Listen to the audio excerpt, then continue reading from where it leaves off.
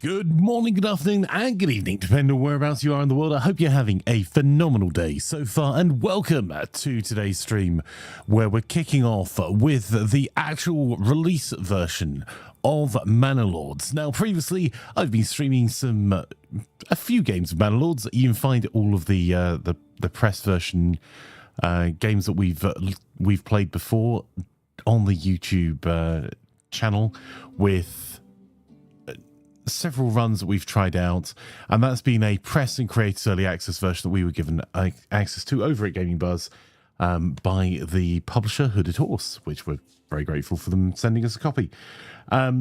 This is now the full early access release. This is the version that you will be able to pick up on Steam and other game stores in about an hour and a half, an hour and 40 minutes time. So the first thing, small thing, but if you're a streamer or someone that's trying to record content, is just great, is it no longer just randomly ends the music when you're not in the window. It's freaking awesome. So we're going to start with a fresh game from the beginning. We'll play whichever area we get in. We can talk a little bit about the tactics and if we can spot any differences. But I think it's mainly been a minor updates release compared to the press creators version. I have to say Manor Lords is currently one of my favorite games. It's right up there with games like Farthest Frontier, Fragile Allegiance, which is my all-time favorite game. It's a really interesting take on the genre. I think the developer has knocked it out the park. I would be happy to pay full price for this game today, which I would very rarely say about an early access game. Bear in mind, it is in early access. There may be no future developments. I think that's very unlikely, but there may be nothing new. So if you're not happy to pick it up with what you see in all of the various streams, and we've done a ton of hours of streaming Manor Lords before today, then as always, don't buy it. It's better to not buy it than buy it and refund it from a developer's perspective. If you have any questions, let me know. I'll try and answer them the best I possibly can. We've not been sent any updated Q&A or anything for today's full release, so we'll just give it a go and see if there are any major changes. But I'm really looking forward to this. The cunning plan for the stream is we're going to be playing a little bit of Manor Lords, and then we may play a little bit of some other games. We might play a little bit of Bellwright a little bit later on. But yes, it's a completely new start. This isn't one of our existing games because I think the save games might be broken. And yeah, let's give it a call. I go. Rogan's Laz. Johnny Sins, lovely to have you here. Cookie, how are you? Laz says, my house has been invaded by my wife's friend who brought a baby in their 3-year-old. Oh no.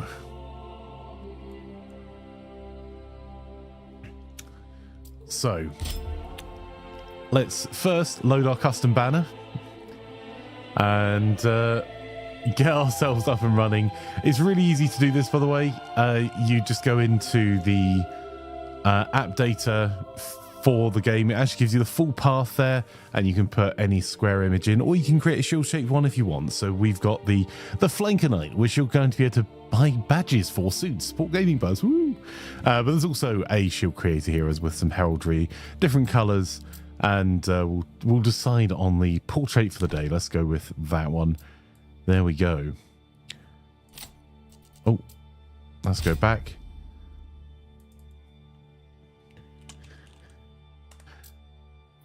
There we go. So, one of the things that there is only one map. We'll talk through the map in just a moment. There are 3 different methods, and you can also change the methods as well. So there's 3 scenario templates, 3 different difficulties, and you can really create your own game as well here. Too. So if you want just a relaxing, chilled out medieval city builder with no enemies to fight, no raiders, you just want to chill and build a series of medieval hamlets, you can do that.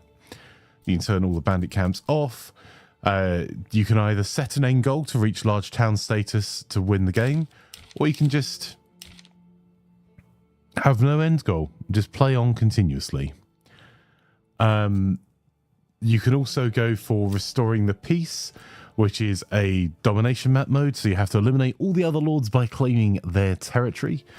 So you have an off-map adversary.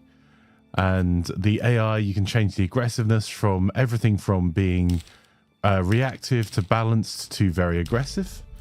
And you can change the rate of frequency as to how often they'll turn up. So either once, a single raid every 2 years, possibly less than a year between each raid, which means that you have to really think about defending your territory, or off completely.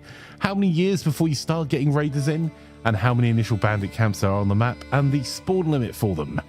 So they'll stop spawning if there's already 3 bandit camps on the map, or you can set to anything from 0 to 5, so you can pick and choose the areas that interest you. Hey, Seapotar over on YouTube, lovely to have you here, my friend. As always, how is your day going? And then you've got whether or not you get an armament delivery. By default, the answer is yes there. So that's your first shields and spears, that when you get to a certain level, you get a delivery of shields and spears so you can form a militia. It's going to be a pretty rough time if you decide not to do that, but that's one of the things you can change in one of the challenging requirements. The residential requirements, whether they're just balanced, whether they're needed, they're very tolerant, or whether they're very demanding. So if the requirements aren't filled, the town won't grow. And what the penalty is for not hitting those things, and whether or not you need underground water to place wells, and what the weather events are. So I've set them to balance. We're just going to play what I would recommend as the core Manor Lords experience, but you can play this as a super challenging hardcore mode and set yourself up for constant raids and an aggressive AI opponent, or you can set this up to have none of the above and just have a chilled out place with lovely weather and residents who are super understanding you're not feeding them. So we're going to go straight down the middle, which is what we were playing in the Press and Create preview, and let's get ourselves underway. Enjoy your lurk, Rogans.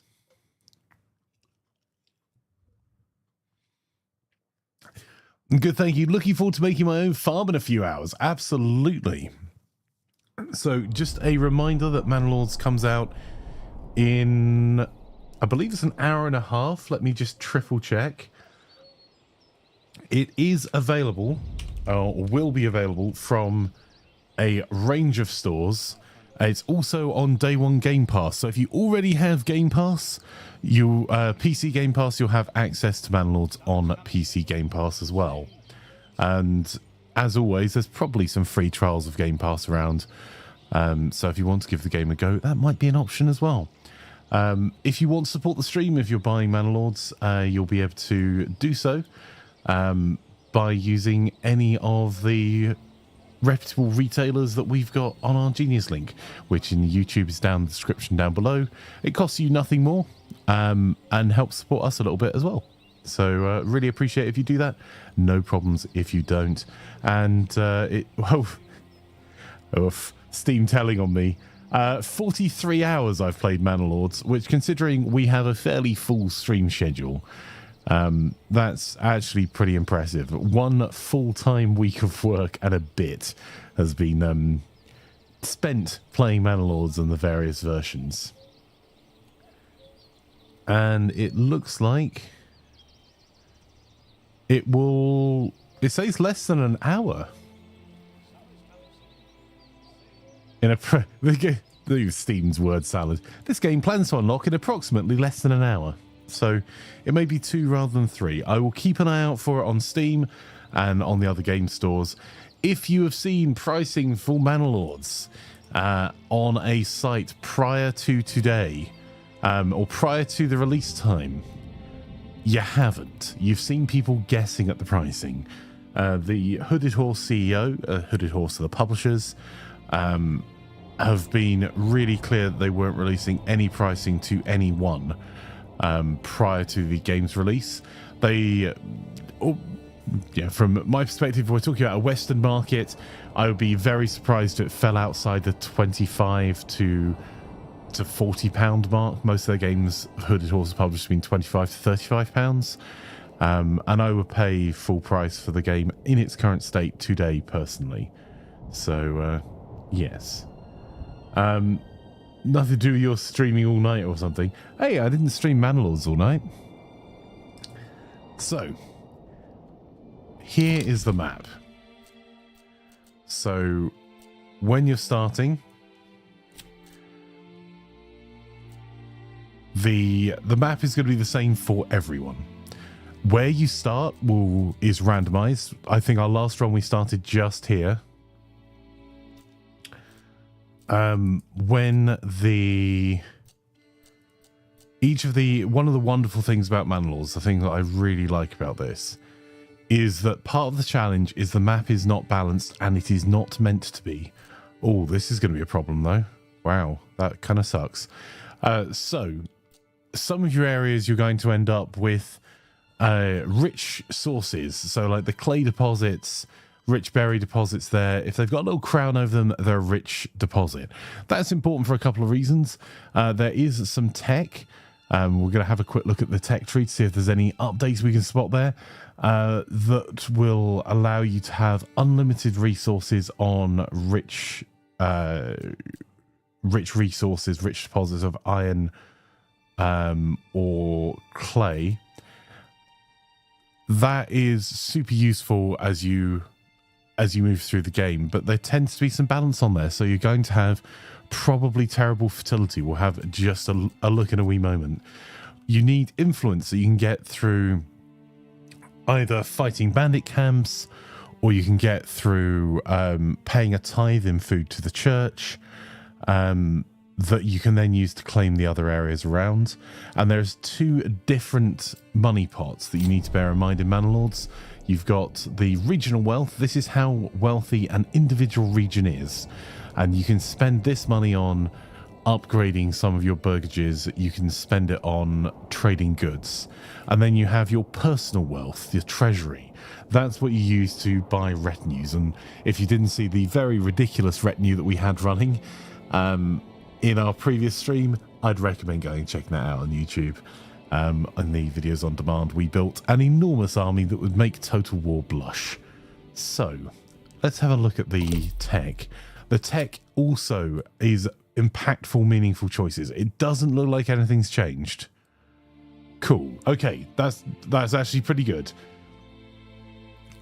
So, in the early access version that we've played already, on the press creators version, you could only get an achievement as far as a large town. The reason that's important to know as you start, that means you only get 6 technologies per area. The technologies do not carry over. If you've got one technology for one region and don't have it in the other region doesn't benefit from it. So you're building specialized multiple small towns that you can link together to trade resources between, but they are completely separate things. And when you bear in mind you can only have 6 techs, you want to pick them really carefully based on the pros and cons of the area that you've got. So if you're going to be building an area into mining, then you probably want to make sure that you get the charcoal burning and deep mining. Charcoal burning is generally useful. It turns 1 firewood into 2 charcoal. Super useful for those cold winters. Deep mining is what allows you to build unlimited or indefinite amounts of also gain indefinite amounts of resource from your mines. It's incredibly useful. It means it's not going to run out, but that means you can't do something else. You can't do something like going into heavy plow to make farming more viable, or fertilization to mean that your fields recover the fertility faster. And looking at this starter area we've got, I'll have a proper look in a moment, but I'd imagine that we're probably going to want to do something around wild animals, so maybe trapping and furs, because we've got a rich deposit of wild animals here. But we're also, if we want to make that iron deposit be something that we can continue to utilize, we're going to have to push down to the tech for the unlimited deposits, the deep mining. So there's some balance there. You can't just do all the things in all the places. Also, Majestic Bear, lovely to have you here over on YouTube. Thing released on Steam at 9 AM Eastern Time. That would make sense. So, if we have a look under the fertility, this is actually not a terrible region. So, the crops that you get to start with, rye is a technology, so you want to think very carefully before growing rye. Barley is used to make beer, so that's important. If you don't have an ability to produce beer, you won't be able to get past level 2 housing. Flax is used for clothing. Emmer is wheat. And then there's our underground water here. So when you're building, sometimes it's a good idea to mark out any areas you think you do want to farm, just to stop yourself building on them. Hey, thank you, Russ, over on YouTube. Much appreciated. Love to have you here as well.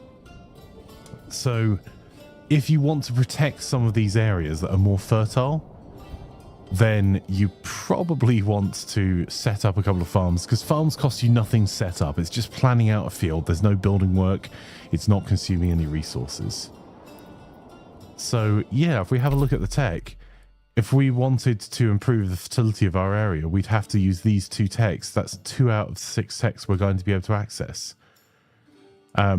If we want to give ourselves some more variety in food, we could get orcharderies, but that's going to be another tech out of the way. If we have terrible fertility and we're sure we want to go down the farming route, then getting us rye cultivation, if you have a look, even on a terrible tile for fertility, you can see that where we have, at best, meh, Emma fertility, rye fertility is much better. But there's a cost to that. The cost to that is you've just used a tech slot.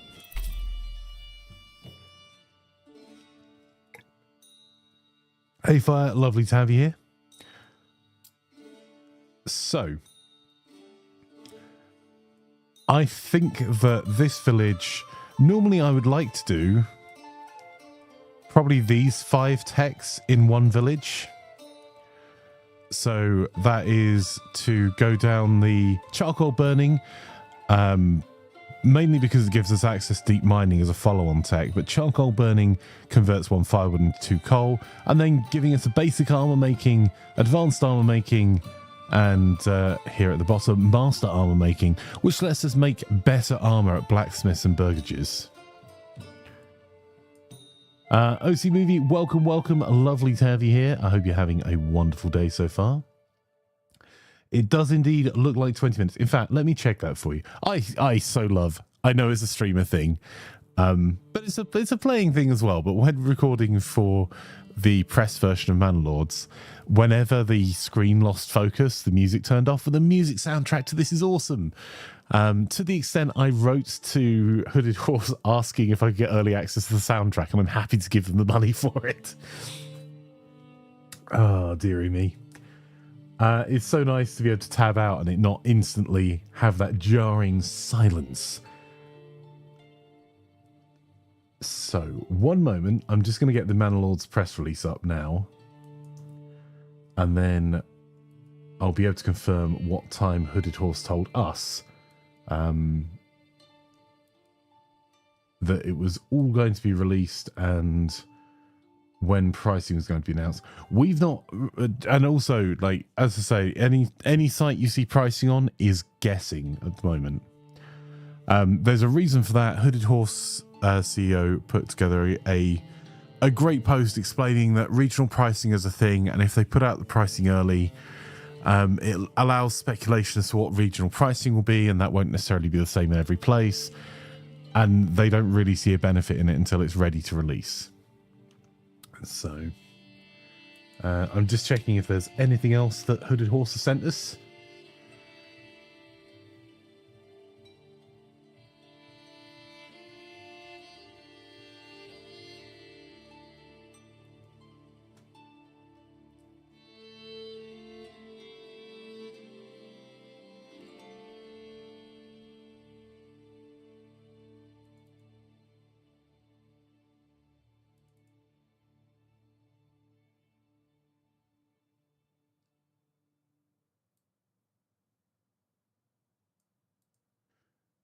Nope.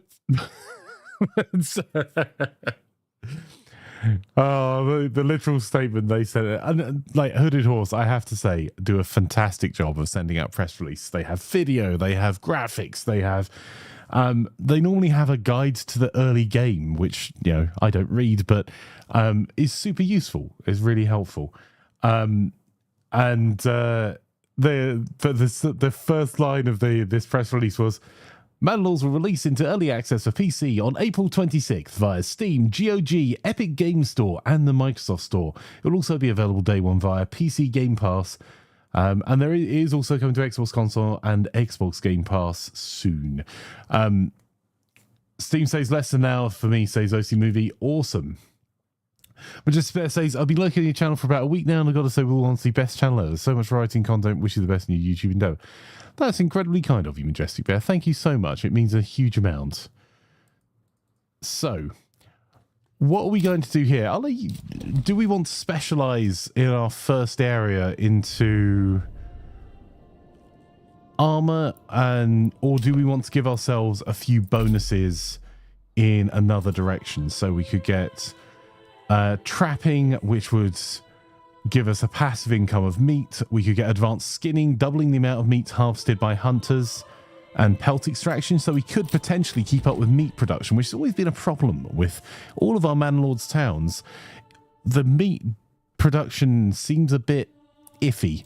Well, I say that. I think we just get to a point where our population is so huge that there's no amount of animals that could still exist without being extinct that would supply enough meat. So we could go into some of the meat techs, or we could go into the blacksmithing tech. But if we don't go into the blacksmithing tech, we're going to have to wait for another area, maybe this one, before we start crafting armor. Even when you had all the sheeps. Yeah, Russ. Even when we had all the sheep, we had 400 or 500 sheep because the sheep produced wool for us, not meat. A couple of early game strats that I would strongly recommend, especially if you're getting your first area up and running. The one economy that is present everywhere and renewable. Have you played the new version yet? Sheep's and Balancing, I heard. We'll see. This is the version that is releasing that I've been given early access to today, not the press version. So, what I would say, and unless they have massively changed the balancing without telling me, the one building I would recommend as early as possible in your village, if you want a great economy, outside of the trading post, is a Fletcher. I believe it needs to be a level 2 burgage to be able to build a Fletcher, but Fletchers turn wood into bows, into war bows. That has two benefits. One is it gives you some ranged units for your militia, so you can form ranged militia.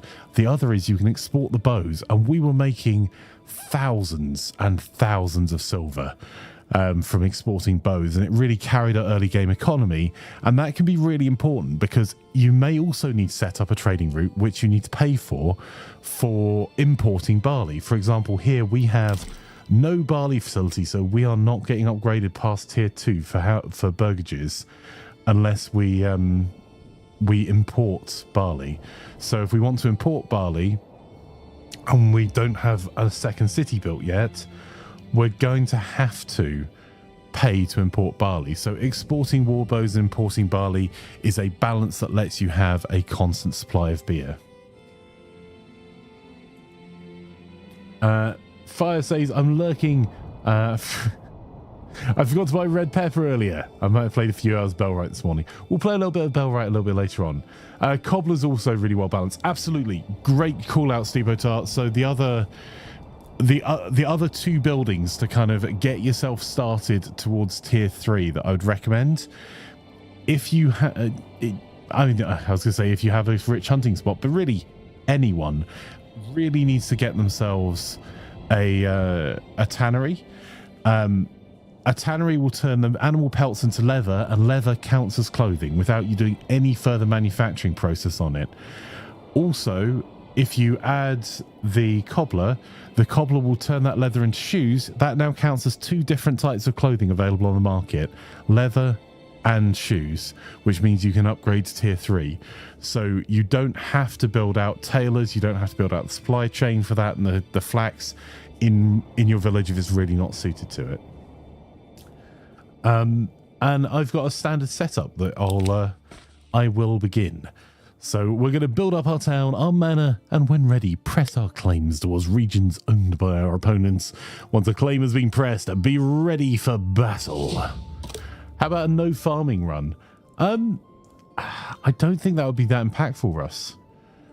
Farming actually needs a bit of a balance. The no farming would I can tell you how I would do it. It would just take me a few hours to do. I would put 2 Fletchers in every town, build out 3 lots of wood cutting, so the wood cutting production along with maybe a saw pit and definitely a forester, because that's what makes it sustainable. Trees do not just grow back on their own. And then trade the bows on the market, and then maybe trade wood shields on the market as well, because again, using a renewable resource that every tile has, and then use that to buy barley and use that to buy grain if we wanted bread. But we could also go another route with that too. And because you need 3 different types of food, well, one type of food is carrots, another type is eggs. You can get lots of burgages with those in the back garden. And the third type of food you could do, even if you're short on meat for a particular tile, is tech into orchards. That allows you to upgrade burgages with orchards in their back gardens. And that gives you your 3 types of food. So you have almost unlimited 3 types of food, way easier than you have with farming. I would say also bigger fields is not better in farming as far as I've found.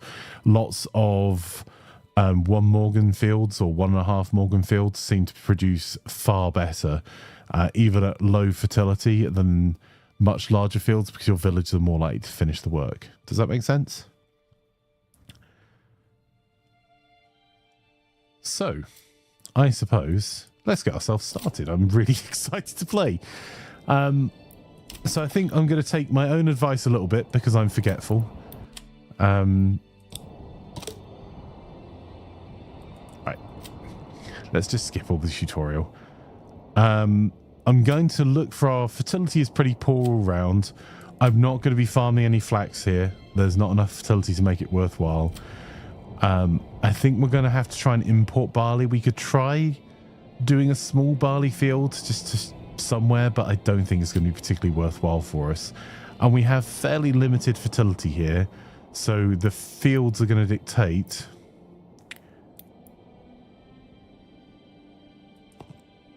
kind of where we start. There are still a couple of, I think there is actually this hasn't got a grid, but there are some hidden areas. OC Movie, thank you so much for subscribing. I really appreciate it over on YouTube. Thank you. I do. This kind of looks like a skull almost. Maybe that, or my villagers have just been dying too often in all of our runs. So what we're going to do is I'm going to set aside this area for farming and try and make 3 fields minimum out of this, because it's not going to take any resources from us. So let's... Is that maybe half a Morgan? Yeah, it's probably too small. Let's go up to there. Oof.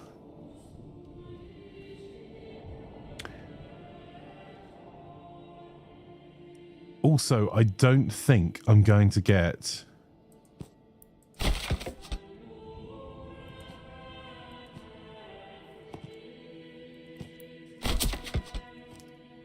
I don't think I'm going to get farming underway in this village for a while. I have to be careful. Every so often, it's a minor bug, but worth bearing in mind as you're building. You'll click on one place, and as you move it, you'll see it move over by one. I'm sure it will get addressed, but you've seen it again there. But it can catch you out. Oof. Those aren't exactly equal fields, are they?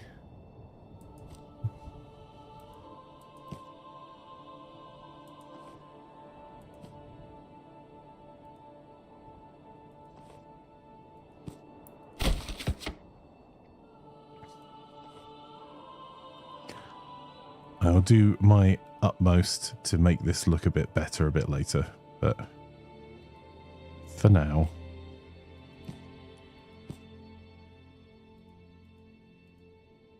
we go from there down to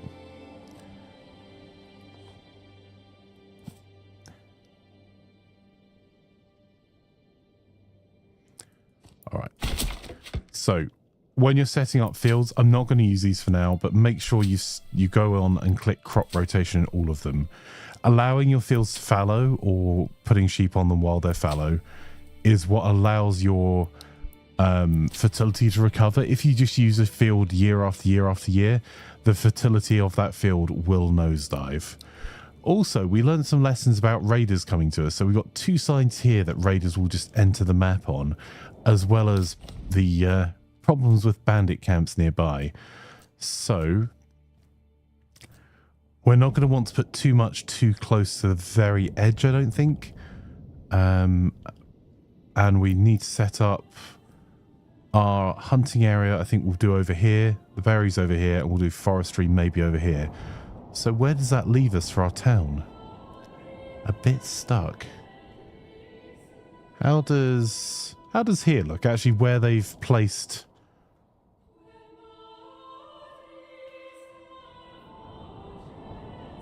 That might not be completely terrible. As long as we don't hit the berries and we do a road up through to here and down there, we could probably build a thriving wee town this way. The clay deposit's not unlimited, so we could mine that out fairly quickly and get ourselves that clear as well.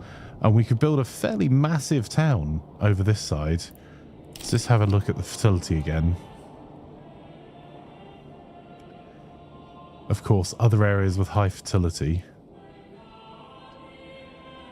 I think I don't care. I think this might be where we build our town out. Maybe this is the eastern edge. I didn't know mornings were a unit of measurement. Yeah, I think it's... I don't know what the background to that is, actually. Like how many days it would take you to plough. Mr. Danny, lovely to have you here. Right. So... I suppose let's talk starting area then. So the first building we're going to build... I've changed my mind 3 times while thinking. See, this is why I don't think very often. The first building we're going to build is we're going to build a woodcutter's lodge. And we're going to place that... I just want to see if they'll show me where the berries are. Okay, the berries are way back there. Okay. Because I think you can damage the berries by deforesting the area around them. And although it's not a rich deposit, it'll be nice to, you know, have some food. So. Right. First things first, we're going to build our timber camp. I'm building it fairly near to our hitching post. You can move the hitching post later. Let's go for a bit of a winding road up to there. So my first 3 buildings are going to be the logging camp on the highest priority. We have a very limited amount of timber and we need to make sure we get more of it. I'm going to build that at the highest priority and then put 2 families in it initially to get us some more logs. My next highest priority is going to be the granary. Goods that are left out and rained on will be destroyed, particularly food.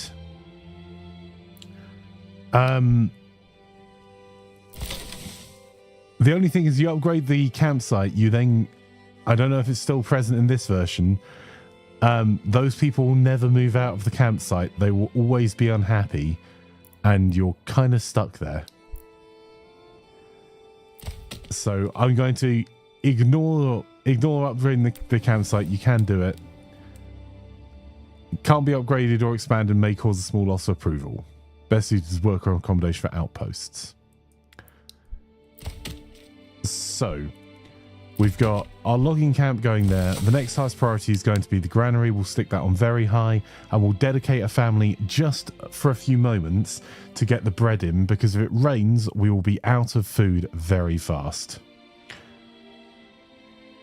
And then the next thing we're going to do is get a storehouse for similar reasons. That if it rains, it's going to potentially damage some of our items. I'm going to leave a little bit of a pathway between the two. Oh, that's interesting. There we go. I think that will now see it as all one road and let me snap to it. Oh, there. May have to redo this road a little bit. And this we're going to set to high. And I think that's enough to get ourselves underway. Once we've got the bread in, we'll then set ourselves up with our other buildings. And let's start looking at those now. So Forager's Hut. So if I pull the pathway between these two buildings and out this way, we could do quite an organic looking path without breaking anything.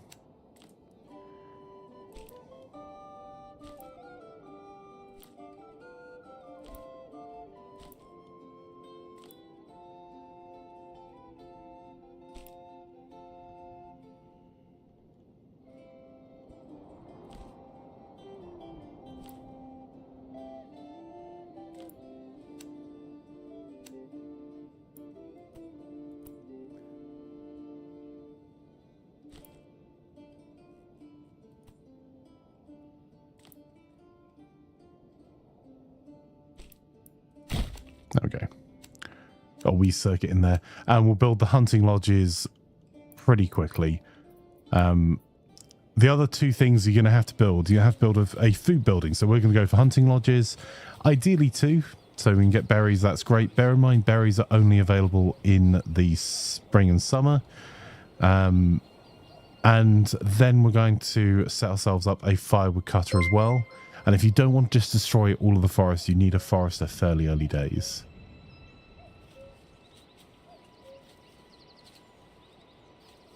Thank you for subscribing today. Much appreciated, truly.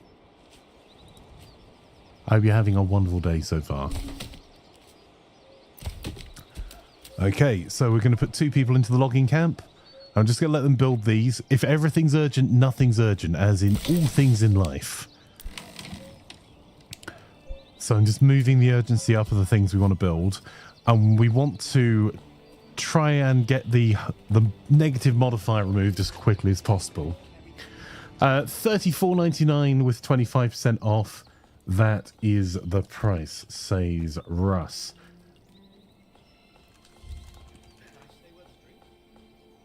In fact, if you get it over on Humble, if you're a Humble Choice member, it's £22.30 or local equivalent.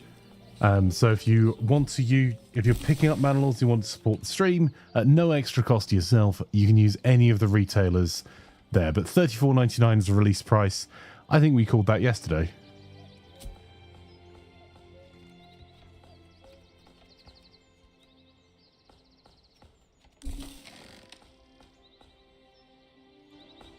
So any of the links there don't cost you any more. Support the stream. There are various versions of Manor Lords, just to say it while where everyone's looking for the version. If you buy it on GOG, you'll have the GOG version. If you buy it on the Microsoft Game Store, you'll have the Microsoft Game Store version. If you play it on PC Game Pass, you'll have the PC Game Pass version. If you buy it on any of the other stores, Epic, you'll have the Epic Games version. And if you buy it anywhere else, it will be the Steam version, I believe.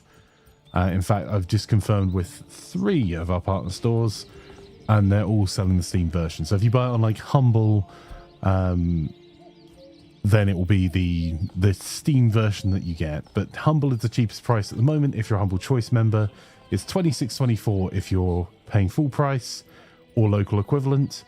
And bear in mind there is regional pricing as with all games, and £22.30 if you're buying it on with if you're a Humble Choice monthly, so you can save yourself about 15% extra over the 25% off. It's not on Game Pass yet. It will be very soon. I would bet that will be a limitation on Microsoft's side versus on Hooded Horse and Slavic Magic's side.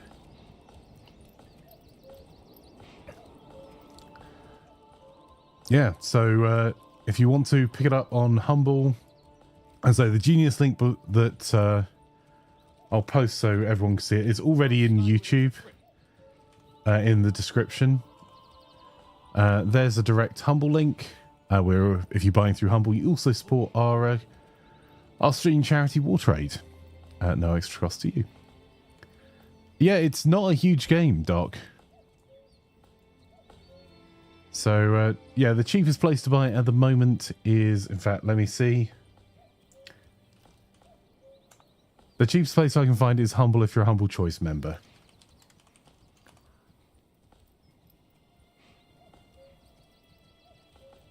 And CD Keys are saying that they will have it and it's going to be £19 from them.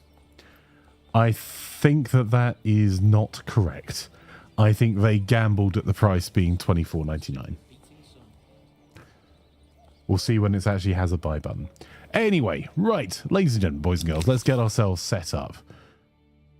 I want to see if they've done anything more.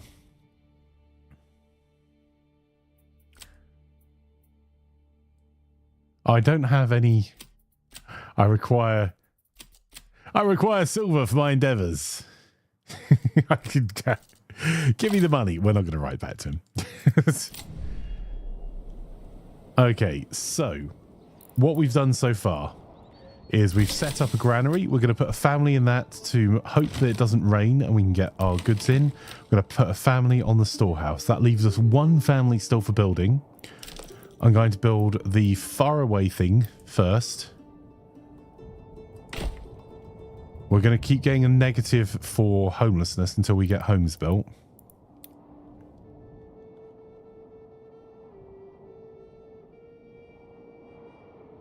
And I think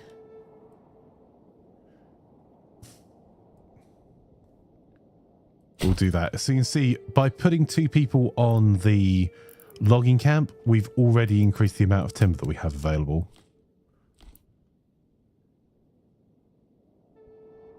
There's no reason for doing these bendy roads other than aesthetics. But there we go. This is such a pretty game. Right. Then, as soon as we've got those 2 buildings being built, we're going to say that the furthest away one is the most urgent. And this closer one, which I'm not going to be able to find in the forest, there we go, is going to be very high. Then we can start to plan out our burgages.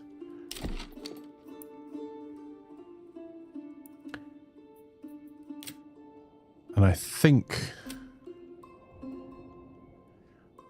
despite this clearing being fertile, I think what we're going to do is maybe have this as the edge of our... So we might place this as our town square, maybe.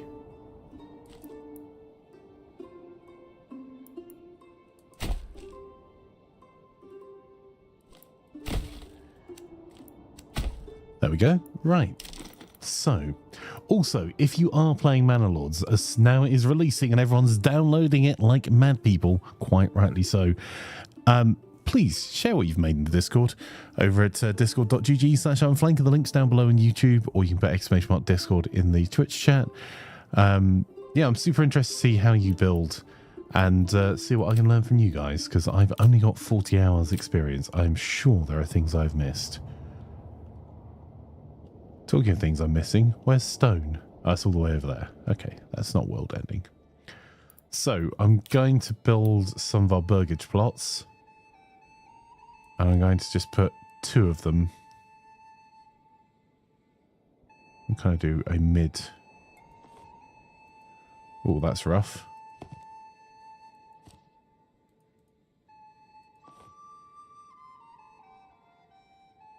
Yeah, we'll leave the back as an industrialish area. Am I going to have to delete that little bit of road curve that I've got there to get it to work? No. Right.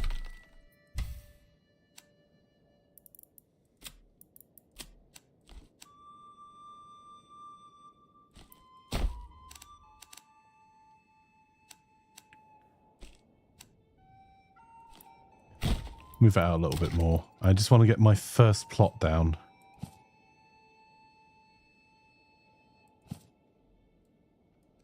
Plot too small.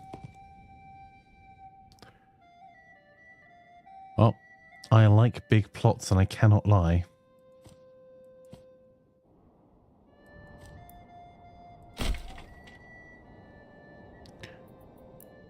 And we're going to set one of these onto high. And carry on. I'm just going to keep an eye on our timber.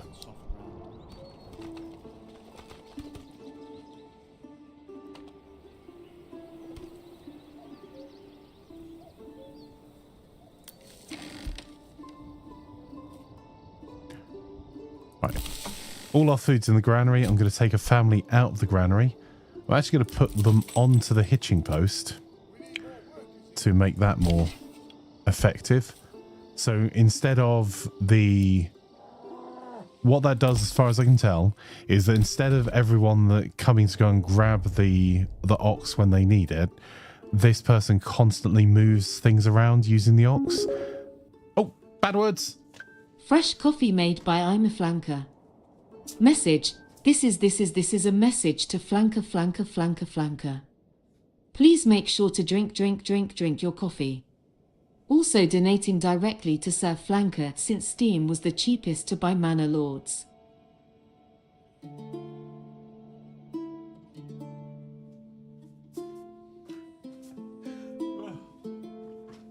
I had definitely put a cup under the machine. Nope. For anyone who's new around here, whenever someone donates via coffee, it actually makes an espresso on my coffee machine. And flashes all my lights like a disco in the house. And plans upstairs. So, thank you very much. I appreciate it. I wrote from Flanker instead of from me, says Doc. Doc, that is very kind of you. Thank you. So, let's get our villages. I'm going to try and speed run the early bit. The problem is the longer there's homelessness, the longer it's going to take for us to get this village growing.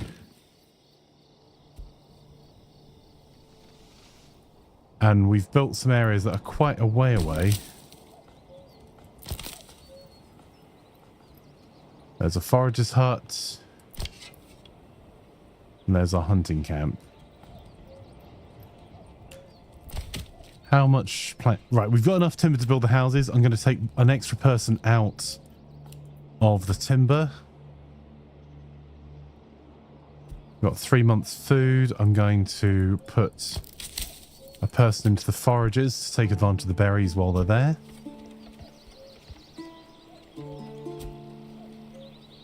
So a little bit of microing early. And we're going to need 6 houses. Come on, game, please, and thank you.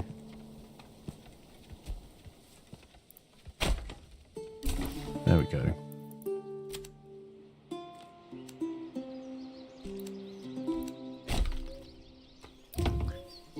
And again, giving them each priority.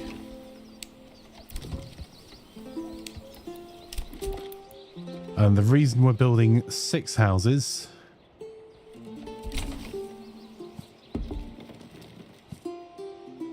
as our minimum is that gives us room to grow. So as long as our approval rating is above 50% and we've got spare housing, we'll continue to attract villagers. Also, small thing that I definitely planned for, and you saw me checking for, right, chat? I didn't totally just luck into this. Is yeah, we need a well. That's actually pretty important. And you can only place a well on where there's water. Hello, Daft. The Ghost Joel says it keeps telling me I've attempted a lot of purchases. Definitely broken. Oh, what's telling you that you've attempted a lot of purchases, Ghost Joel? Oh, your Steam's got massive lag. Steam's crashing, you can't even buy the game. Oh, that sucks. I mean, to be fair to Steam, actually I don't feel like being particularly fair to Steam, there were 3 million people that have wishlisted this game, which for an indie game that was made by a guy called Greg over 7 years, is just an amazing achievement. Steam's broken. Oh, I'm so sorry, Ghost Joel. I'm sure it'll be up pretty quickly. I love Greg. Yeah. Friggin' rocks, man. Also, I love that it's just another... If you like Manor Lords, go and check out who their publisher are, Hooded Horse. I have had the pleasure of playing quite a few of the games they've published, and they've seemed to be really focused on delivering really cool games as a publisher and supporting really interesting projects. Because another one of my favourite games, Old World, published by Hooded Horse. Also, slight tangent, go and check out Christopher Tin. He's the composer that did the music for Old World. He got BAFTA Award nominated.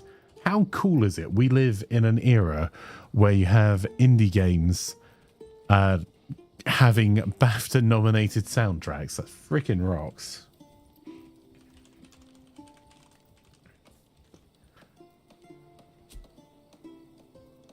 You can't buy it. Oh, that sucks. If it helps, it looks like it's working on Humble, which is the Steam code as well.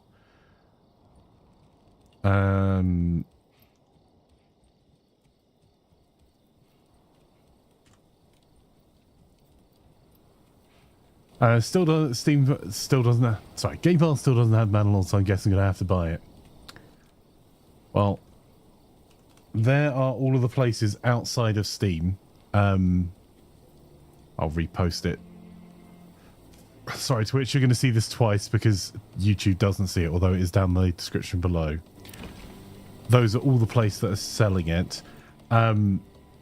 CD Keys doesn't have any stock at the moment. Humble looks like it's doing just A-okay. And if you don't want to buy it on Steam, you can also pick it up on Epic, at the Epic Game Store, or on GOG as well. Come on, finish. Get your hammering done. Come on. Literally the only reason that we don't have... There we go. Our first level has been reached. And I think we're going to go with charcoal burning as our first tech. Well, I totally managed to balk that. One moment. Let's see if I can sort that out. Pro streamer right here. Thank you for whoever just picked up on the Humble store. Much appreciated. And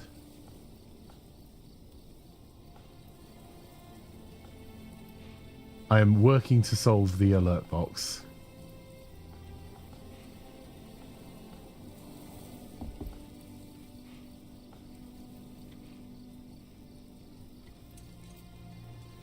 Literally the only thing I use Streamlabs for. There we go.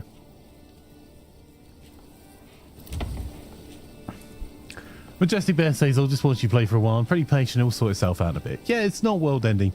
Also, I would ask everyone to just bear in mind that even if between Hooded Horse and Grey sell 3 million copies, all of the wishlisted copies, there is literally no physical way that massive amounts of changes can be made to this game within the next 6 weeks.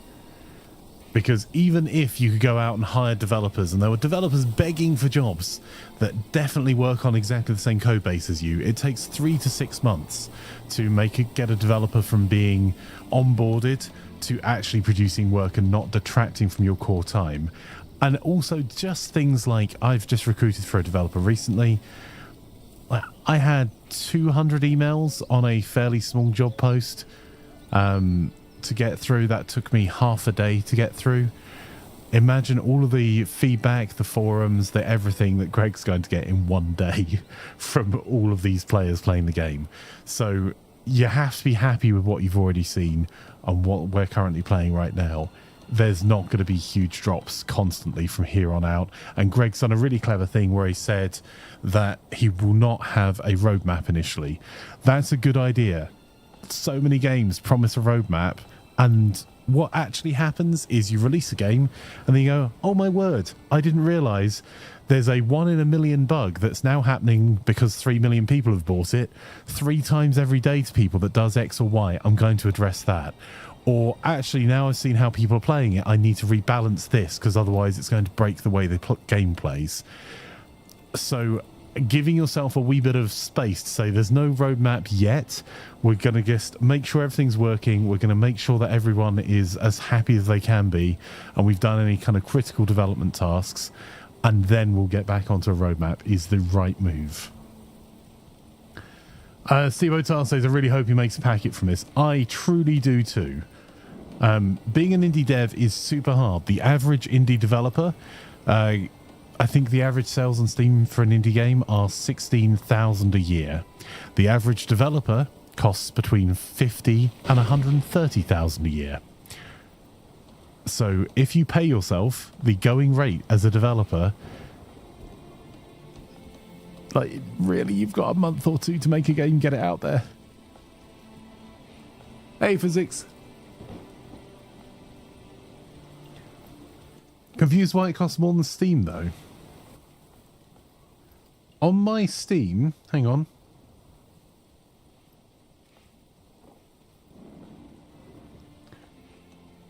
Wow.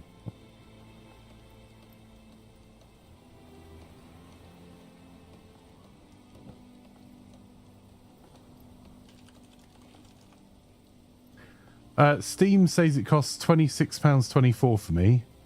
Humble is £22.30 with a Humble Choice discount. So the base version on Humble is £26.24, and if you've got Humble Choice, which is their monthly game subscription, it's £22.30.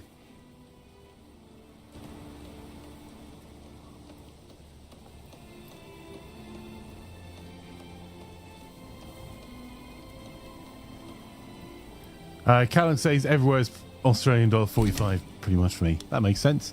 Right, we finally have our homeless problem solved. We've got an extra burgage to allow us to grow, so we can probably do a little bit more min-maxing. I'm going to take someone out of the logging camp. I'm going to put someone on hunting. I'm possibly going to take someone out of the granary.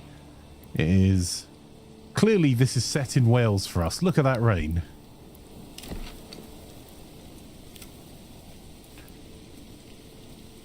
Did you cut the homeless people in half before 2025, Flanker? No, I let them sleep in tents. Cutting them in half seems kind of mean, man.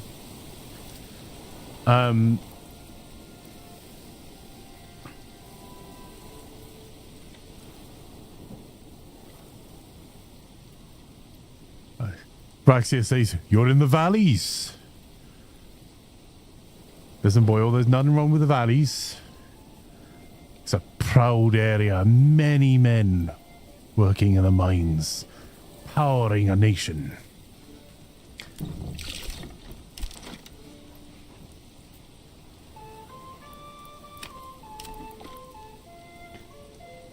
Rufus came for the valleys.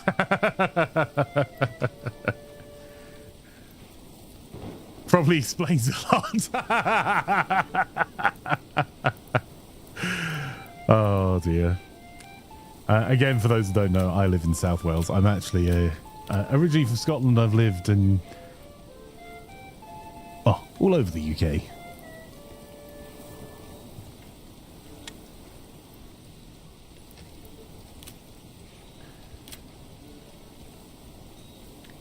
So, I think we're going to try and speed through a little bit more.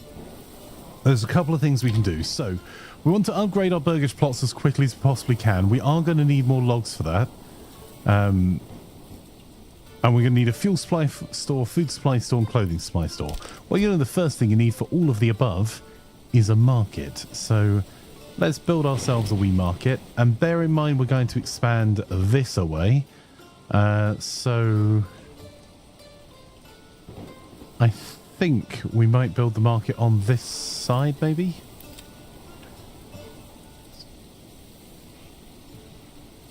No, stuff it. We're building it here.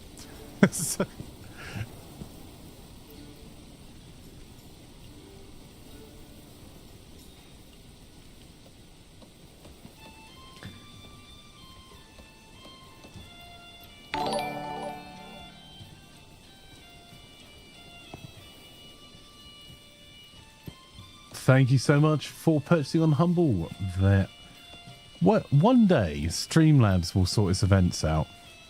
Not this day. No, I truly appreciate it. It doesn't cost you any more. In fact, it costs you a bit less if you're a Humble.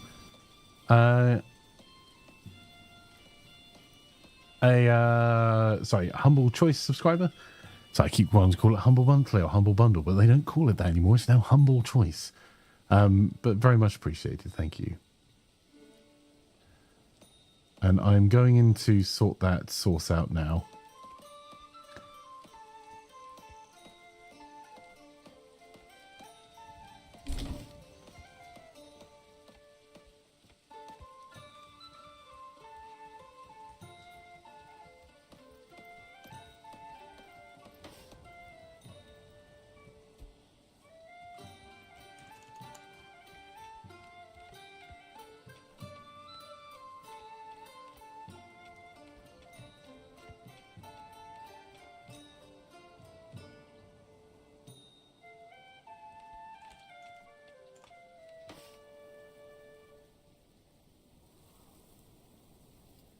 What is going on?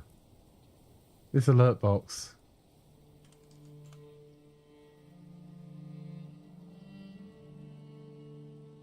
Haha! I may have outwitted it. And by outwitted it, I definitely don't mean just dumped it off the edge of the screen. Nah. Okay, so we've got the market and we can see that we've got the first of our food stalls going out. A strong militia is paramount to the survival of any settlement. Luckily, a shipment of weapons has just arrived, and you'll now be able to create your first militia banners to serve you and protect your people. However, we'll need more weapons to equip all the people the settlement grows, either by making them or importing them from other lands. Let's form the militia. So we can form the militia just so we've got something. Bear in mind the militia draws from your population.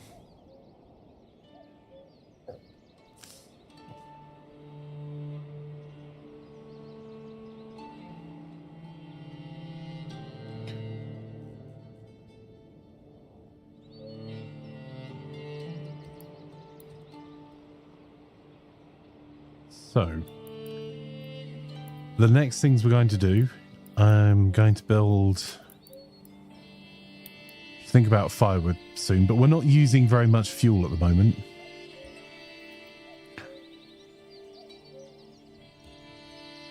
I'll put a saw pit nearby here.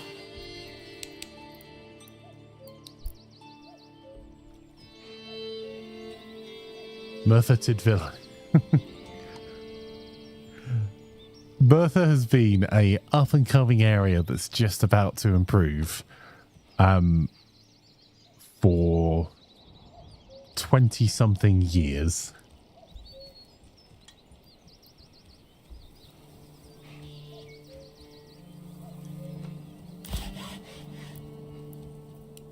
As like the next hot property area in Wales.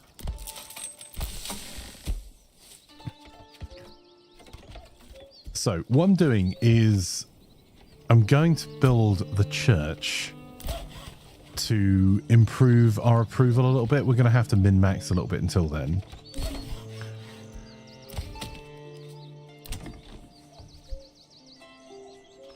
So we'll put one family on the saw pit. That does mean we've got no one to build at the moment, but I've got nothing to build right now. And because we've got someone on the hitching post, they are going to go and fetch the goods for the saw pit. So you can see we've already got log storage there. And we're going to need to get ourselves to 20.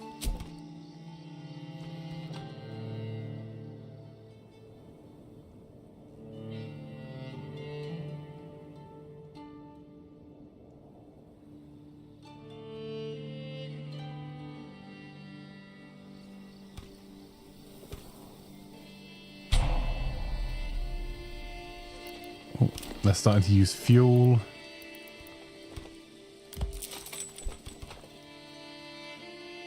$15.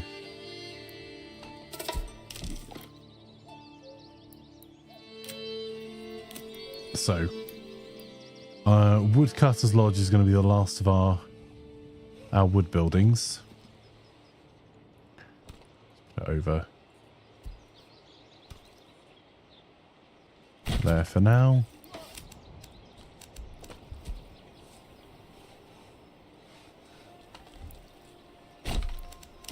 And let's see if we can give ourselves a bit of a spike in growth for the church. So we've got 17 months worth of food for our current population. That's looking really good. I'm not that worried about anything else just now, but I do want to get our approval rating up. So now we have our 25 planks of timber. There's a couple of things I want to do. I'm going to build our church. _Simon just subscribed. Someone says I'm addicted to packs die, but we'll try this later. Thank you for the resub, Simon. Always appreciate it. Majestic Bear said, bought using a humble link, downloading it now. Thank you for the link. Thank you for supporting the stream through the link. Like, it does make an enormous difference, so thank you so much. Do we have enough stone? No. I have spotted a minor flaw in my plan. Oh, hang on. That feels like it might be a lie.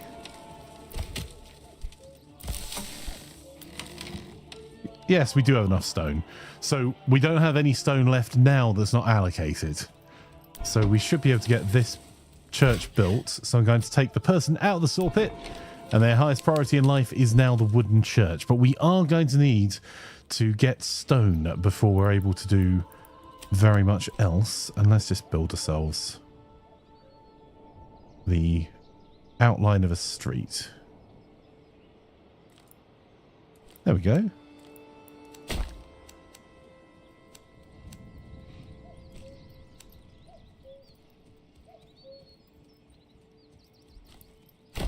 And that could probably go into either some smaller birch pots or some larger ones. We'll see. So you start off with 50 regional wealth. My plan is to use 25 of that, 20 of that, to buy another ox. Or upgrade that hitching post to a small stable. There we go. And our approval rating is 50% because of the market food variety. That's because we have berries and meat on it. And we also have bread because we've got our initial bread. So those three have got us past. People have forgotten about being homeless. They have houses. They're now vaguely fine. This game's only 12 gig. That is a tiny game. Yeah, absolutely. It is, even on its unpacked state. Let me go into my library. Properties. Installed files. Yeah, 12.07 gig is the actual installed size.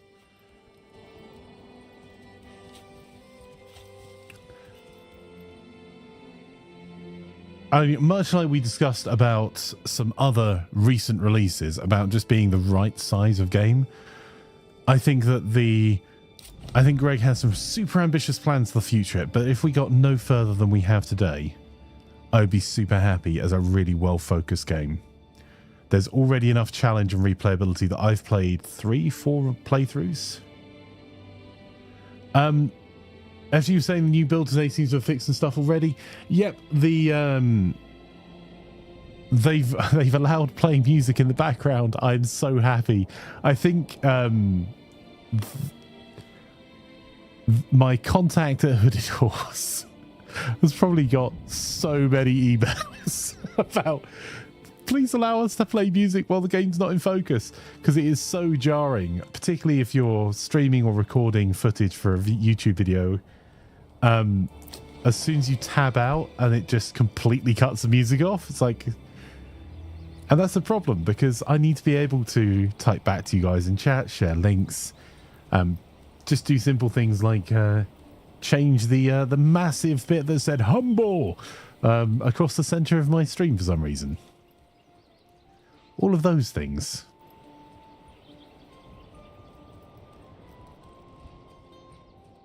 Crow 164. Berries so plump and juicy you want to eat them by the bushel.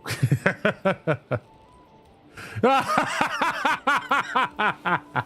wasn't talking to you, Lex. I do love the random no context quotes. So, our cunning plan then. The church is less important, although the market food variety has improved yet more.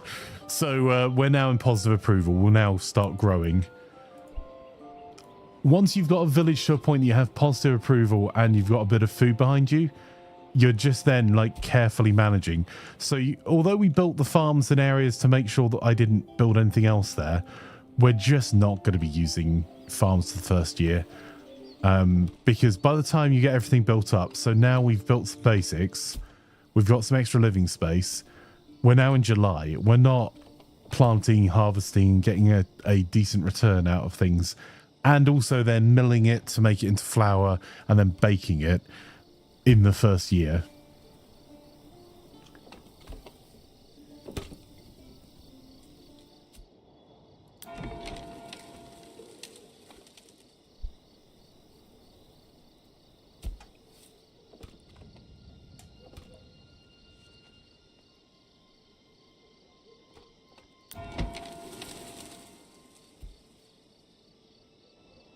Okay, if we don't get an extra villager in the next month or two, what I'm going to do is add a... because it's just the church is taking forever because we're using the mule to move 5 logs back and forwards. We'll start looking at moving a villager over to the woodcutter's lodge once it's built. Right, and as we're going to only be using 20 for the small stable, set that's the highest priority. We'll set this to very high, this to high, just so we can then plan out more buildings without causing ourselves more trouble. Because I don't want to plummet our approval.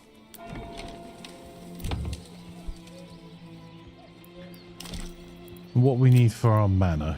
If we try and get an earlier game manor, we're going to need some stone, or we're going to need more planks.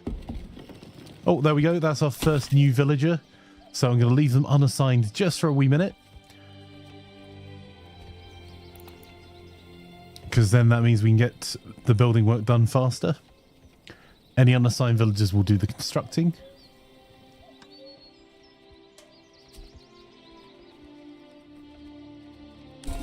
There we go, our church is up, so we'll get a bonus for that in a little bit. Oh, the bandits stole some clothing. Meh. Right, I'm going to add someone straight into that woodcutter's lodge. But I'm going to add 2 people in just to... and it's going to complain we don't have anyone for constructing, I know, but... I just want to make sure that our fuel is recovered a little bit.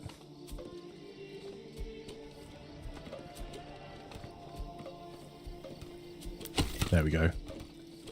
As soon as you got up to 2 months, I'm going to... there we go. I'm going to pull 1 villager out.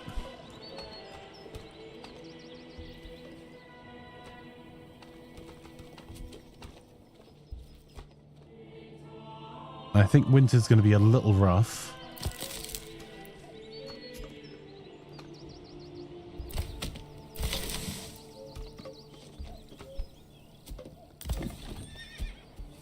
So I'm going to add another ox, because now that stable's finished we can. That brings our regional wealth down to 30. And I'm going to add...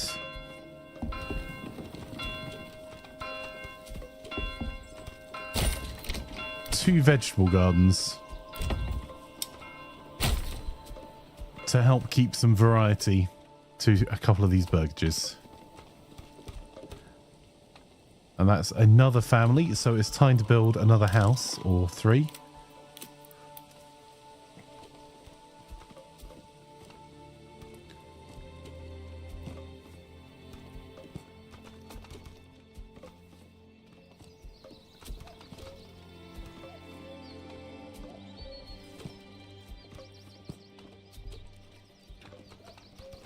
Or 2 maybe. There we go. We'll build those 2.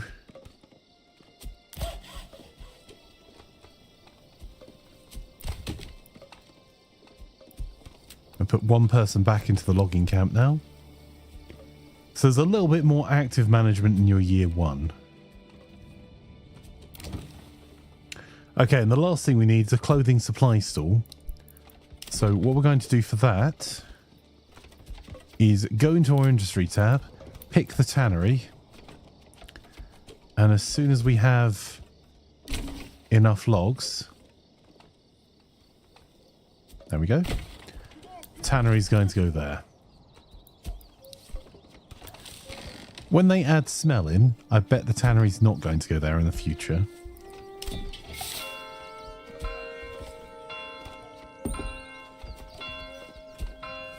So another family moving in.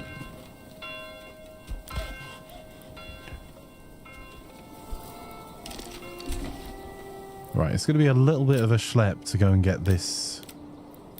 There we go. But we're going to put the Stonecutters Lodge all the way over here. We don't need a lot of stone to start with.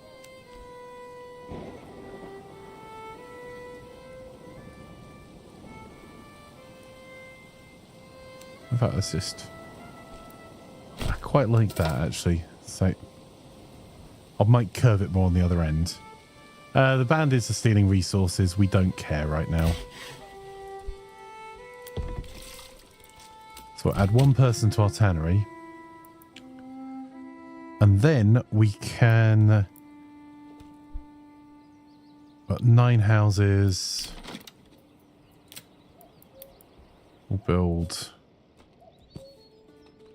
the remaining... Oh, bad words. Bad words. More bad words. There we go.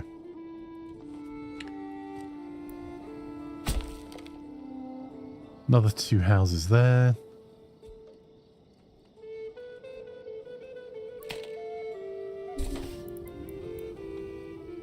That's the Stonecutters camp finished. Winter is coming.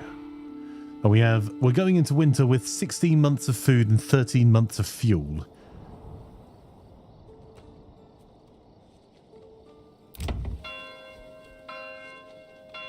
And we're just waiting for the tanner. There we go. That stall will be up any moment.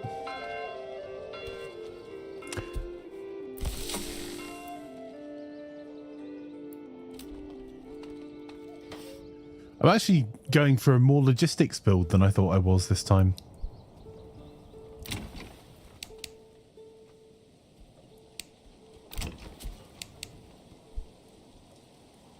I'm going to get 2 more families to move in before we do.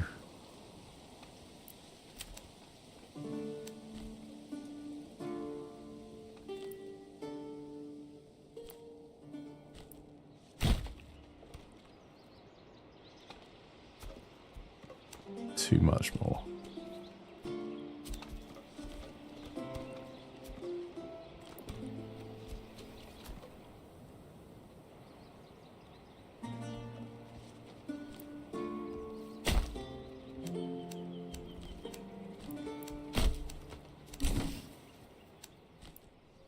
There we go.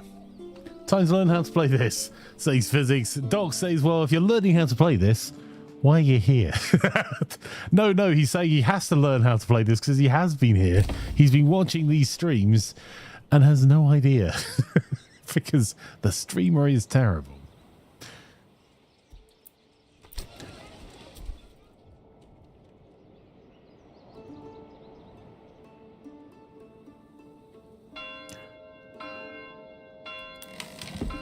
Okay, so we've got one family on our storehouse. Now we could go and ruffle stomp a bandit camp. Where are they? There's 2 bandit camps. Idea. Right, we got an extra person, so I'm going to put them into the stonecutters camp. I think what we're going to do is get our retinue rather than sending out our militia.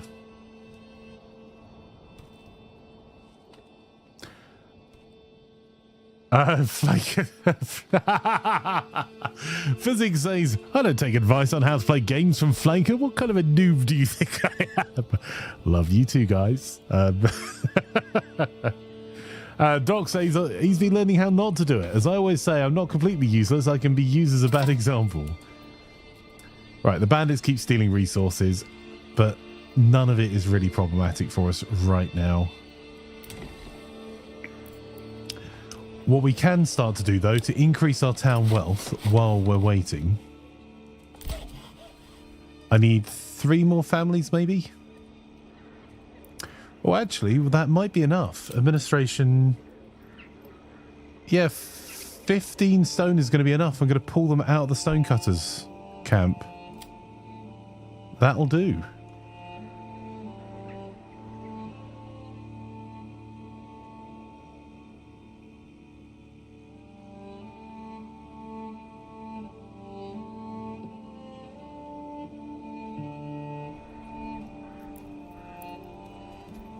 So we need 20 planks, so I'm going to move them from the stonecutters into the saw pit. And we've got 15 months of food, 16 months of fuel. We can, if we're going to keep microing to be as efficient as possible, we could pull the person out of the forager's hut for now, because we've got someone in the granary running a market stall for food. And let's put them into the hunting camp, because they're going to keep hunting until we get down to 10 animals, so we can keep producing through winter with 2 people in the hunting camp. We'll move them back when winter's passed and the berries are growing again to the other one.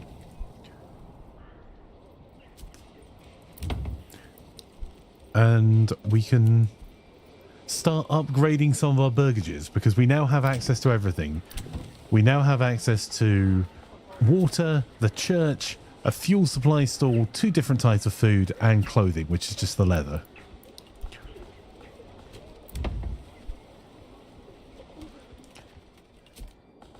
Something I would like to do sooner rather than later, though, is I'm just going to build this here, there.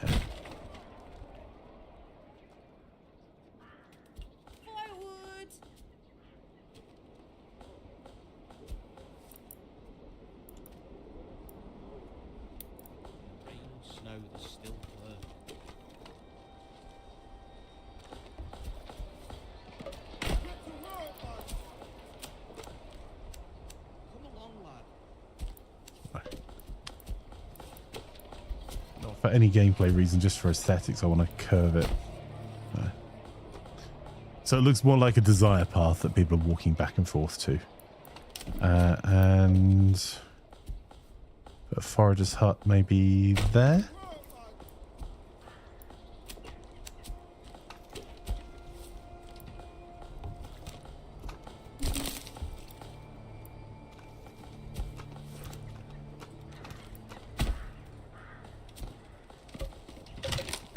These aren't buildings I'm even going to work on immediately. Oh, that's a problem though. Our storehouse is full.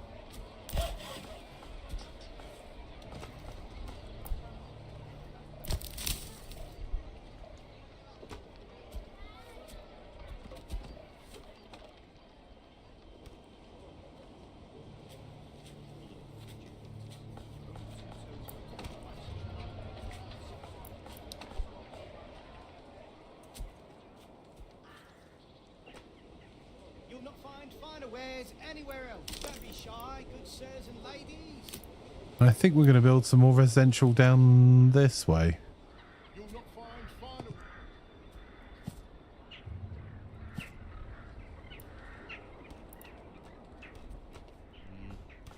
You'll not find finer wares anywhere else. There we go. That gives us So the charcoal kiln's finished. We're not allocating any families to it yet. We should have 2 foresters' huts.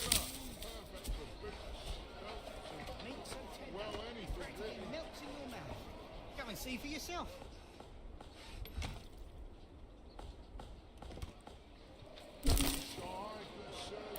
Okay, that's both foresters' huts done, so we're good for industry soon. And now we need to give ourselves... We've got 4 additional plots being built for living space, and our approval's going up.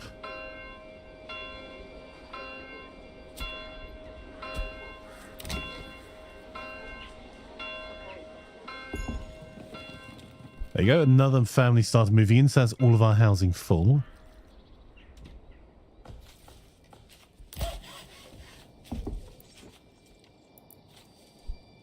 And we've got settlers joining their existing families. So where was our first workshopping unit? I think that was it. We'll upgrade that one. That'll start adding back into our regional wealth.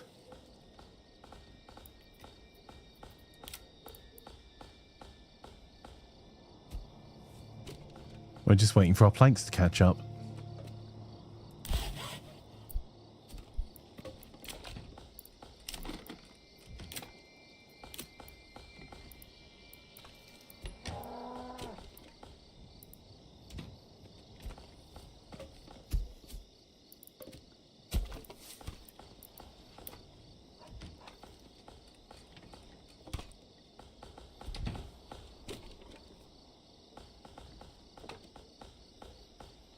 I'm going to stick another hack station just there.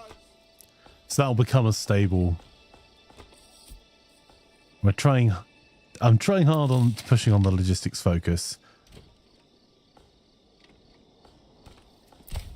In fact, we'll add 1 more person to cutting trees at the moment.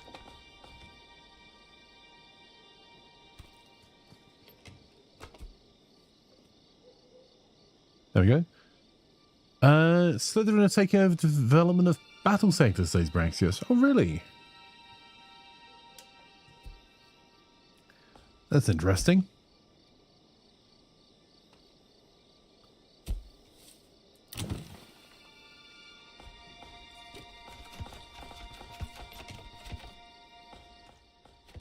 Oh, just have a look on, see if we've had a press release about that.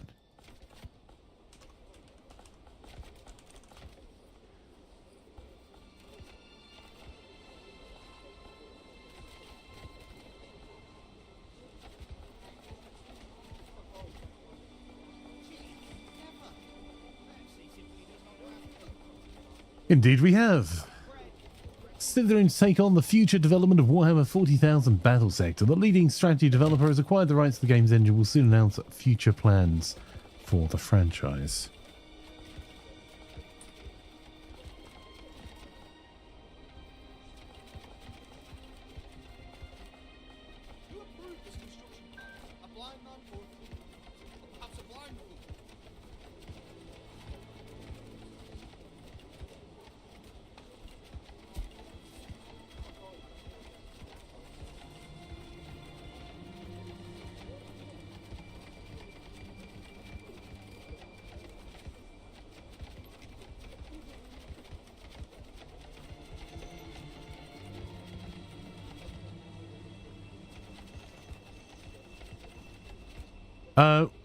What should I build first? Number of houses, logger and gatherer.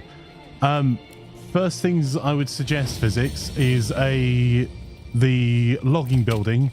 Build that, put 2 families in it. Then build the granary, put 1 family in it. Then build the storehouse, put 1 family in it. Then you can start building some burgage plots if you've managed to get that done pretty quickly. Then take 1 family out of the logging camp and then go and build yourself either on the berry deposit or the wild animals resource nearby and put 1 person on it. And then you're building your burgage plots 1 at a time as they're done, because otherwise you'll run out of wood or they'll just have too much to do. By the way, we've just upgraded to a medium village, so we're going to get the deep mining because otherwise I'll forget. We're not going to particularly use that right now. And then after that, you can then kind of scale. So we're at 82% approval, but I built a couple of houses, let those build, a couple of houses, let those build, one more house.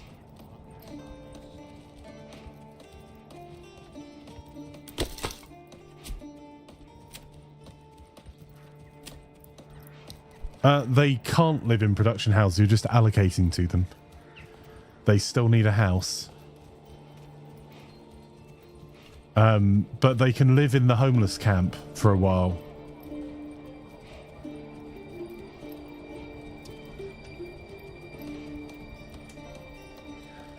And then the next priority after you've got your houses built is then a woodcutter's lodge. You need that before winter. And you can also take people out of the granary the second that you have all the bread in. Take someone out of the granary. Don't need to be there anymore until you've got more production going. You can put them into another building. So as you're microing around some of the limited families you have to start, all you're really doing by getting the granary production up early is if it rains, you will lose all your food. It is game over. It's just going to mean that it's going to take a very long time because they'll be starving and homeless to then grow at all. So it's going to be a hard micro.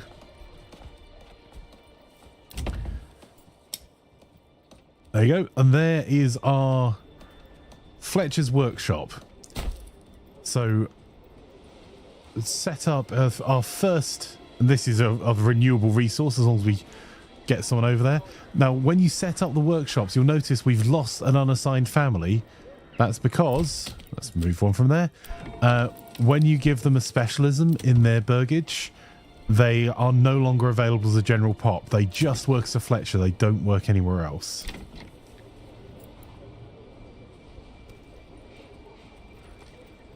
So we need that hitching post still not built.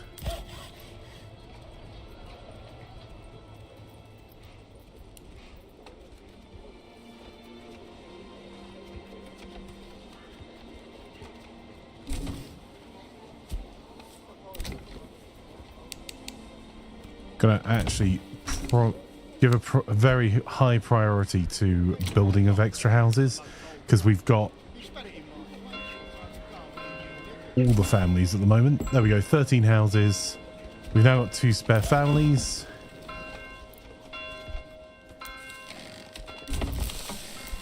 So our next priority is going to be upgrading the storehouse. And then we need to get our trading setup and our manor.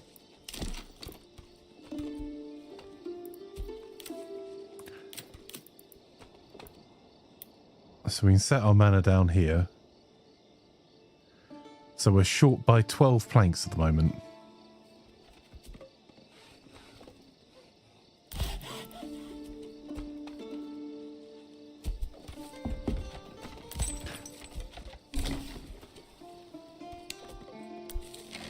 There you go. Our storehouse has been expanded. We now have 2,500 space. Granary doesn't need expanded yet. Another expansion we can do when we've got wealth is the forager's hut.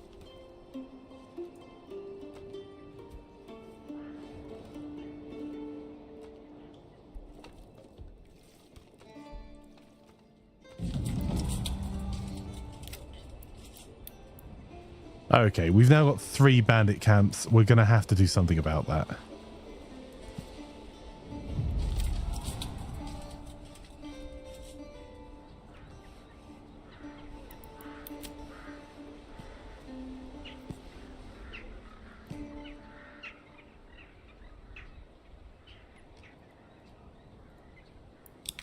A new message. We received reports of a band of raiders roaming nearby lands. Track the movement. So that means we've got raiders coming, which the other reason for getting the Fletcher built so early is because I want to have a bow militia.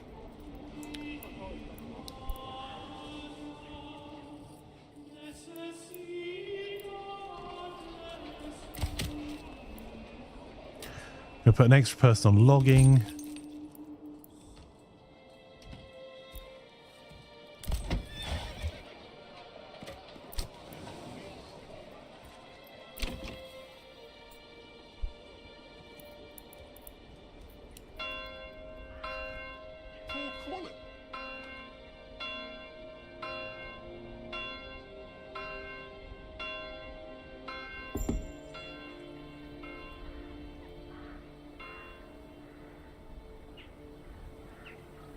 Yep, logging, granary, storehouse start, then food income, then housing is a reasonable approach, sir. You could actually... Because that allows you to get your... Without logging, you don't have anything else. What's the medieval equivalent of a garden hot tub? In this weather, I know you could jump in the manure pile. That'll be nice and warm. How do you assign families to build, or do you mean assign after built? Assign after they're built. Once it's... and that's why the priority is so important. If a building's still building, make sure you give it a priority rating. So let me build here.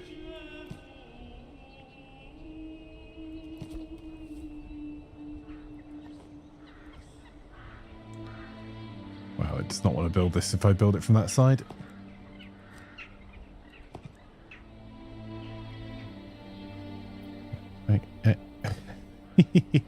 There we go. Oh, let me build that now. So go in and set the construction priority of each of the buildings. Otherwise, they will just equally get resources or get them based on how close they are. You do not want that.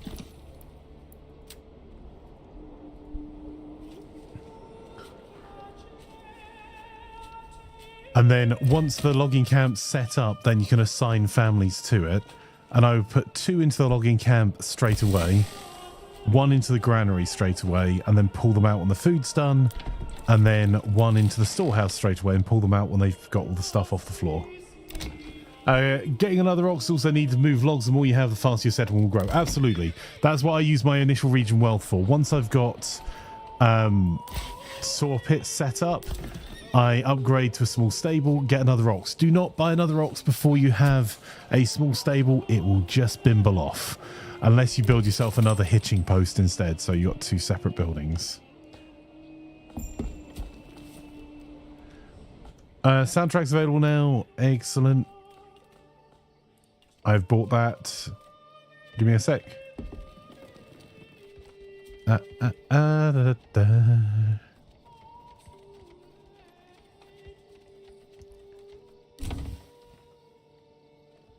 Oh, and I've turned on the day-night cycle. That is a graphical option. It does nothing.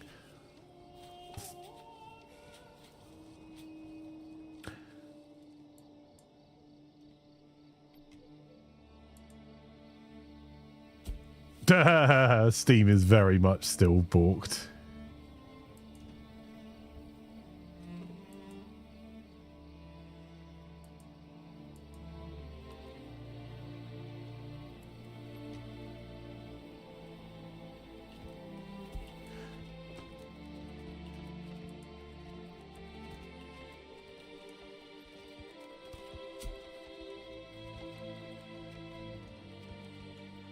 And it's on Game Pass now. Awesome.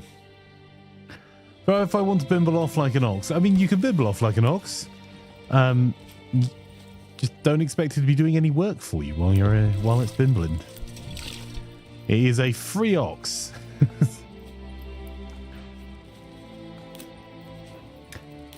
I've again changed my mind 3 or 4 times about what to do next, because I think what I'm going to do is put a trading post down here.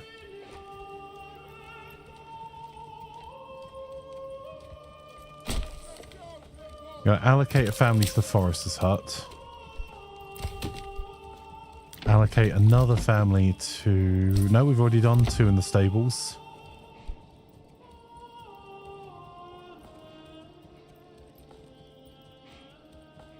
Right, so how's our food looking? We've got 64 meat, 65 berries, no veggies, no bread. We've run out of bread, that's not surprising. And we don't have enough region wealth yet to get more veggies.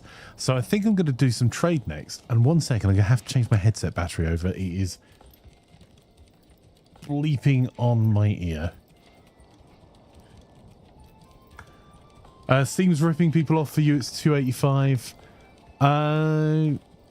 Regional pricing doc.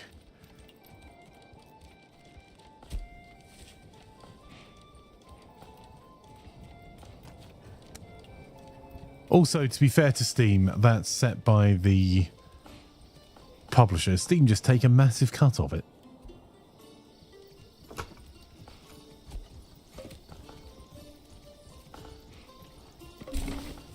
And I now have the soundtrack and the art book.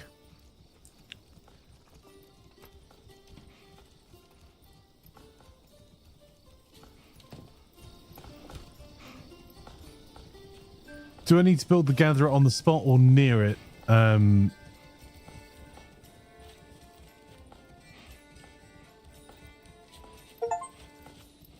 the gatherer for the forage. Right, nearby. So it needs to be near it, not on it. If you build it on it, you'll destroy the resource. So adjacent to it, bud. Because they'll work back and forth to the hut. So if you like put the gatherer's hut over here, they would still go and get the stuff, but they'd be walking that every time.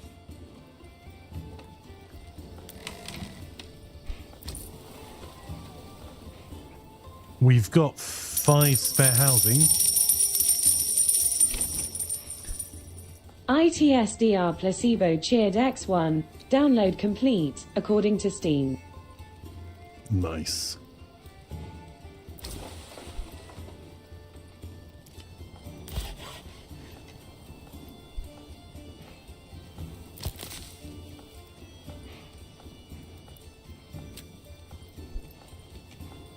Oh no, I'm an idiot.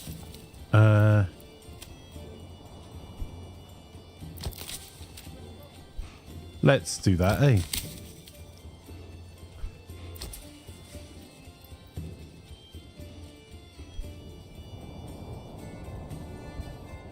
Alright, that rich animal deposit, I'm going to actually pull one of the 2 families from the hunting camp and put them over to the berry. Because we've hunted that rich resource down to them only having 10 animals left in it. And when it gets down to 10, they're stopping hunting. So you can act shocked when saying, oh no, I'm an idiot. Hello as well, Six back. Hey Magda, lovely to have you here.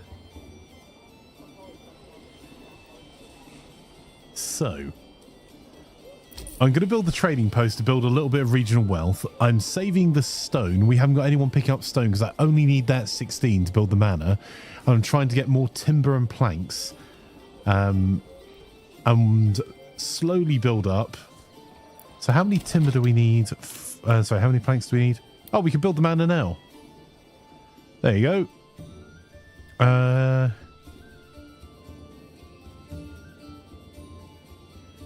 Let's build this pretty central.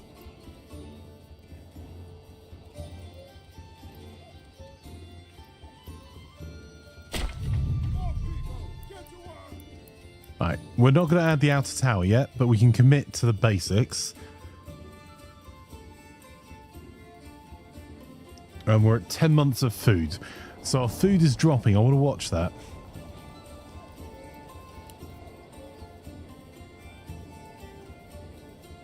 I'm actually going to pull the person off doing the firewood. So we'll have no one doing firewood for a little while. And instead swapping them to the charcoal kiln. So they're going to take the firewood we already have and convert that into charcoal.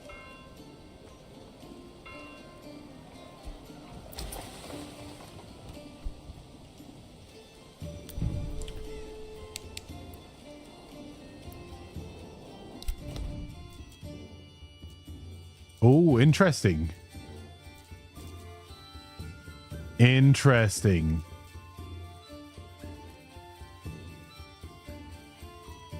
The Baron has got a lot more proactive. The Baron's expanding his lands.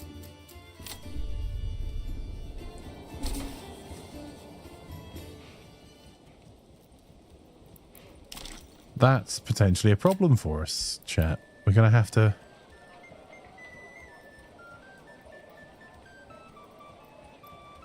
We're going to have to go a little bit harder. I like it.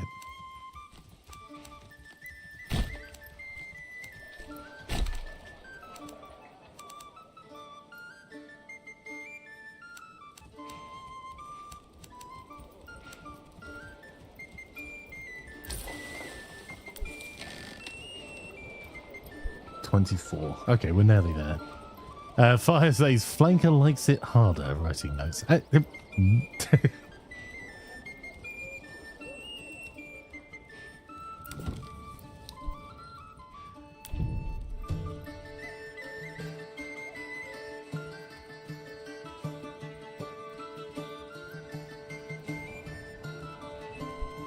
Oh, this is going to be fun. Okay.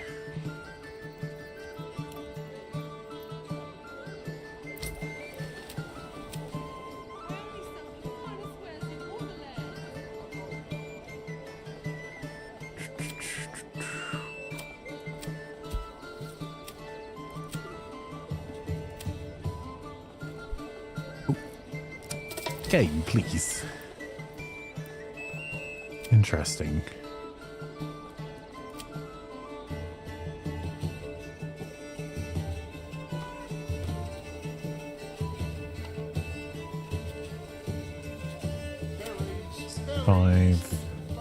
Five.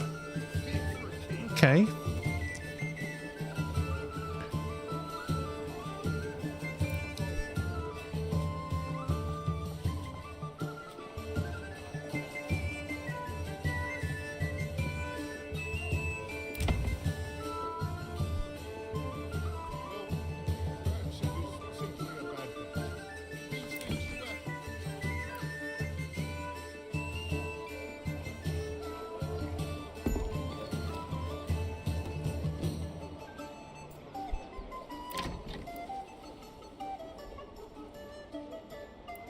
I might be making a rod for my own back here, but I have an idea.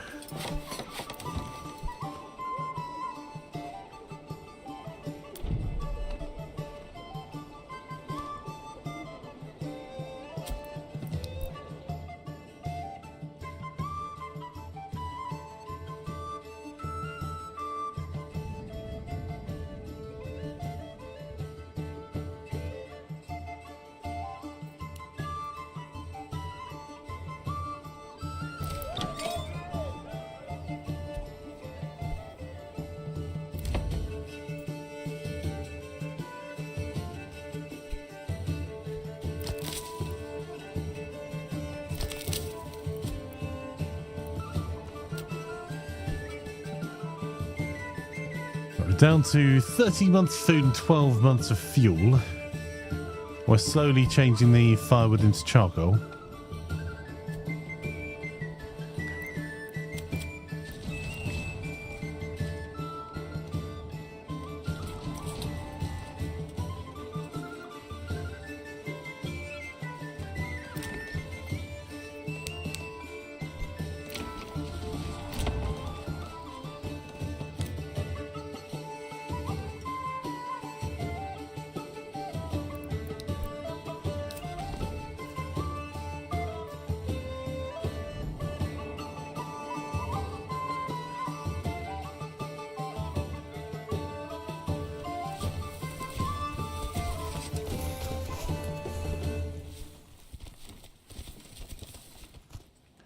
Their army's much bigger than mine's going to be. They're coming to take this area, I think.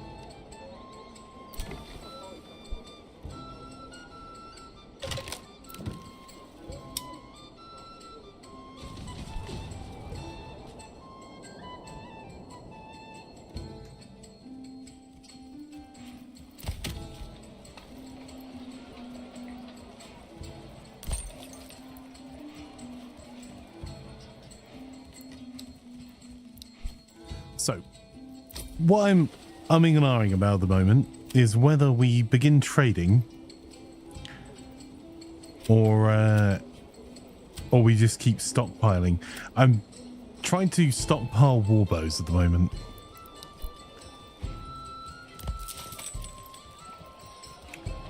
Because we need some regional wealth. We might just go chat to go and deal with some bandits in winter.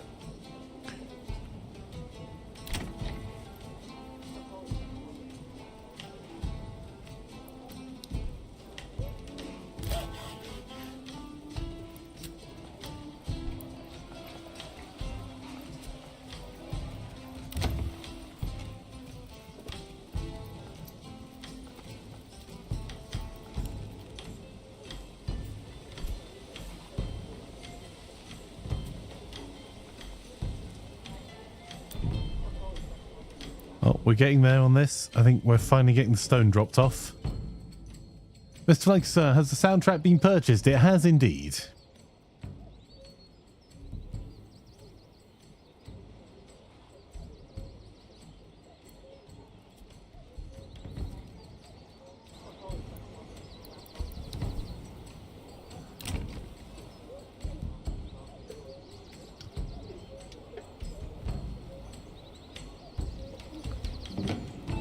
We're 283 days from having a major attack coming our way.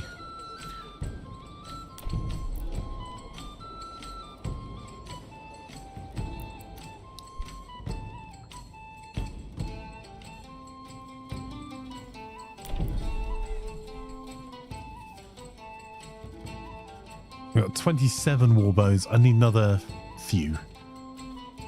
Okay, and we've got 10 planks coming together.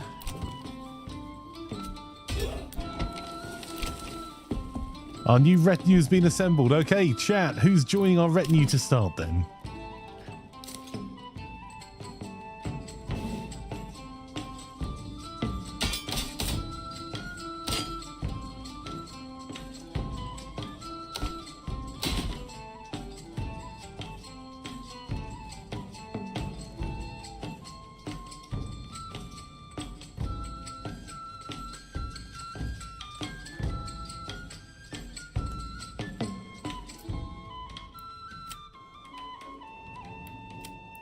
So we've got an unholy cookie.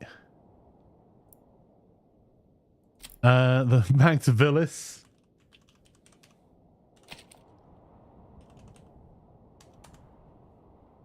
Only if I could be the accordion player of the polka marching music.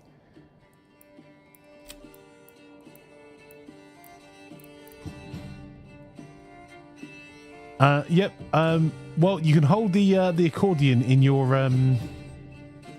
your free hand physics.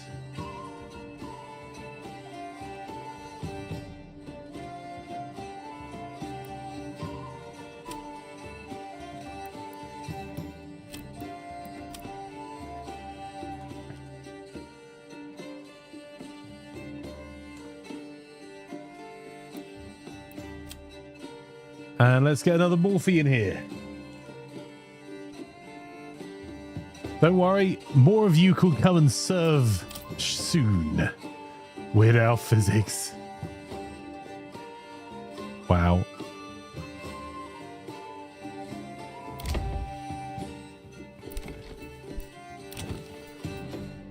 This might cause us some problems later.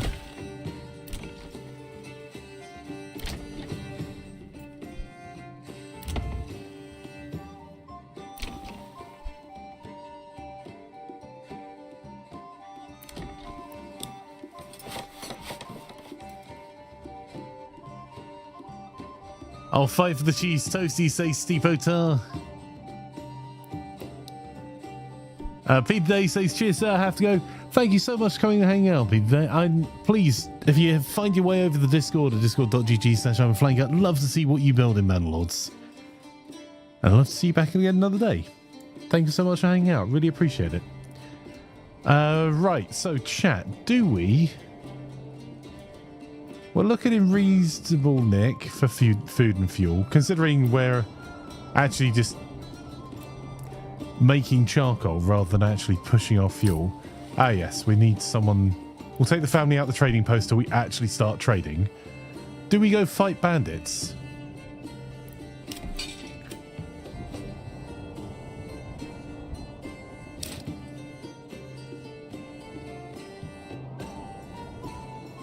So we've got equipment missing there. But where's the nearest bandit camp? Oh, that's rude. The other lord did it. I should really have done that. We should have headed out a little bit earlier because we could have got gold for our village, which will let us grow a lot faster.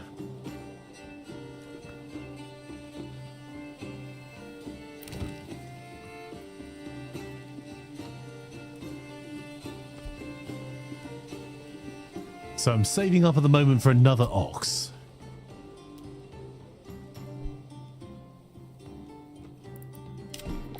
I think we're going to go for some quite chunky burgage plots over here.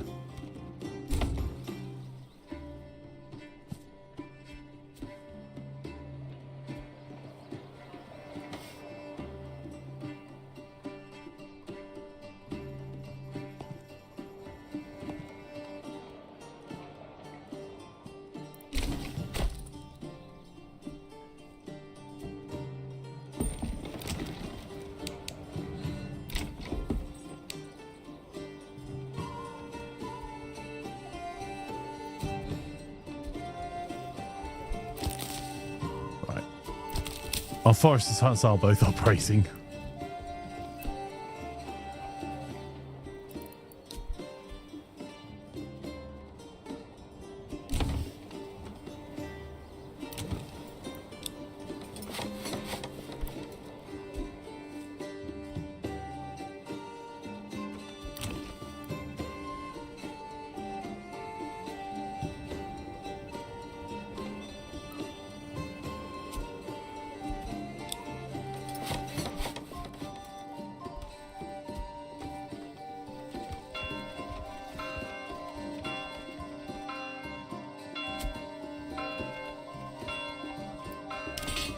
There we go. Our archer militia is now at 36.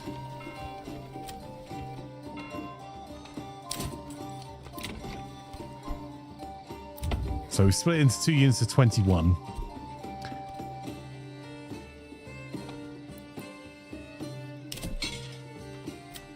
And we'll use our spears as well. There we go.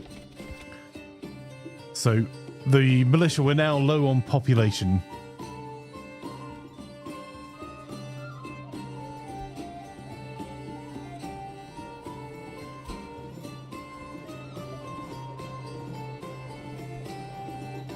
So it's the level of pops we have that's determining unit size versus the equipment, which is handy. So we should cap out on 20 spears and 72. There we go. We're at the next level. So we've got some questions to answer here, chat. Where do we specialize this area? Because we do have wild animals and a rich deposit here. So we could try and push the tech on that side, or we have the option of pushing our techs. We're only going to get 6 techs in total, no matter how far we get. So we've currently already got 2. So we could get trapping for some extra meat and then double the amount of meat harvested by hunters. And also getting some pelts, because that's 3 techs there. Or we can enable the blacksmiths in our area to create advanced armor. That's 3 techs there. We can't do both. So what do you reckon, chat?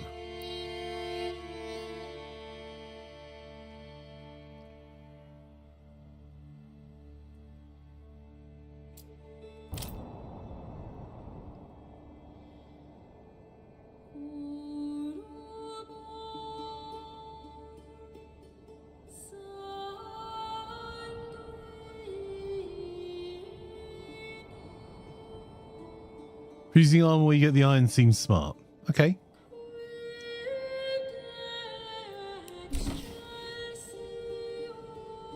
Right, we're going to try and get ourselves quite quickly through the levels here, which is going to mean that we're going to have to do some trading.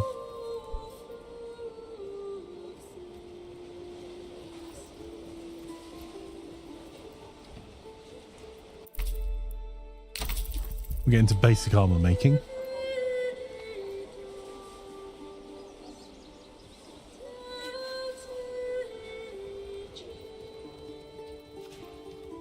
I'm constantly looking at our food at the moment.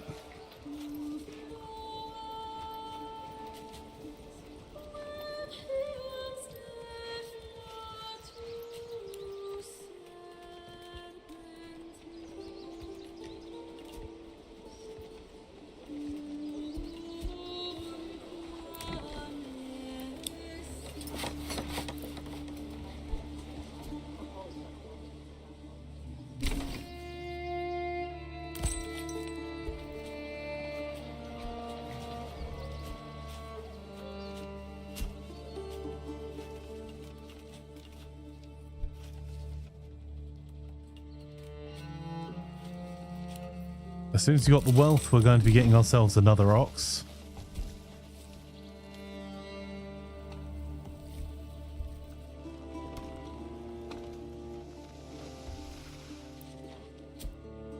So that's why we're upgrading some more of the burgish plots at the moment. And we're going to have to trade our way for barley.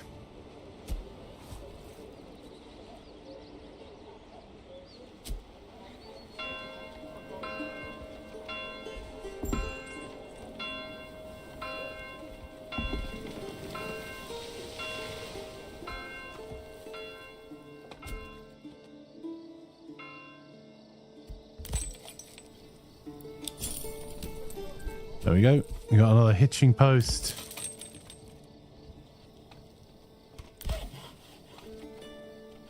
I'm hoping that will help with our sword, because at the moment we're you need to be able to bring lumber over from the logging camp to the saw pit. You need an ox. The lumber's too big otherwise. So with all the building, you tend to find that you're starving the saw pit. Plus, we're probably going to need 2 saw pits for our area.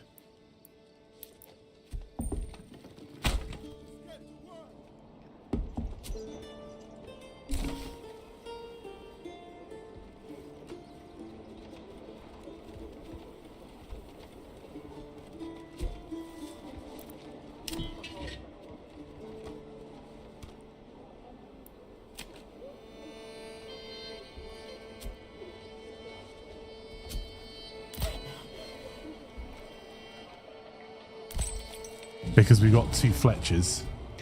A bandit camp's been sighted. Okay, well, how... Another ruler's army's been sighted immediately. Alright, we're going to be a bit cheeky then.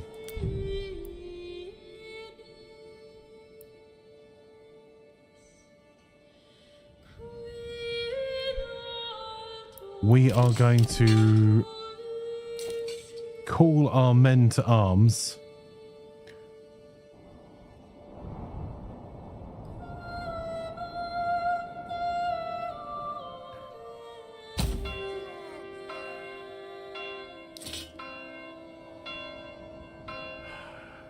Right, this is going to hurt our production, but I am actually going to pull together not only our retinue, our professional army, but some of our militia as well.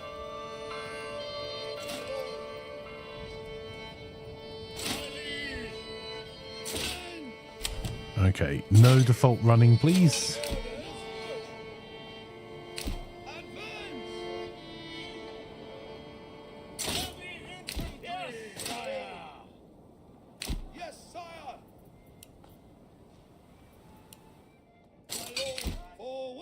Okay, that'll do. Right, he's called in mercenaries.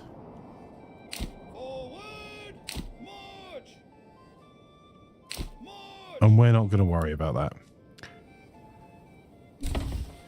However, if his mercenaries trigger the bandit camp first, we are sprinting.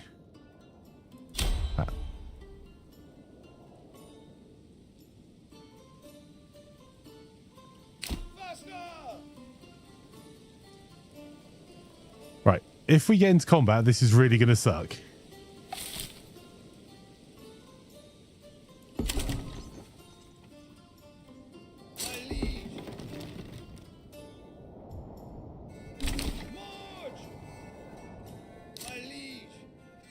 But I'm waiting to see if the bandits form up and go for these mercenary armies. Go on. Go on, go at them. There's an army over there. Right, okay, quick. Run, run. Militia.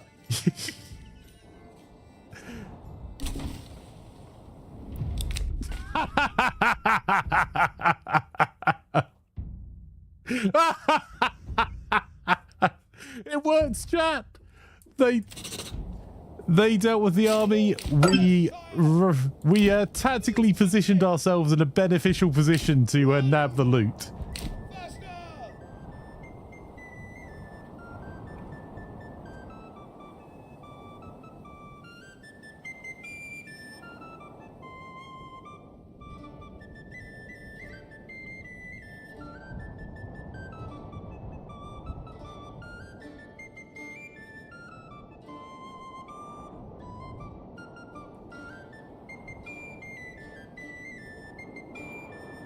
That worked.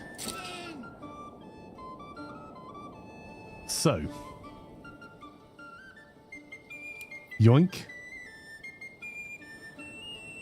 The other law. So the other one thing I have noticed, they are super aggressively claiming stuff. So we're going to have to super aggressively get to a point we can claim stuff and get our taxes up and running, which we really didn't have to do before.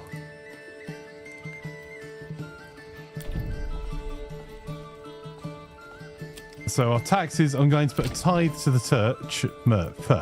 Easy for you to say. A tithe to the church that will increase our influence, which will allow us to claim. Because we're going to need to start claiming soon.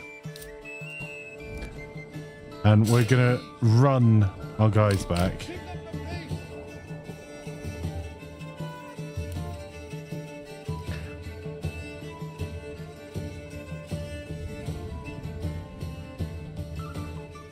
That's why I pulled the archer militia out, because I was like, if we have to fight, it keeps them at range. But if we are gonna have to just like sneak in and steal the stuff, including that lovely influence, then yes. There you go. It doesn't actually matter as much as to when our glorious troops get home, but what does matter to us is. About if we can run them in. No, we can't, because you're wearing heavier armor. We're going to add a couple more people to our retinue, because we have got an attack definitely coming.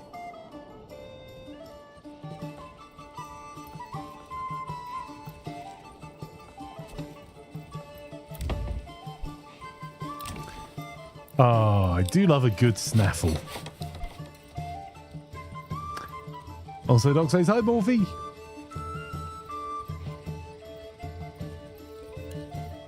Right. Let's do this funky thing. So we're going to upgrade that to a stable, because we're going to need to be moving a lot of logs.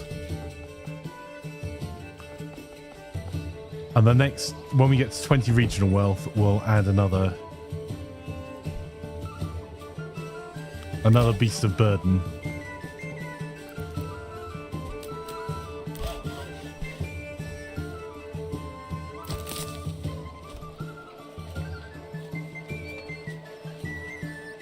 All right, our magic of just making charcoal to bolster fuel is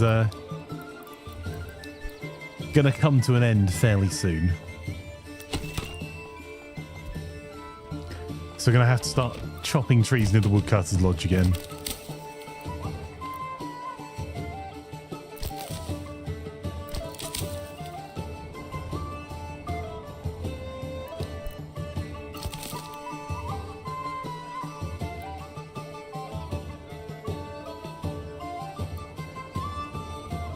We're starting to see vegetables on the market. That's good.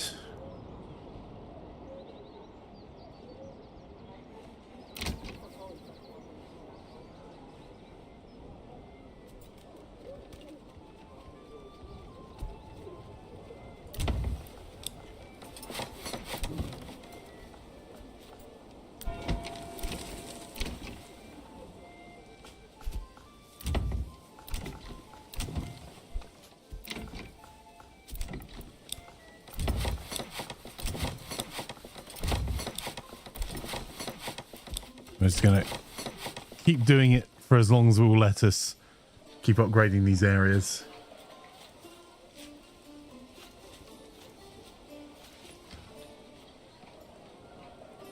Right, what this does matter for is it lets us add more chatters. Where are you on the map? I'm in the bottom right-hand corner. Perfect.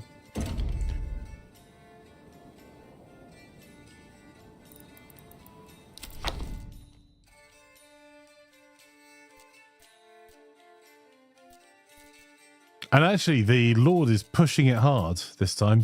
Giggity.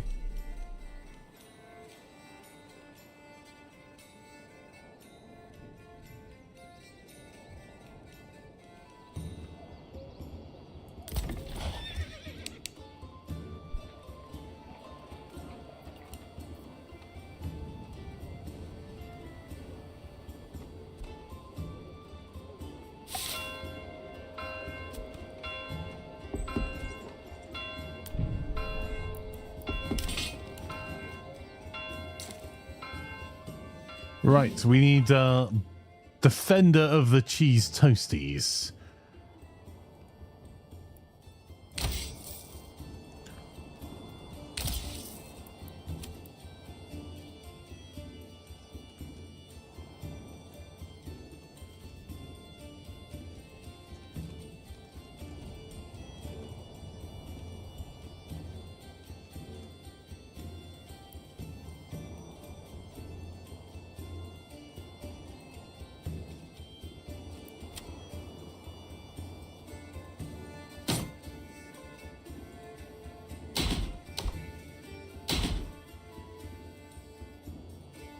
There we go.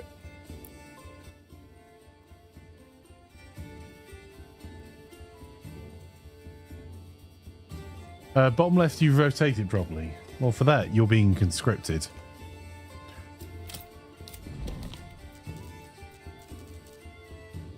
There you go. Bottom left, if I rotated properly. Fine.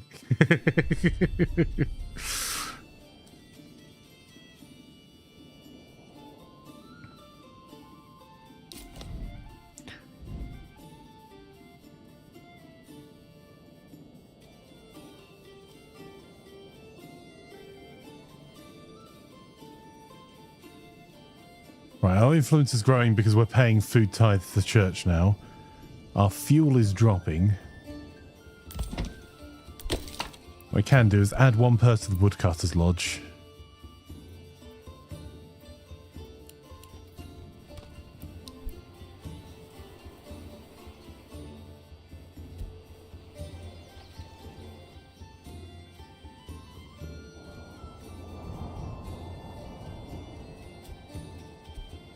Did I answer that? Did I answer what, physics? Do I need to have a granary and storage house employed with at least one family for them to function, or will people still put things in them and take them out? People will still put things in and take them out, physics, if you don't have someone employed in the granary. However, it'll be massively less efficient. So that's why I say when you build your granary to start, when you're right at the start, you put one person in, because you need a person in the granary to go and grab the bread and put it in the granary, because otherwise the first rain you will lose all your food. After that, you can take them out, and people will stick stuff in the granary, but it'll be super inefficient. So you don't have to, but I'd recommend that you do as soon as you can. I need to build. Oh yeah. If you've already got all of the bread in for the granary, take them out straight away, bud. The storehouse the same. Once you've got the goods in, take them out straight away.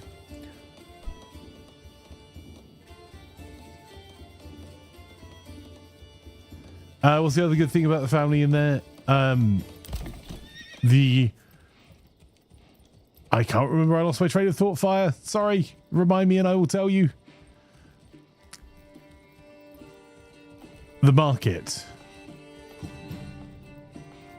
Oh, yeah, sorry. Oh, yes, absolutely. Sorry, the other good thing is as you grow, if you've got someone in the granary, they'll set up a market stall, and that market stall will provide all of the items in the granary. You're quite right. But sorry, I was talking extreme early game. You just get someone in there to get the food together and then get them back out again. Just so you can get your houses built then. Because you want builders and people logging versus standing around the granary doing not a lot. What do I use for my backyards? To start with, nothing, because I use the money to get an ox, which I'll be getting another one of in just a second, after I've upgraded my stable. But I tend to do about a 50-50 split between vegetable plots and chickens. However, bear in mind that if you specialize the plot with any of these jobs, they will only do that, and you can't use any of these and these at the same time.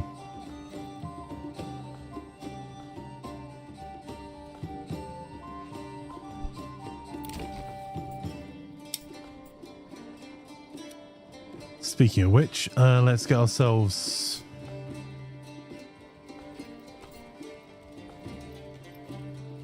Oh, no, that'll wait.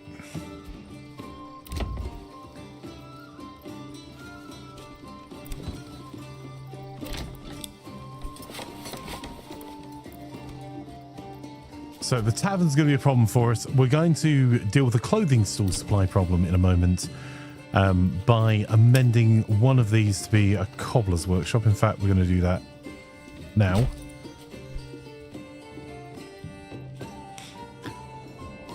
Early game, you need food. Yeah, absolutely. But hunter and fruit gatherer will be more than enough because you only need one type of food, and you are going to have to micro your food gathering. So make sure to take people off the berries and put them onto the hunter as soon as winter sets in. And if it looks like you don't have enough animals, so when it hits 10, your hunters will stop hunting animals. So you can always pull people off to then put it the other way around.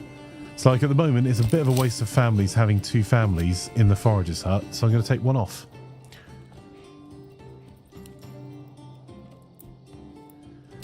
And just for giggles, put them on the charcoal kiln and see if we can...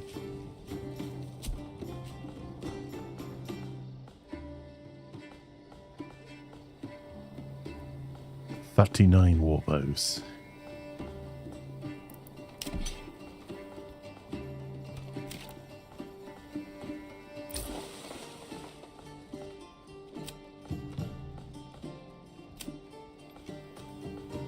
So we're going to have to save a little bit of regional wealth or win another bandit camp to set up the trade route, but I'm planning on selling warbows. That's why I've been trying to set up a sustainable-ish setup for delivering those.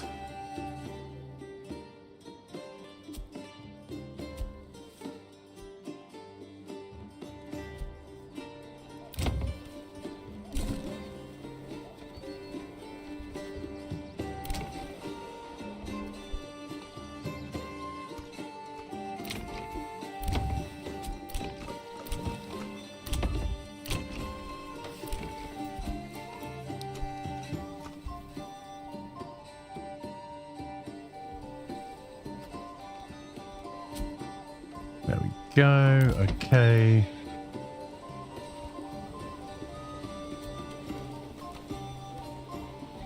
Have to wait for more regional wealth to come in. There we go. Oh, what do you mean not enough wealth? Let's try that again. Look, we now have enough wealth. Job's a good one. So I have 2 stables with 2 ox, and I will have 2 families in each as soon as the next family moves in.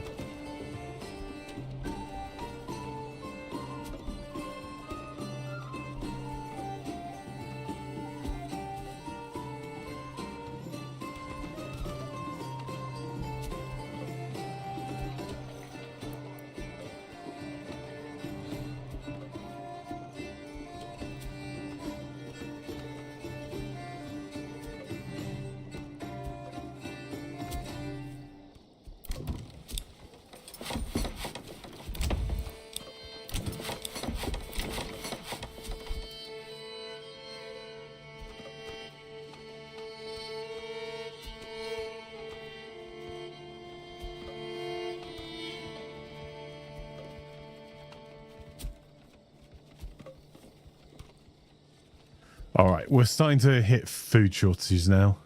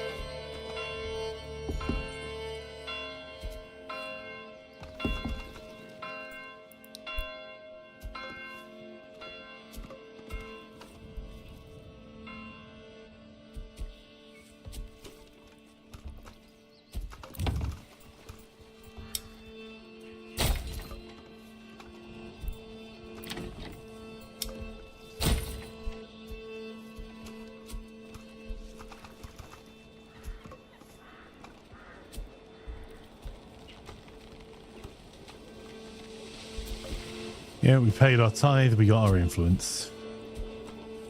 Let's just zoom out a wee bit. And can we see any more camps? Fair play. The Baron has got a lot more aggressive. Or I messed around with the settings and didn't put them back.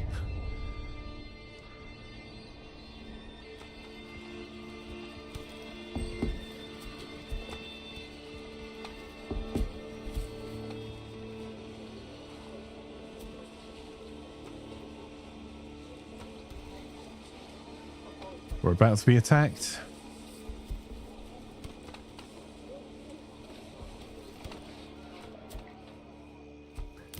Oh, we're going to put an extra family into the small stable. So that's 2 small stables we've got now.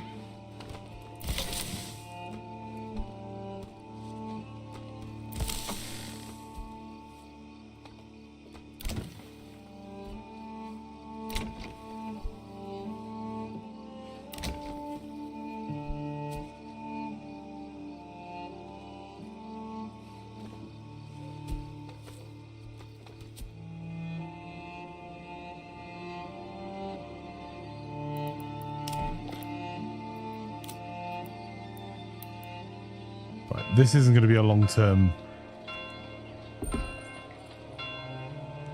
pit anyway, so we're just going to stick it here.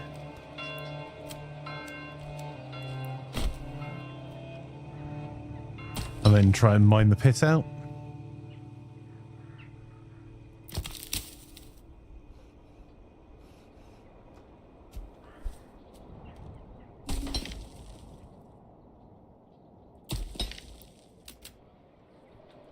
Oh, we actually need to build more housing as well.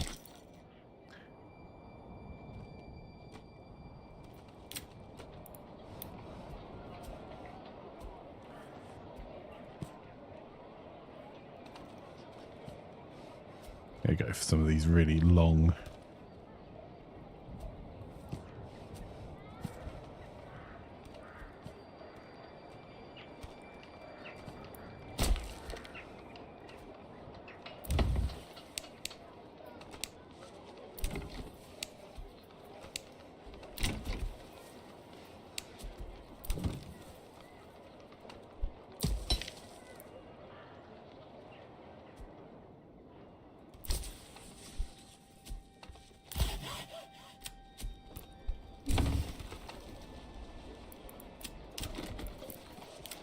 So one trialing is setting up some kind of logistic hub posts.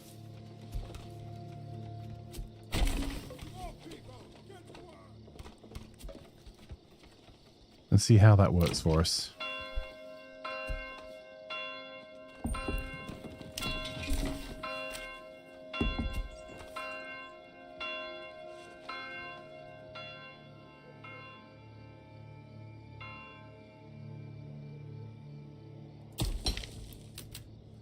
I'm actually just trying to get rid of this clay deposit so it's done.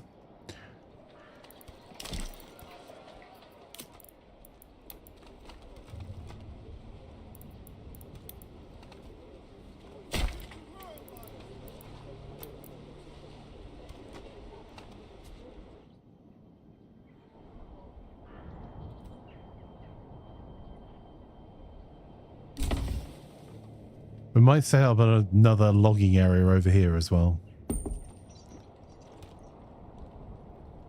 Oh, our food is looking rough.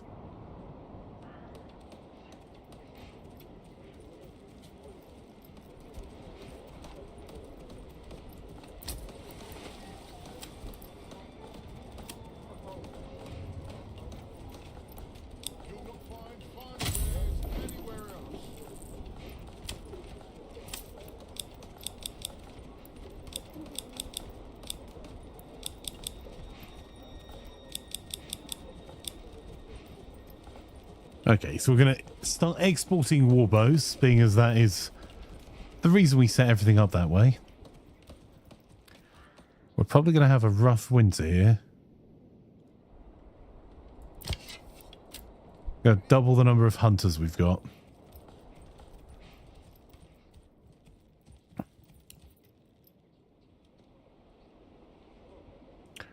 Oh, raiders are near.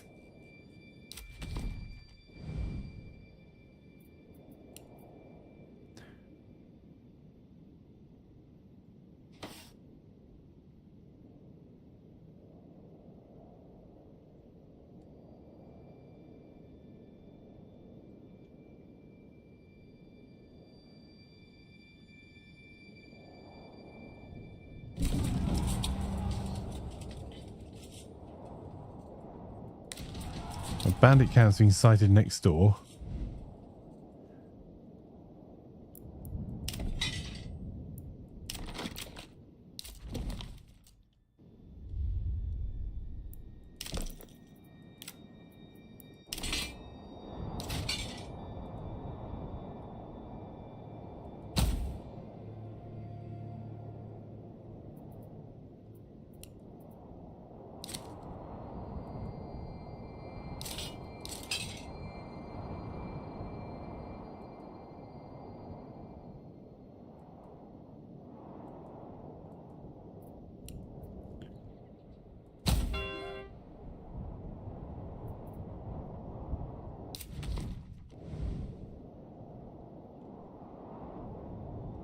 Where is this neighbouring ruler's army? Right, they've hired some brigands to go and fight the brigands.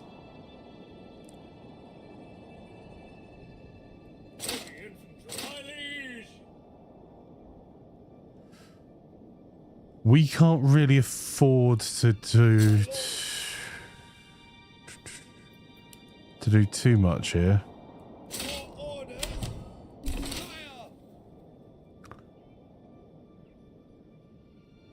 We're going to let those brigands get there first, but we've got raiders coming soon as well.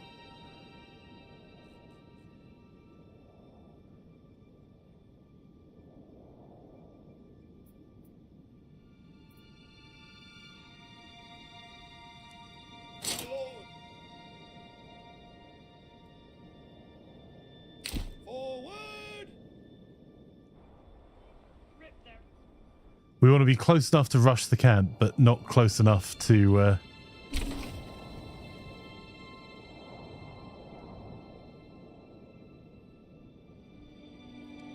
trigger them to come our way.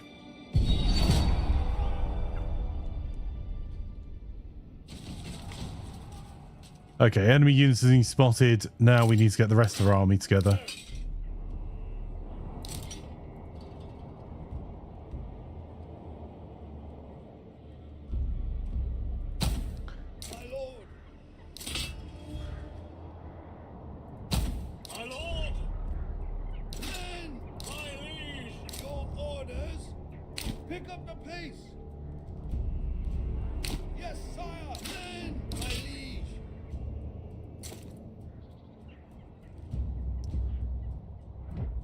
Let's do that.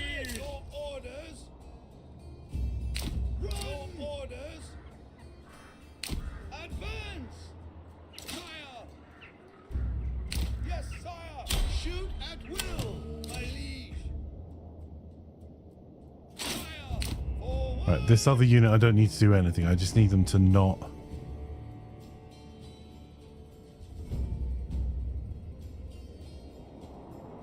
we might be able to deal with both.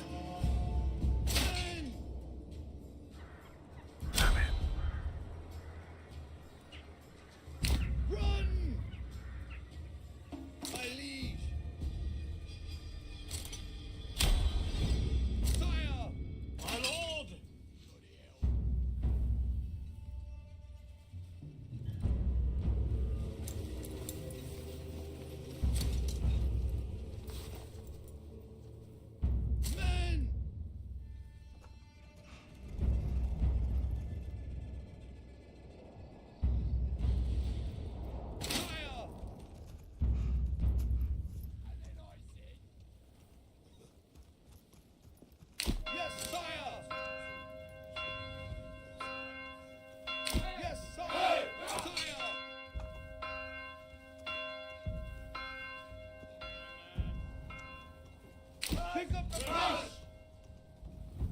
Run. Men. There isn't an infinite stone perk to unlock fire, no.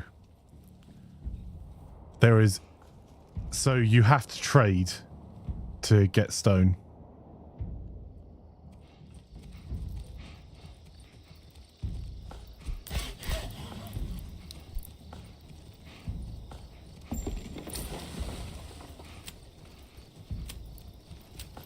We need more work.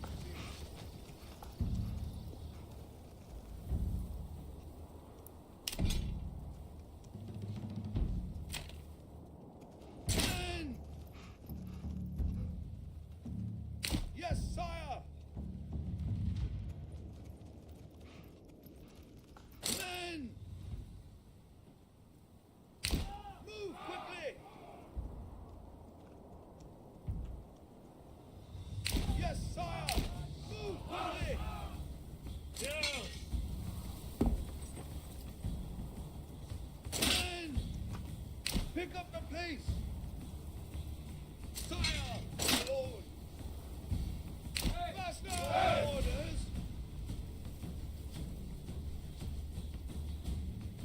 Pick up the pace. Deep mining perk on a rich deposit. Nope. Sediment mechanics, stone isn't mining, it's gathering. Your orders. You mine clay and you mine, you have a stone cutter that gathers. The mining pit will keep getting it forever. It's certainly how it worked when we've played it so far, my friend. Shoot at will. My lord. Pick up the pace. Run. So we're trying to make sure our units move as little as possible.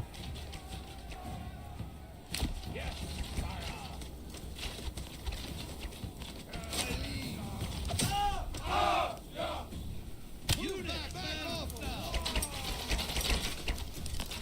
My lord.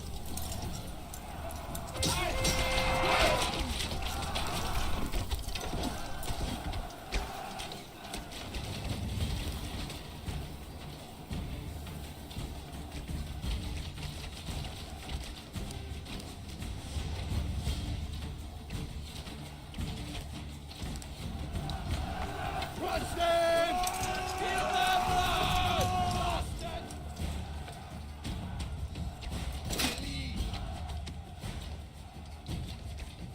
Yes, sir! Yes, sir!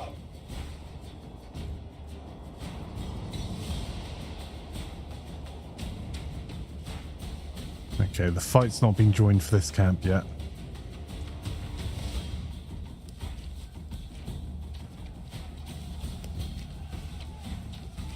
Holy cow, our retinues got wrecked.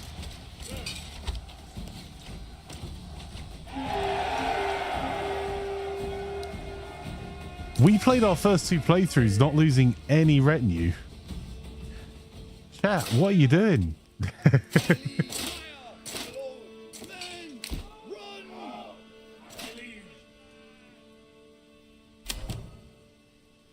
Men! Yes, sire!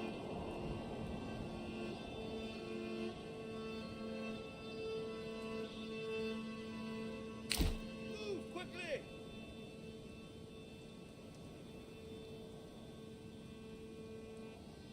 Faster! Flaming chat, rude, says Cody. Well, you guys are the ones in the retinue.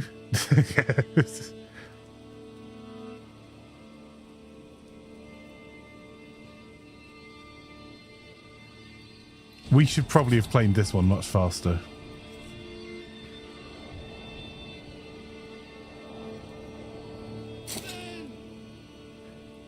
All joking aside. Faster!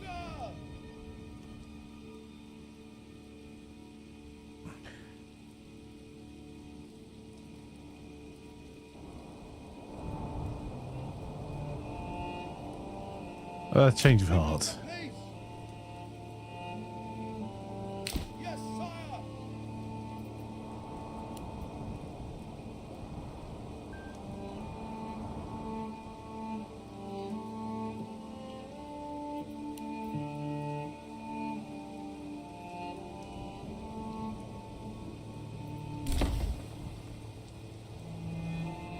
Okay, we're going to wait just a second.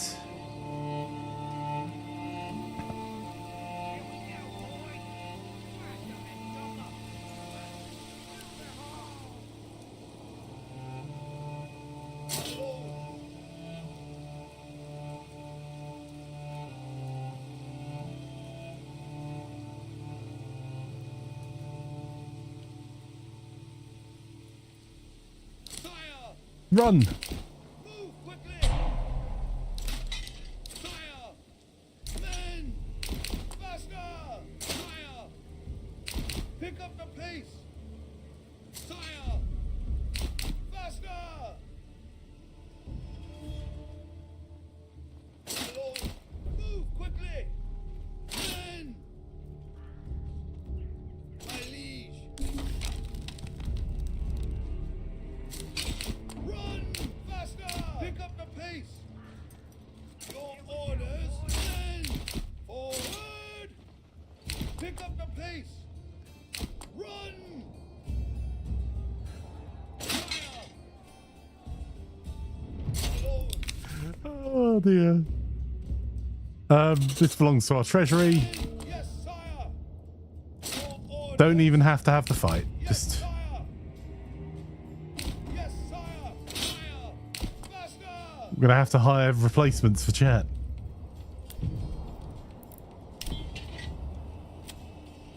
All that heavy armor might be worth having. Don't forget to brace the frame of the door. We don't want it to sag. Our only survivors were Russ and Mark. We're gonna have to need. We need new versions.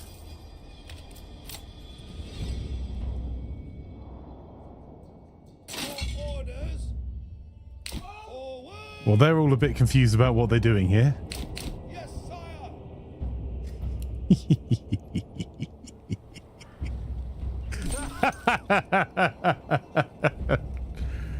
Oh, this is very silly, but I'm enjoying it. Do you have a nearby bandit camp? Do you want their money? Well, run in and steal it.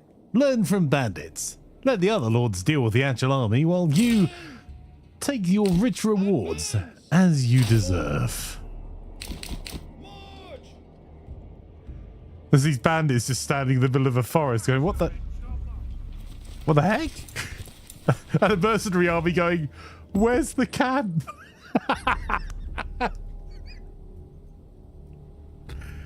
Oh, yes.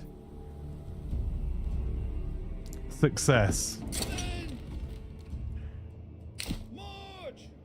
My lord! Forward! My liege! Run! And just in case they do come for us, My lord! Yes, sire! Advance! Run! Your orders! Yes, sire! Run! Faster! Pick up the pace! Faster!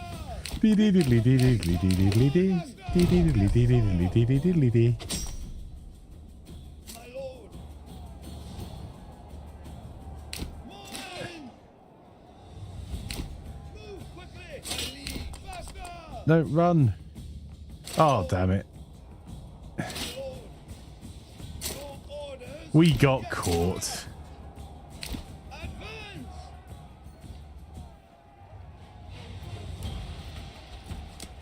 Men! Run! Your orders!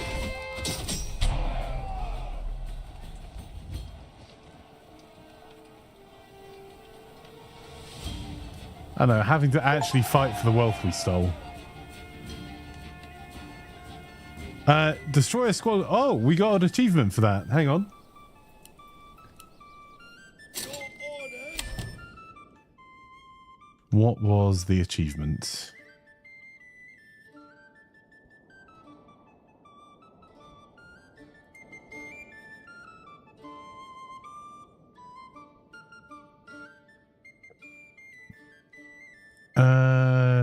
Da.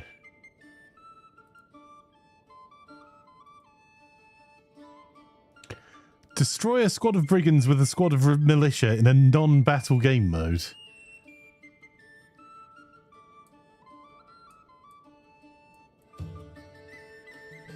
Oh, we got the achievement for restoring the peace 3 days before it came out. That feels a bit of a cheese.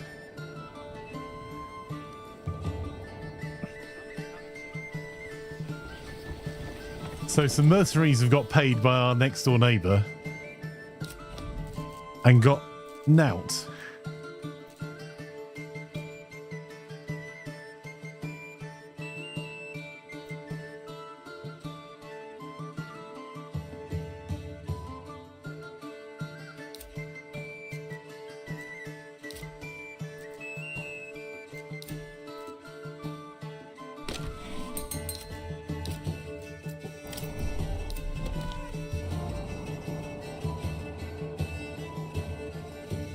Okay, we're running low on food. We should really do something about that. You get nothing.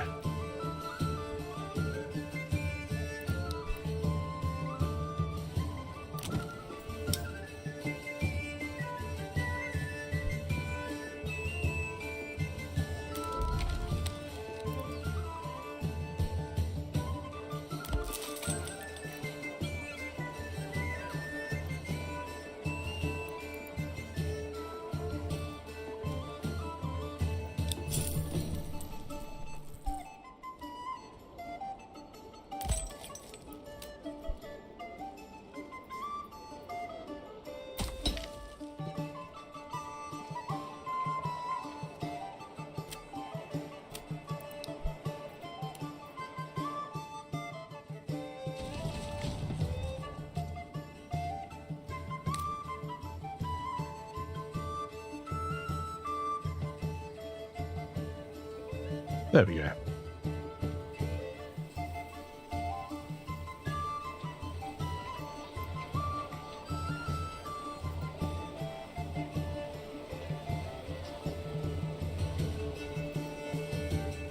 Right, to get ourselves up to our next level, because we've got 18 of our houses already at level 2 or higher, we need to get to level 3. And we need to not starve. So,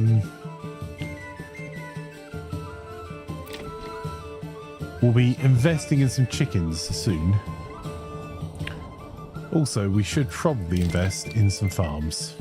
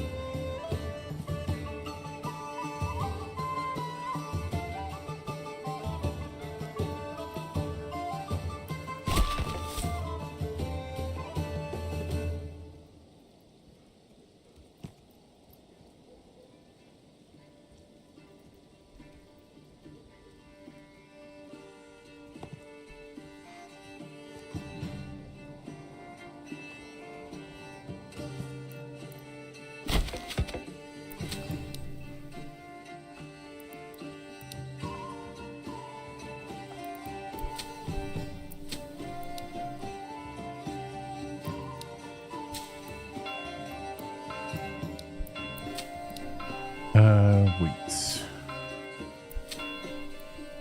Oh, that last one was a mistake. We need to set fallow, set this one to wheat. And they won't work in the farm unless we have a farmhouse, so... Turns out, this side of our city is going to have a farmhouse on it. And a hitching post.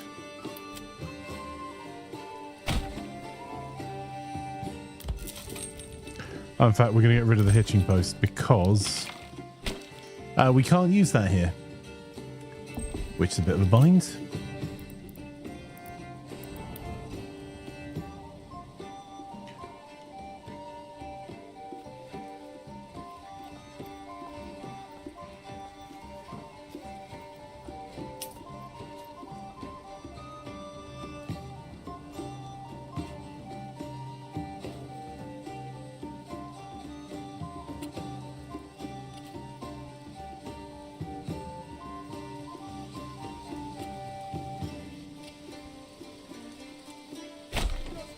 This will disappear before too much longer. We might move all this around later as well, but... And we're going to need communal bakery, which I'll put towards the centre here.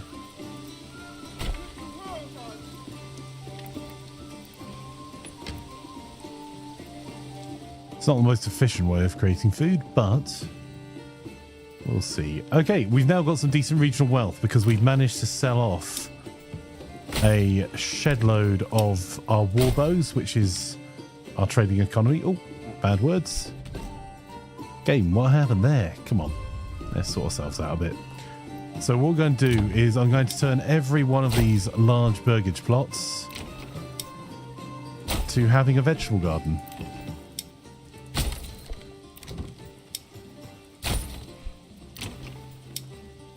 So that's our trade income finally paying off in our regional wealth. And then we're going to need to sort out some eggs as well.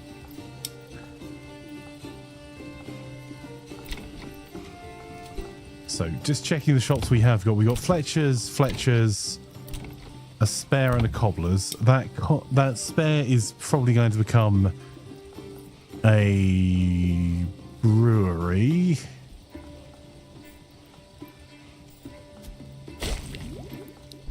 Because we're going to dig up all the clay, then get rid of this clay pit, and then set up our industry area over here.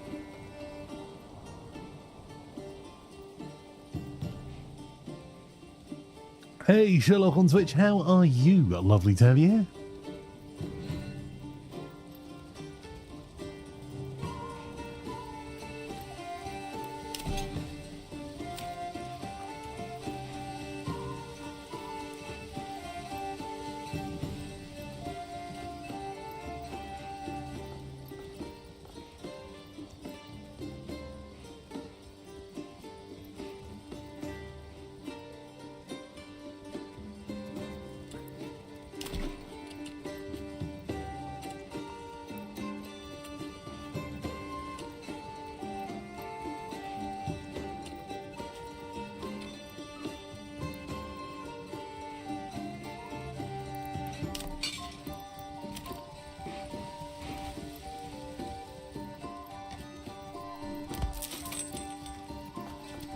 Upgrade that hitching post.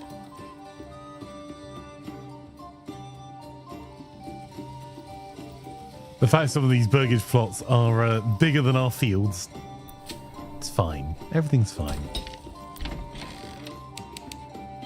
We'll say our highest priority for that because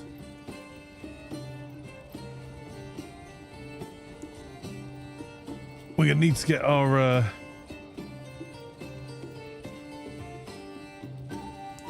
crops planted if we're doing it.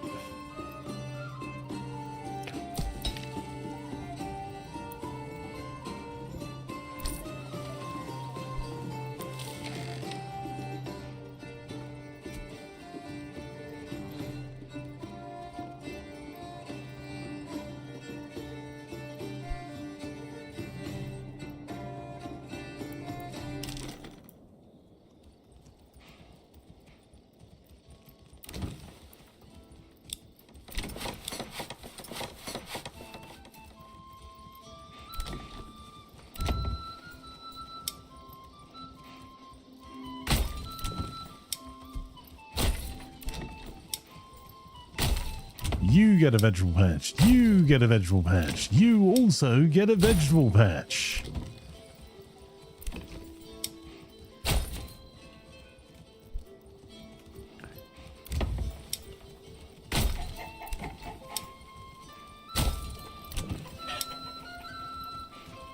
Okay, our regional wealth has dropped down again. Excellent. Does this game have natural disasters? Yes, to an extent. You built a forester instead of a forager. Oh, that sucks, bud. Charlotte says, I'm well. I just got back from FTP test. Cycling became the 9th on a course record. Oh, awesome. Congratulations, Charlotte. That's awesome, my friend.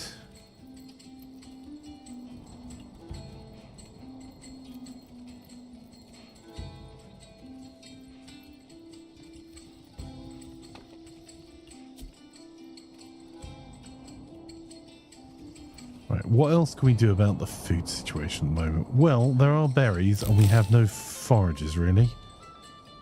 So I'm going to stop grabbing the clay for now. We've got half that deposit empty. And put 3 families on berries to go and grab those seasonal deposits.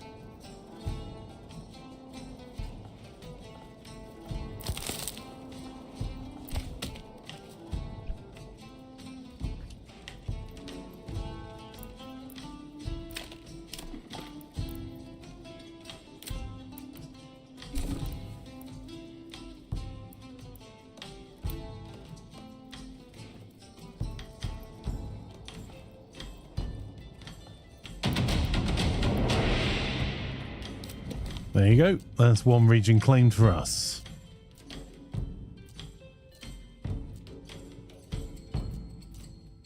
We'll claim this one next.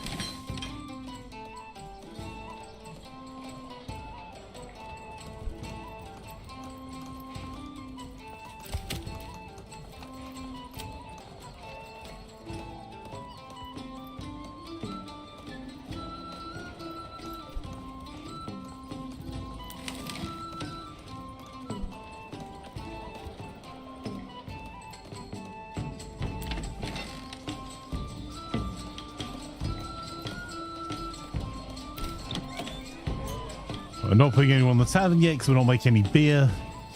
So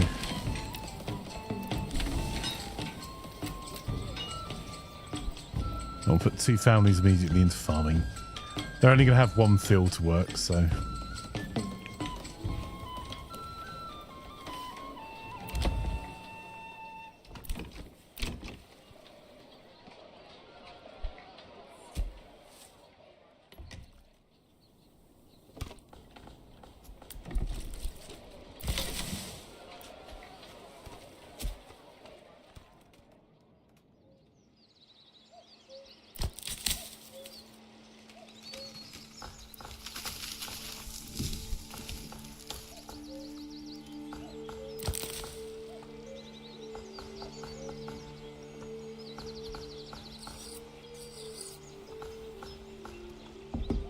We're going to be skirting a wee bit close to the wind as we try and sort our food out this year.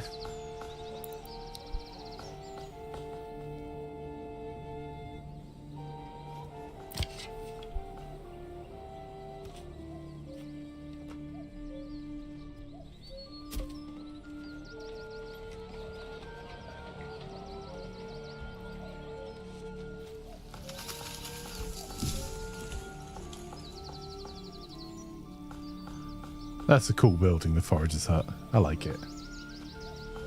No beer, riot, say Sherlock.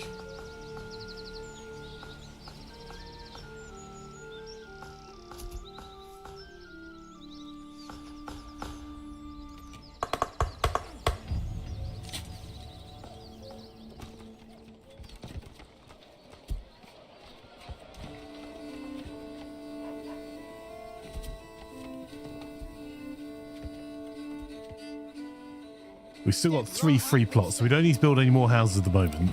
But I am going through and just as soon as we've got the option to upgrade a burgage plot, I'm going to keep upgrading them. And our people are going to be sick of carrots pretty soon.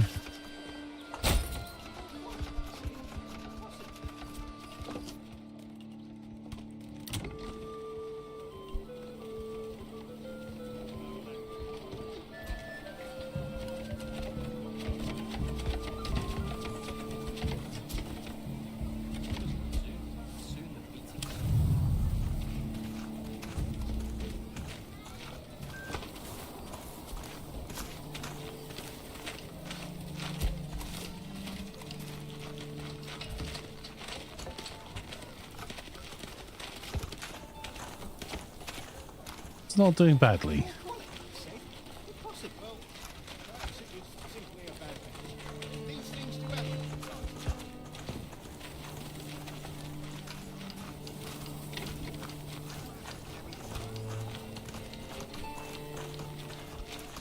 So, our aim for next year, other than sorting our food out, which we're kind of doing a temporary sprint on at the moment,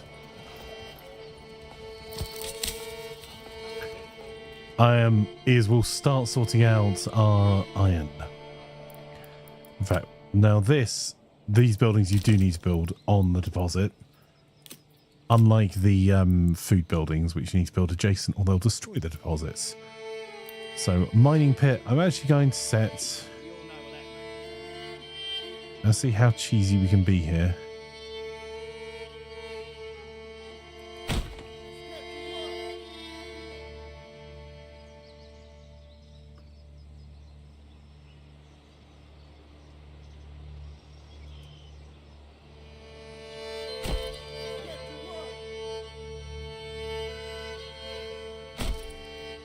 Quite cheesy.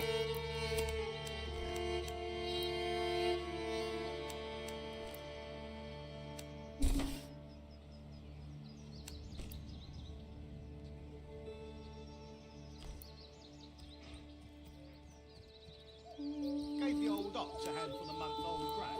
He spat it in my face and tried to carve me a new nipple.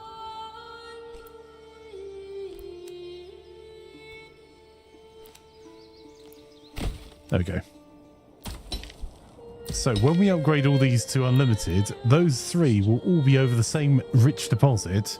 So we'll be able to make a fairly massive amount of ore.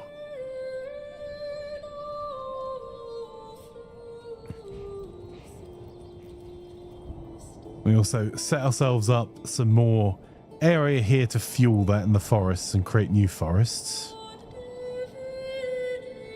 And then this will be our next town expansion area.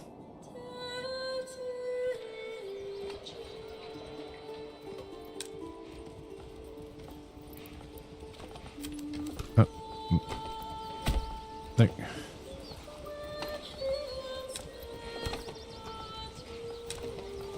Connected to the King's Road? We're connected to the King's Road, surely.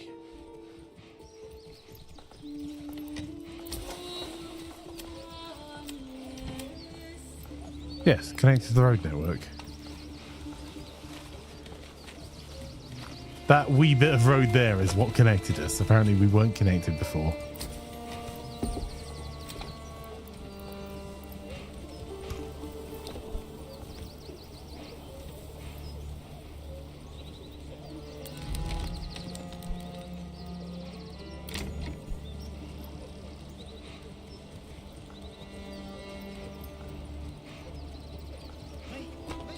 Get your meat here.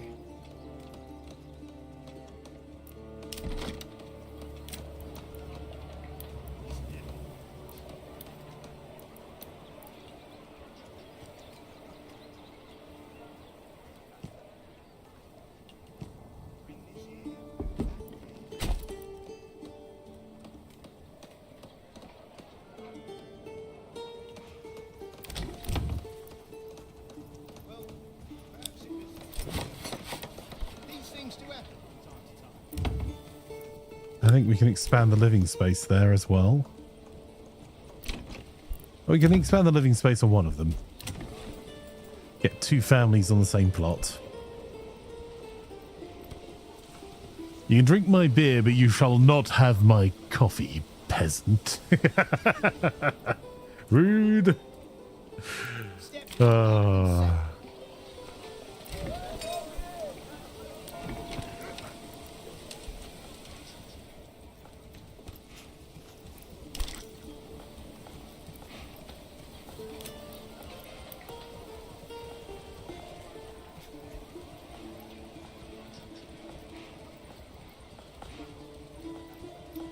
Oh, we don't have enough rock.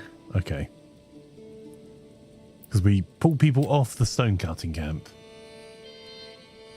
And for furnaces, we need a rock.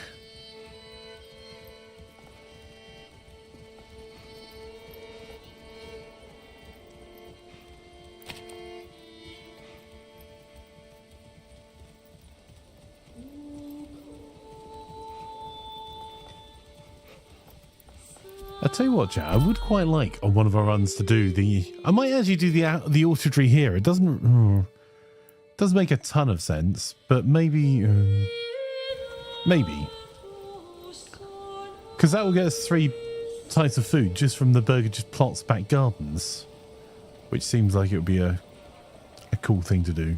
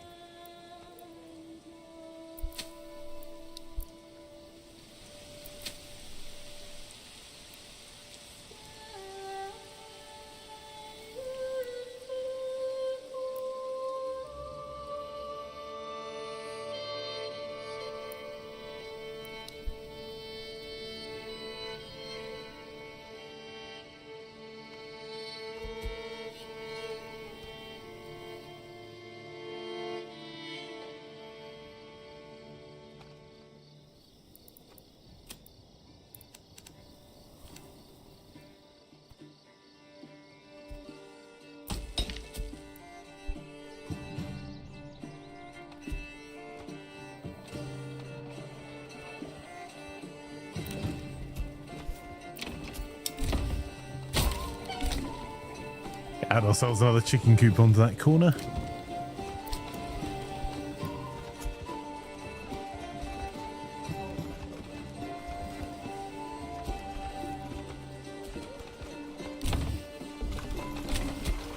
Looks like we should have some good crops of vegetables though.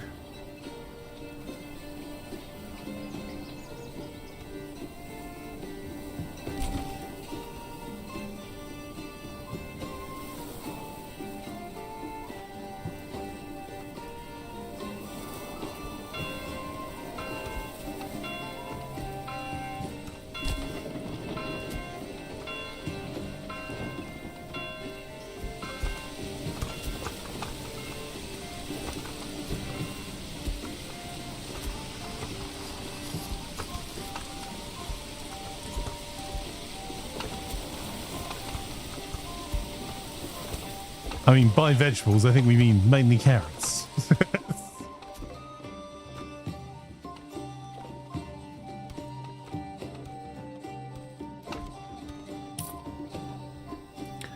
There we go, we've just had a pop in our regional wealth again.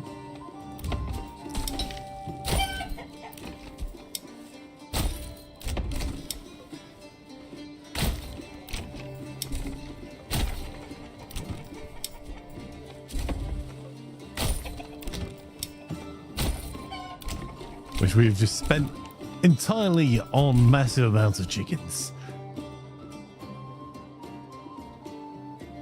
Speaking of coffee, I'm going to go and make myself one quickly. I mean, what can go wrong by walking away for a few minutes?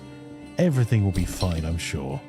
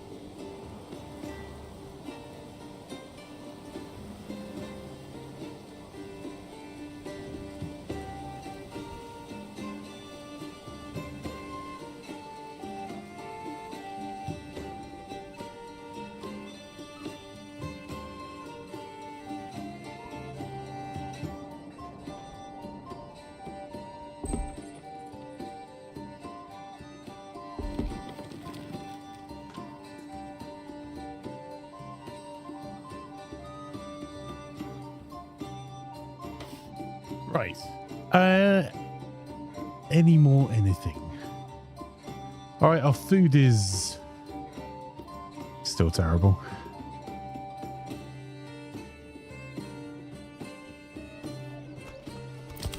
But we can add a herb garden. Why not?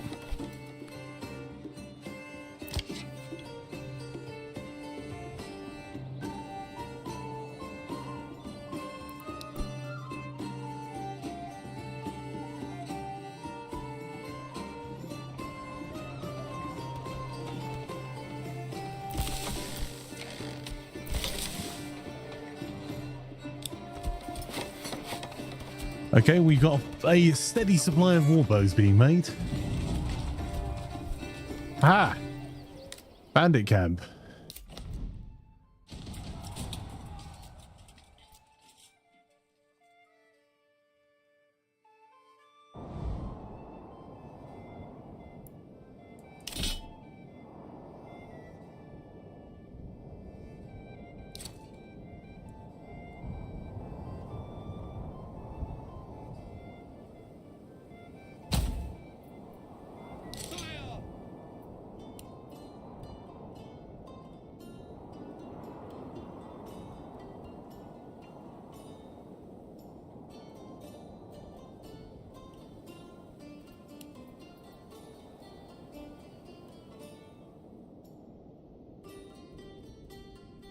We are pulling our population off making things, which is going to impact our food.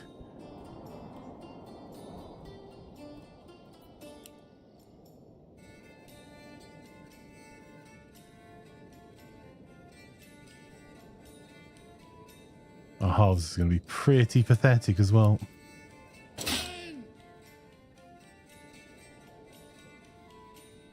Yes, sire.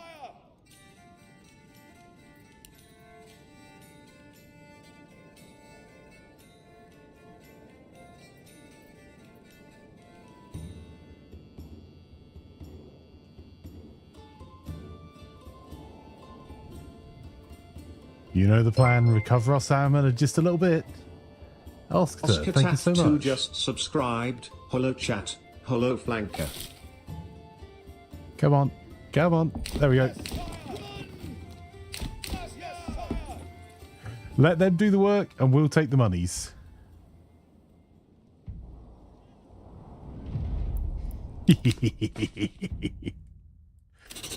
Right, there we go. Off we go, chat.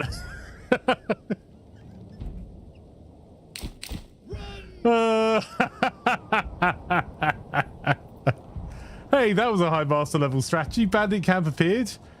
We waited for mercenaries to be hired by the neighbouring baron to go and deal with them, and we stole all the money. Profit. Orders. High level strat. Pick up the pace.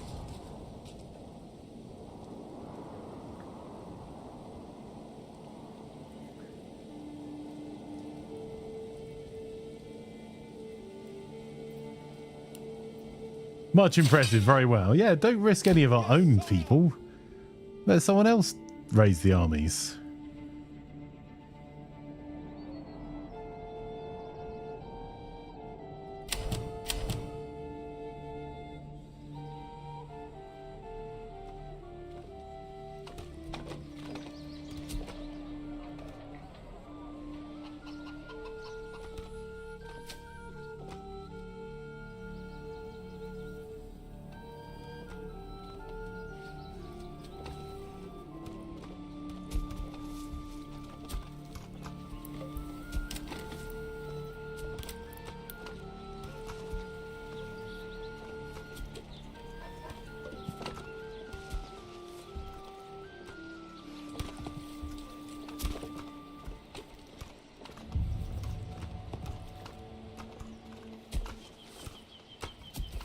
I think we're only going to get 2 plots out of this no matter what I do. Yeah.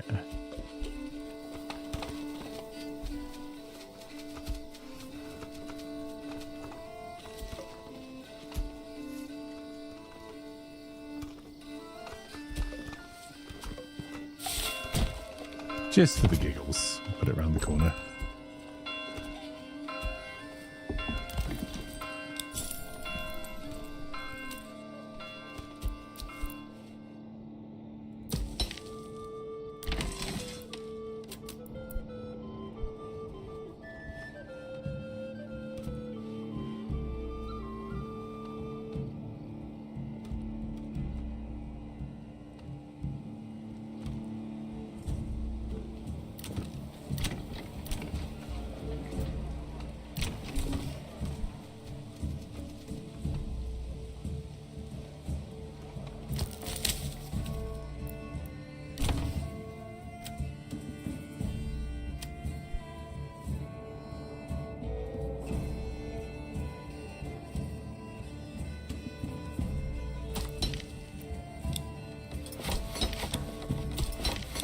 Okay, all those mines are now unlimited.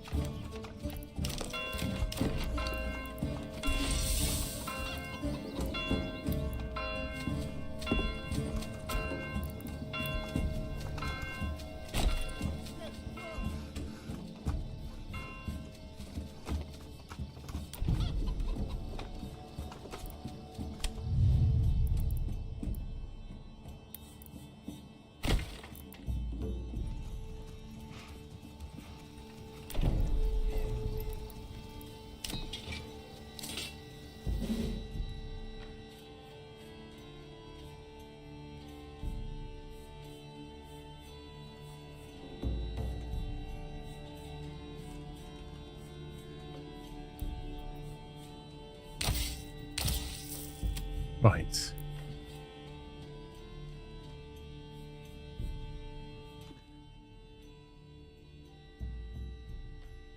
Let's sort ourselves out a little bit.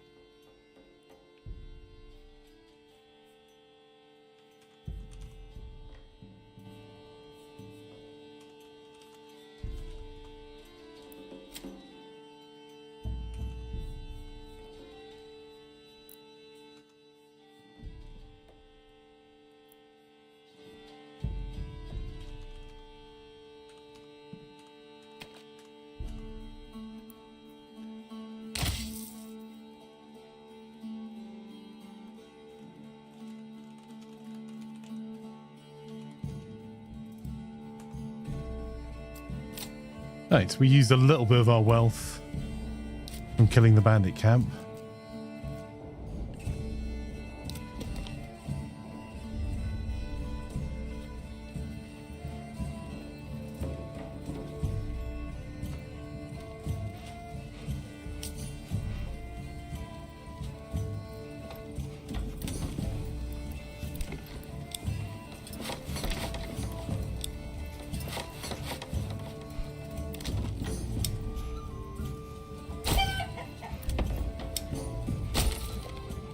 There we go. I was going to say, so I don't know how I feel about being a soldier. I have bad experiences with having my name in the game. Well, until today's run, I don't think we've ever lost a soldier. We may have lost a few today. Random tower place. That's the garrison tower. So that's going to let us expand our retinue still further.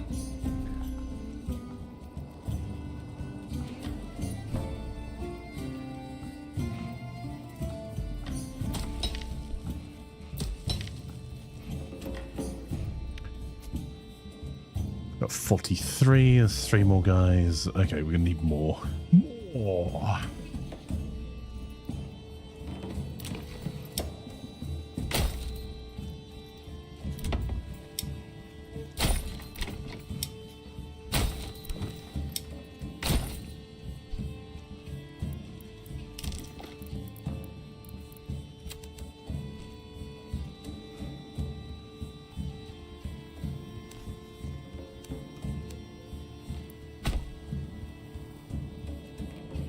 You have a town 56. You have 56 soldiers. Nice.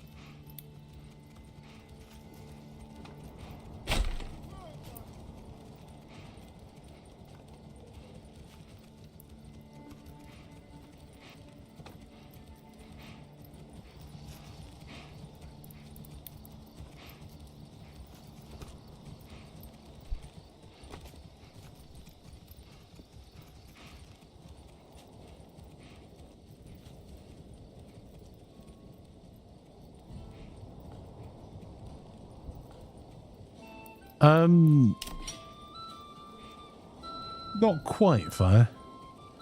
We've got 78 militia. And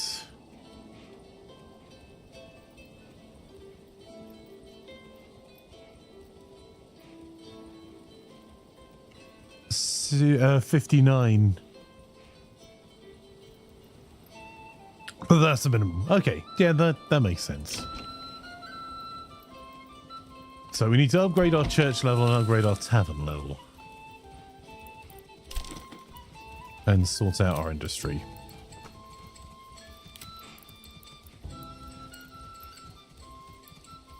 So on the industry front, I'll set up a clay furnace. Maybe we...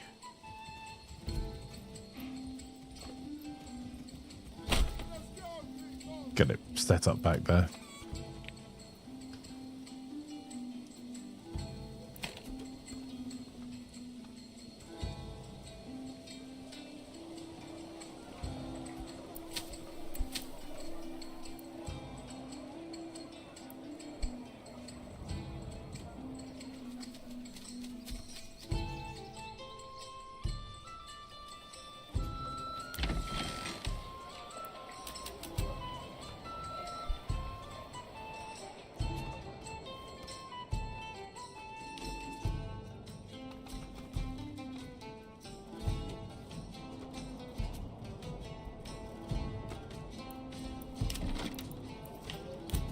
Right.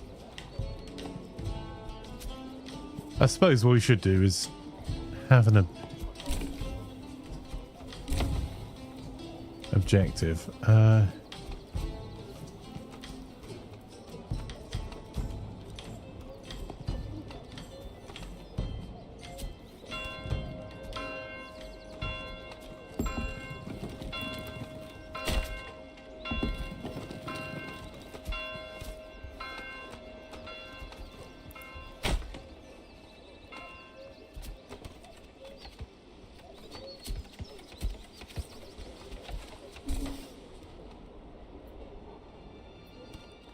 There we go. Our investments should slowly be paying off into our the amount of vegetables, eggs, and the like that we're gathering.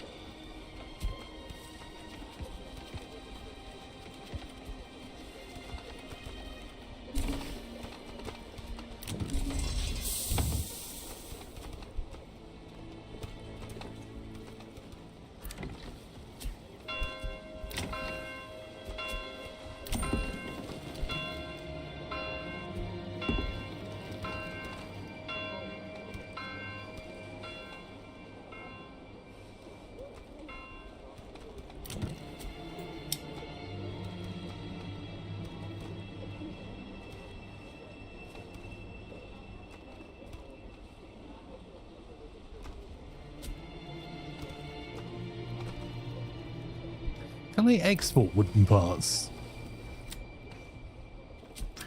So maybe crafting materials it counts as? Oh, we can export yarn. Yeah, we can export wooden parts as well. Okay, so that's another sustainable trade. Costs quite a bit to set up.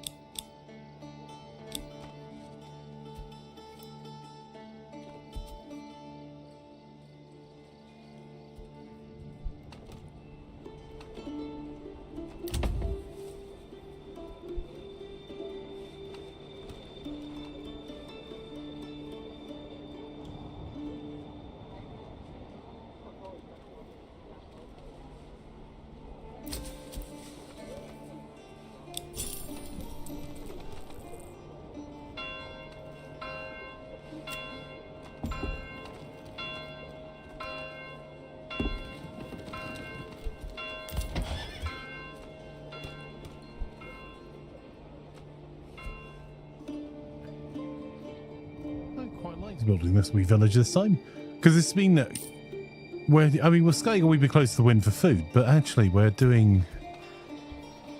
it's not doing completely terribly yet. So I just want to move the clay pit out of the way. That's the only reason we're doing the work there. Right, so we have barley. We can put one person into the malt house. And our brewer will start making beer from that.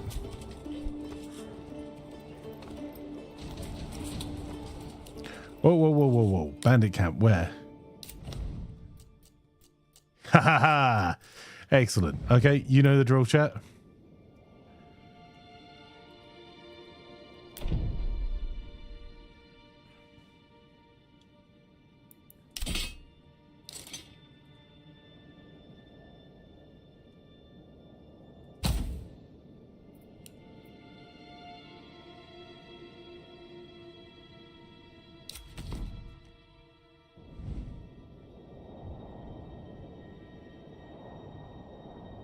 How do we not have enough stable space?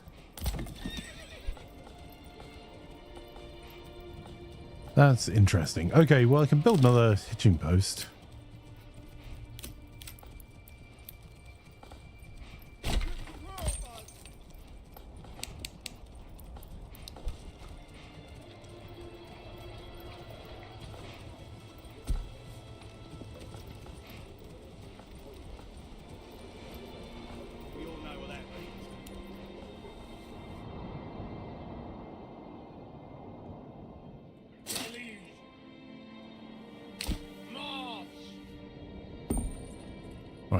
Is he going to send some mercenaries to deal with them? He is. Look at that. Right on time. The Baron will deal with all of those bandits.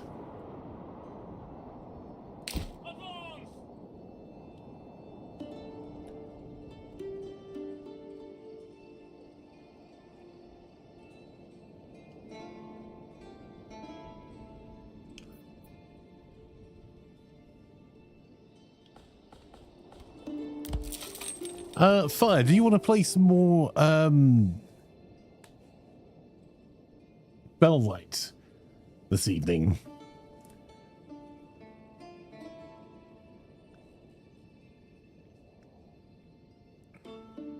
I was going to say, sorry, sir, I feel terribly ill, upset stomach, can barely walk straight, let alone march.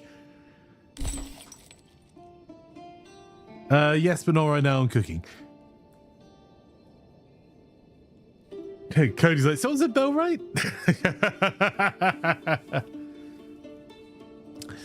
Cool.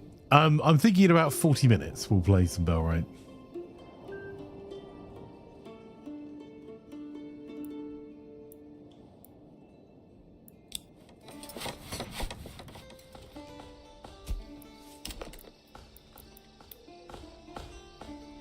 Come on, people, get to work.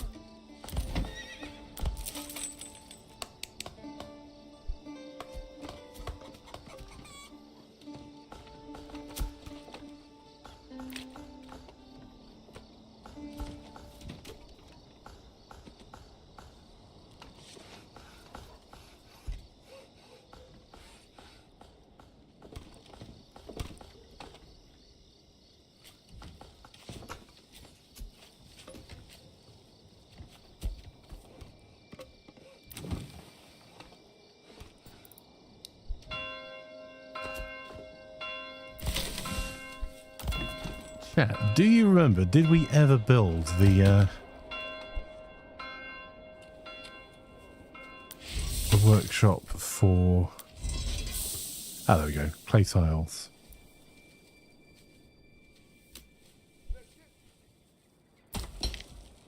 So I'm just trying to get this cleared out so there's nothing left here.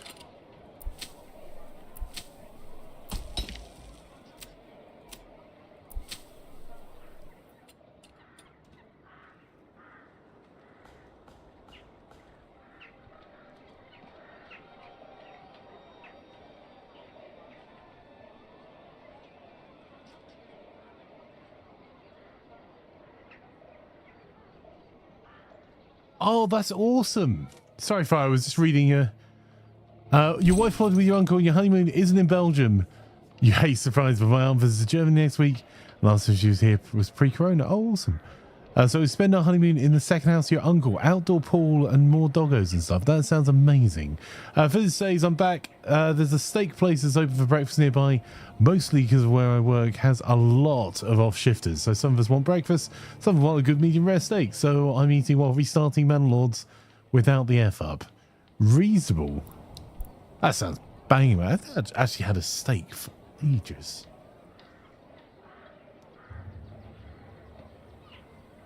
Hey, steak and eggs is a solid breakfast.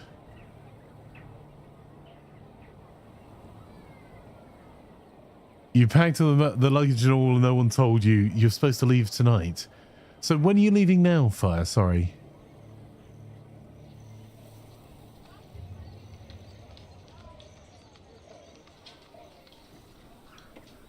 You've always been here. Well, perhaps it was simply a bad day. These things do happen from time to time. Monday, but it's only 45-minute drive. And you take the... Oh, awesome. That's really neat. So, yeah, I'm really looking forward to. So, just a heads up, I think the week after next... Hang on, I need to check my dates. Yeah, so not next week, the following week, or possibly from next weekend, I might be away for work. But also, I'm planning on actually going to Scotland for a couple of days because I haven't seen my grandmother since before Corona, before COVID. So I am planning on making my way up to. I think I'm going to go Manchester to Edinburgh, and then I may make my way to Chester, or may go Manchester, Chester, Edinburgh, and Oh, I forgot. We were waiting for the other ruler's army to... Damn it. I don't think we can get there in time. Oh, I forgot we were doing that. Never mind. Never mind. You win some, you lose some.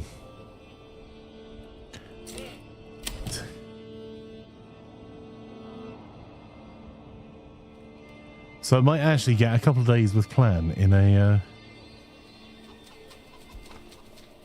away for a bit, because I actually haven't had an actual day off where I'm not doing any work at all, or traveling for work, or doing something for work.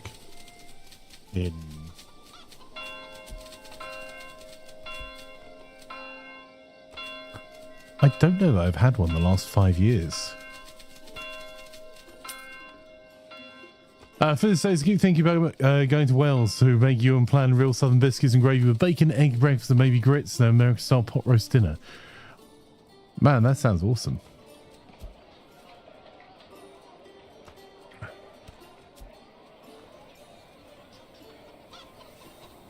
It's a hell of a trek, though, bud.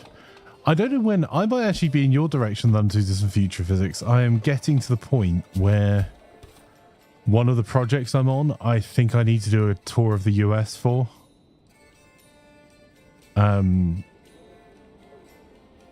So I don't know for certain because a client has to sign off paying for the travel and stuff. But I might be doing New York, Washington,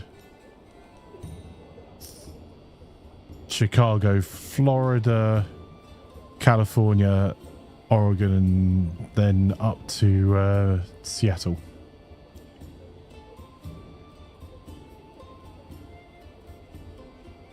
I might try and do that in a 1 or 2 week trip. Like, because I used to spend a lot of my time doing that.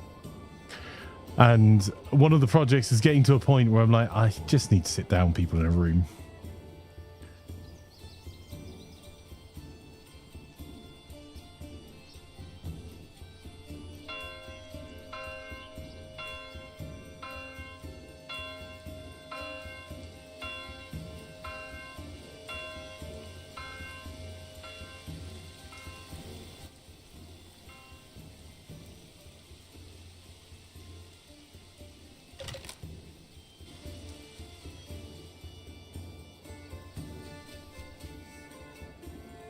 So if that happens, I will let you guys know, because I will try and see if I can meet up with people regionally.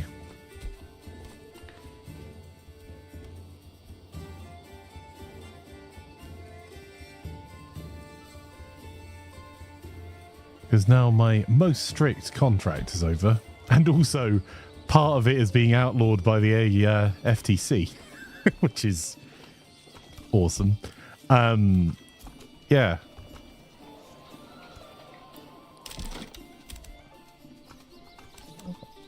Although I can't do face cam still, I can at least like do meetups.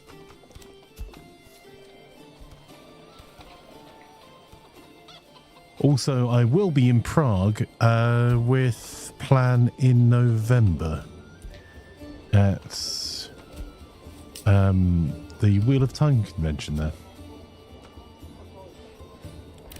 And also, sorry, September, I think, sorry. And in Bath for the Christmas markets in November. Can you bring wheat flour in through customs? I don't know, bud.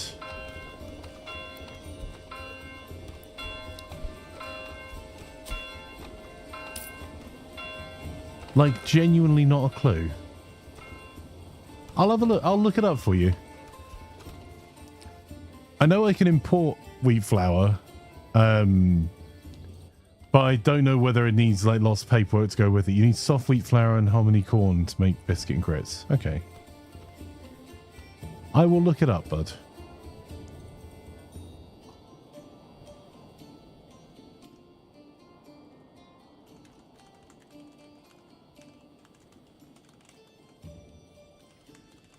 I mean, worst case scenario, if you let me know what the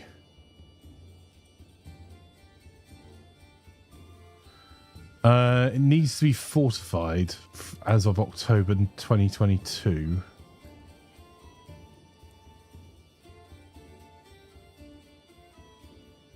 And you need to declare it.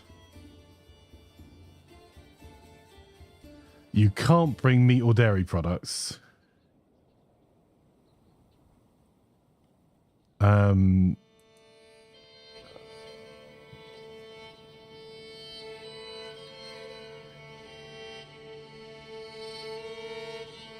Yeah, man, that's well, the worst case scenario, mate, is that I can try and work out how to import it, because, you know, having a company, and also having a partner company that does some importing and exporting. If I knew exactly what it was you were after, like specific brands and types and everything, I'll just pay over the odds to get it in. Also, it means you don't have the potential of an airline handling flour for you.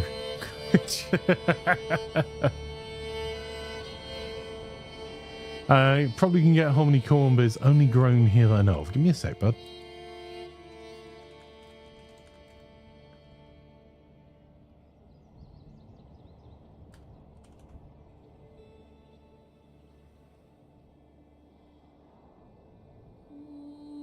I reckon I can get that at the end of my street.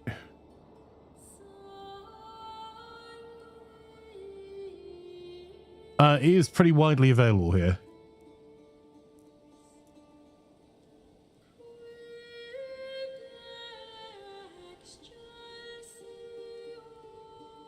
By widely available, I mean like widely available for specialty food stores.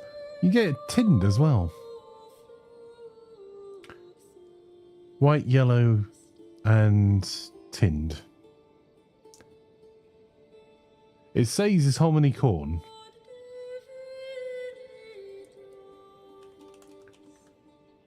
You can look for hominy maize as well. It's coming up with the same listings.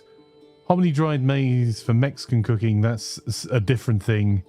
But that's also available in the UK. That's what grits are made of. Huh.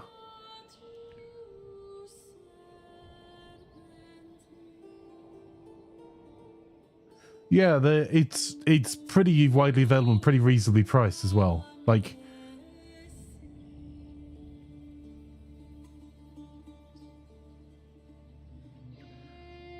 hominy is made from corn. The corn is dried, boiled, and soaked in lime until moist and plumped. This ensures a firmer texture is then thoroughly cleaned to remove all the hull and lime. When the corn becomes hominy, use it as a side dish or an integral part of the main dish, such as menudo or pazzole. Huh. Maize is corn. Yeah, it's what I mean is though that like maize and corn are often marketed different products depending on where you're. I do understand they are the same thing. So you tend to see like here anyway, you tend to see people talk about maize if it is products from for like South American areas, and then corn if it's North American areas.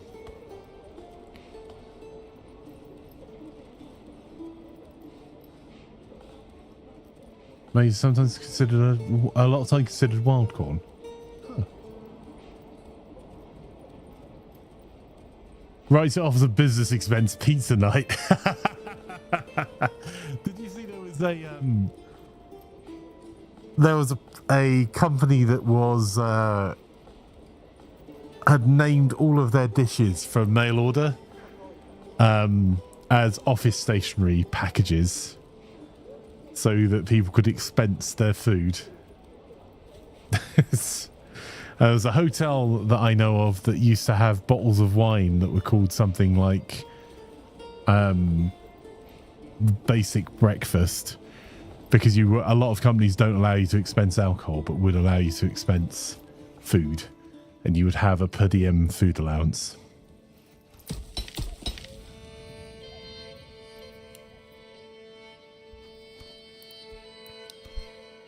But you had American pot roast. I've heard it's a lot different than the English version. I can't say I have, bud.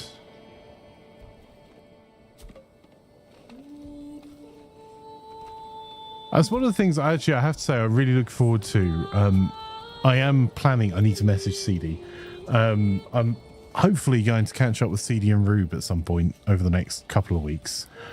And one of the things I'm really looking forward to is like you go and do stuff when you're visiting or someone's visiting you, right? That you otherwise just don't do. Like dependent on whereabouts I manage to catch up with them because they're busy traveling as well and doing loads of stuff. I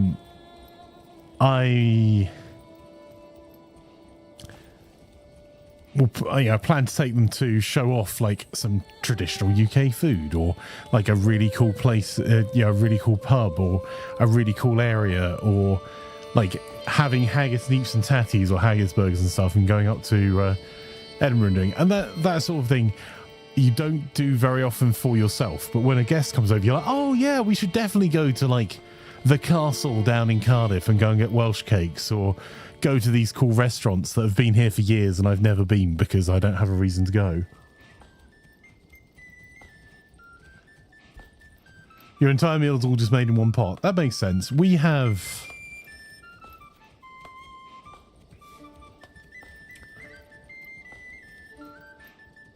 of have like one of the more stews tradition. I think it depends where you are in the country as well. Like I think for all that British food gets a bad rap, It is genuinely super varied from area to area to area. And by areas, you can be talking like 30 miles down the road. And although the vast majority of people are eating the same things that, you know, whatever mass-produced stuff the supermarket has in, because, you know, who has time to cook?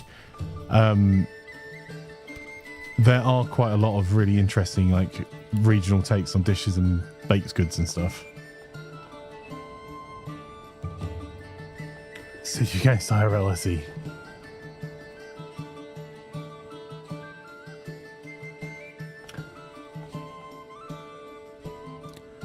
No wonder we're not growing. What a numpty. I'm not actually building any more houses. Deary me, chat. It would be embarrassing if I had, you know, any sort of career in in any related industries to gaming or being efficient or consulting or any of those things, you know. That'd be really unfortunate.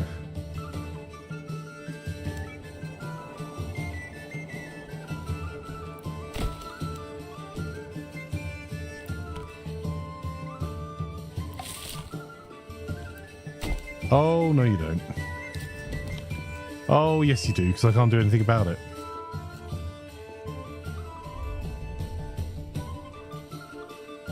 Right, let's get some upgrades going so we can get some... so we need to upgrade the church.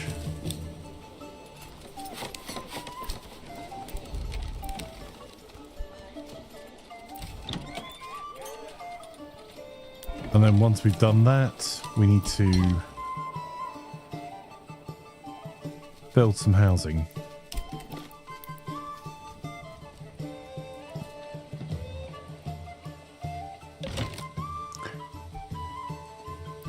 Yeah, it's amazing how time's flying this year, because I've got several projects I'm meant to be like traveling all over the place for. And they're like, oh yeah, all this stuff needs to be done, and oh no, we don't want to pay you for it. And I'm a pretty cheap date in terms of travel. The cost of having me work remotely versus the cost of having me in person is really flights and hotels.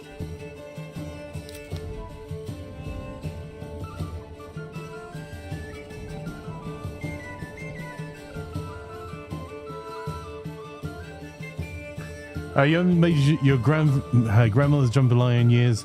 There's no way you can get all the right stuff over there. What would you be missing, bud? Like, genuinely out of interest, not... I'm not disagreeing with you, to be clear. Because there are something... Like, haggis is something that you can get an approximation of in the US. And actually, vegetarian haggis is pretty good. It's not the same thing, but it is pretty good.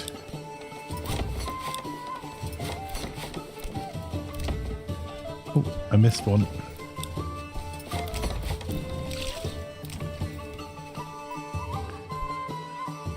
But it's one of those... Sorry, I mentioned that because it's one of those things that is kind of similar. Like, I can't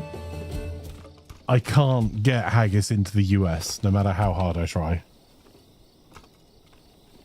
Tolman says, Flanker's not a cheap date. He buys me piece of my hard work, risking my life on the coffees.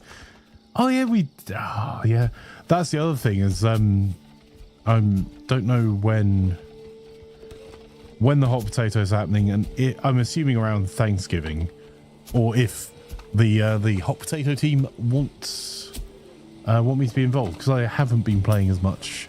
I haven't played RimWorld other than the hot potato for the last 2 years. So, Majestic Bear says, I wonder if there would be the controller gamepad support for this game. I would imagine so. I'm an old school console player. I don't mind mouse and keyboard, just wondering. Well, bearing in mind it's coming out on Xbox and Xbox Series X and S, and on Game Pass for Xbox, in the future, that's coming soon TM, I would imagine there's going to be some level of controller support added. I'm not sure how it will work, because controllers are historically pretty terrible for like the fine control. But I reckon so.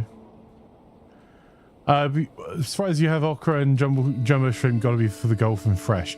Fresh, you might have well, I wouldn't be able to get Gulf fresh shrimp here. Frozen, sure. The UK, although I'm not a huge a huge shellfish fan, mainly because my mum had really severe food poisoning when I was younger, like life-threateningly so, and has ever since been violently allergic to shellfish. She wasn't before, so as a kid we just didn't eat it. But you can get pretty good seafood here. So for being able to like getting prawns and shrimp, and we actually catch lots of them and then export them rather than eat them in the UK. And okra we can definitely get. Like, I'm super lucky the area I live in. It is an incredibly multicultural area, which I freaking love, because you get loads of different foods from loads of different places all over the world. And yeah, there is very little ingredients wise that we can't get our hands on in terms of dry ingredients or vegetables. You catch a shrimp outside the day to make the jambalaya. That sounds awesome, dude. Like, just as an activity to do.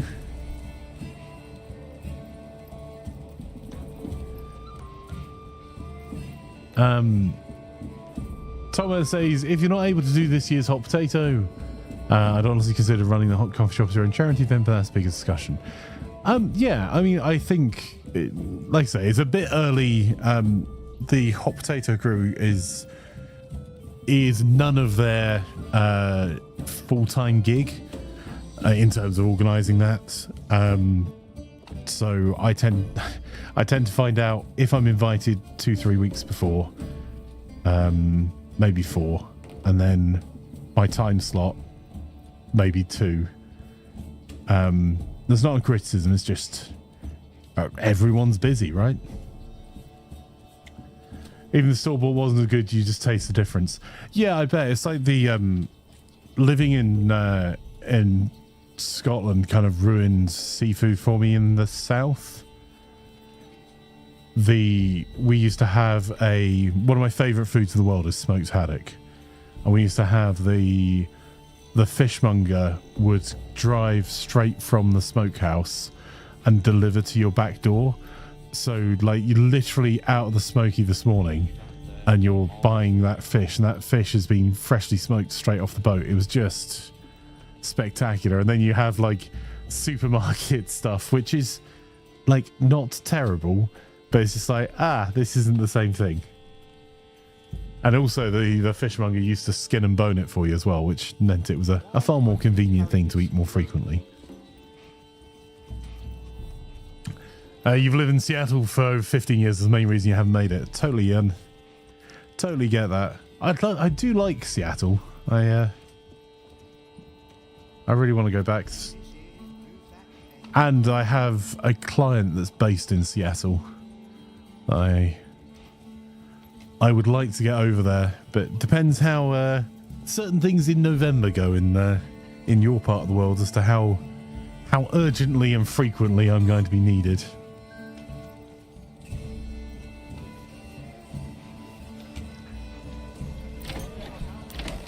And maybe I think it looks like my next trips are going to be to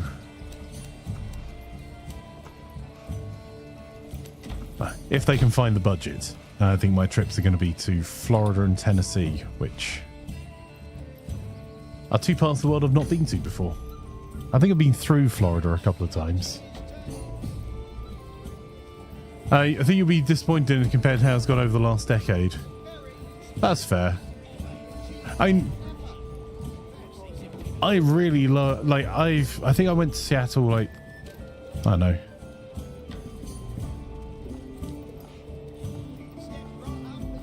probably 3 or 4 times, like, not a huge amount. And only one of those I got a lovely day because I got to go over with my dad and just, like, walk around Pike Place and stuff, which I really enjoyed. because most of my work trips are like get off plane, get onto whatever local transit or into taxi, get into meeting room, have meetings, sort problem, leave. So I don't often get to see much of the area, but I really enjoyed just bimbling around Seattle. I know it's a touristy area around Pike Place. It's like where you go to San Francisco and like your favorite area is the waterfront. But I do really like the market there.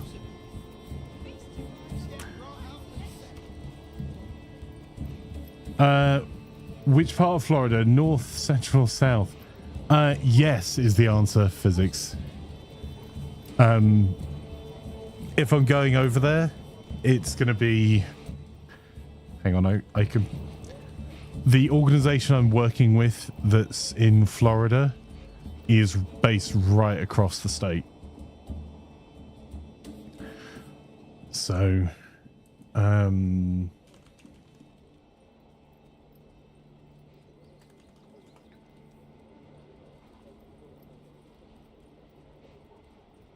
so I think,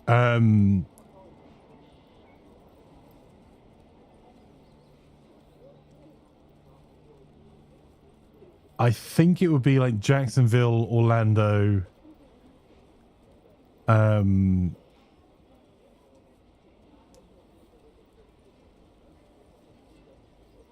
around the Miami area, and then potentially, like, I don't know, this is the problem, right? Is Tampa,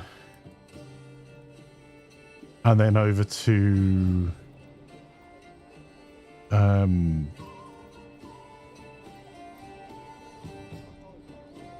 over towards like Tallahassee area.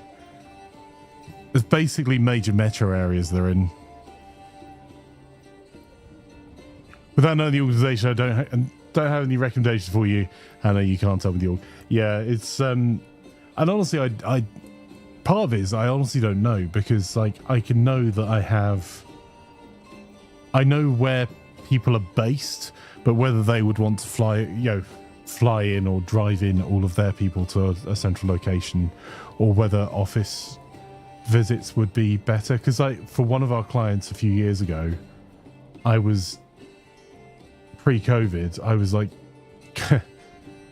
I visited every single one of their locations that they opened up and were planning to open up at the time, for lots of reasons, offices and like store locations, which was like interesting to do the traveling bit, but it was just basically like seeing the inside of a different office or store every single day for a month. Orlando, spend a day at Disney World, Epcot Center, Miami, Tampa, spend some time in the water, Jacksonville, work and move on. Nothing there. Orlando, head to Cape Canaveral and visit Kennedy Space Center. You might catch it at launch. It's an hour or so from Orlando, cheaper than Disney. So I still have, Plan and I did kind of a honeymoon-esque, but I still plan a tropical holiday somewhere. And we were looking at doing like a Hawaii or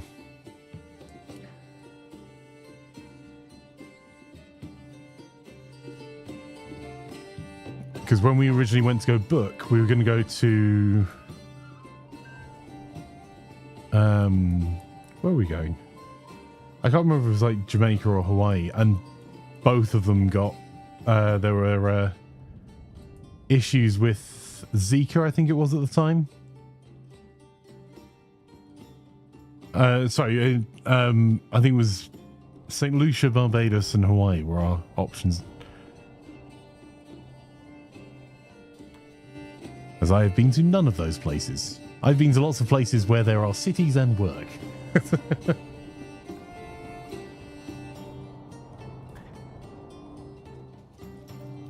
Right, we've got our housing back up. Have I? I've done something silly here, chat. Gonna take some people out of the malt house. Yeah, that gives us our ability to grow again.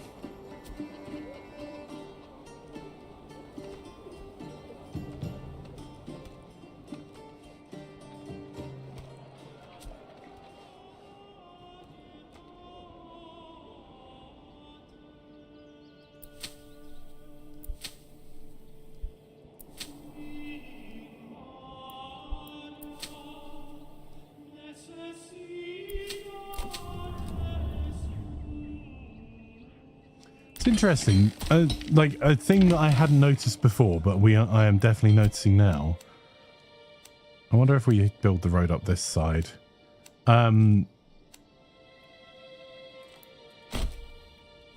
like not a complaint, just a genuinely an interesting observation for me is that we don't seem to, despite having 8 people in the farmhouse, we don't have ploughing stations, so because we don't have the tech for that, but we're not actually seeing anyone using, we're not managing to get to the fields in time each year. We've not had a single wheat harvest.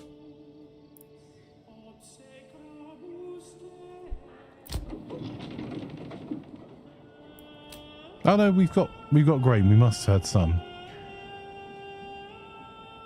I'm going to pull a couple of people out the... Oh, that's good news. Silly flanker. That means I can destroy that.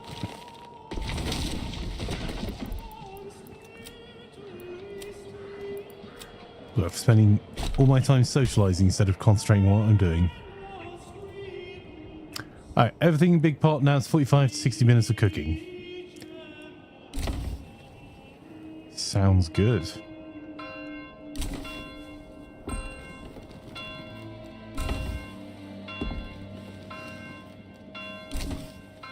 It's interesting, Russ, you were saying like the big American companies move somewhat more stable like the UK. I know you say in jest. It's really interesting like how your career you build up a reputation in a particular area. So I have a lot of my work came from work that I had done in Silicon Valley. Is that there? There we go.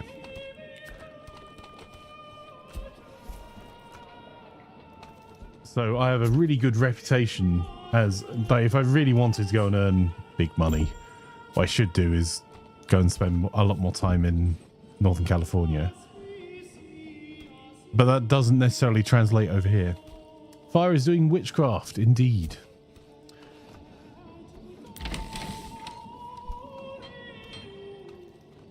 Filled red peppers cooked in a tomato cheese sauce with rice. That sounds lovely. Oh, also, you can see our vegetables paying off. We've got 4 months of food, and that's basically entirely vegetables. And what we should be doing is microing a little bit more. So I'm just checking... Oh, not the trading post. Alright. So I think we've turned all of the grain that we had...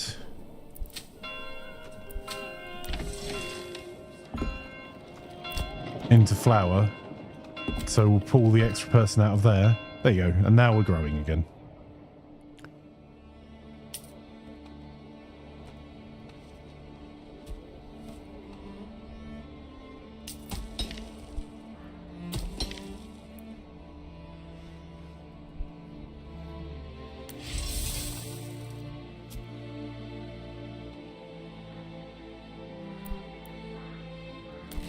And we should be... I'm just trying to use through the clay as well. Let's add 2 people to the forester's hut, 1 person to the woodcutter's lodge.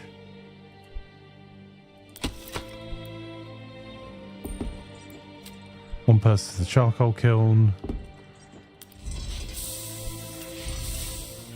1 person to the bloomery.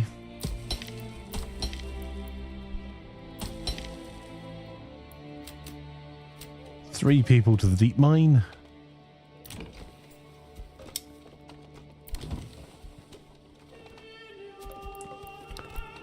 There we go. Hey, Maris.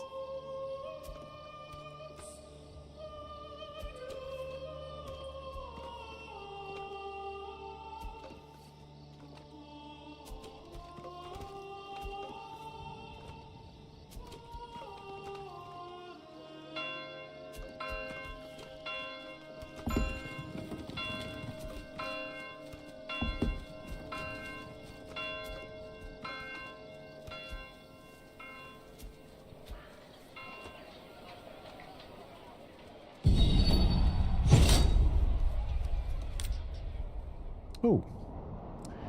Enemy units have been spotted.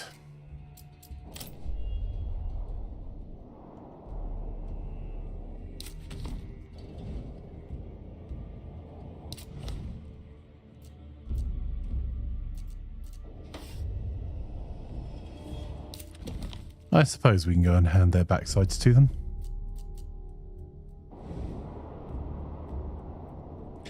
So those brigands coming for us? Or is the other Baron going to deal with them?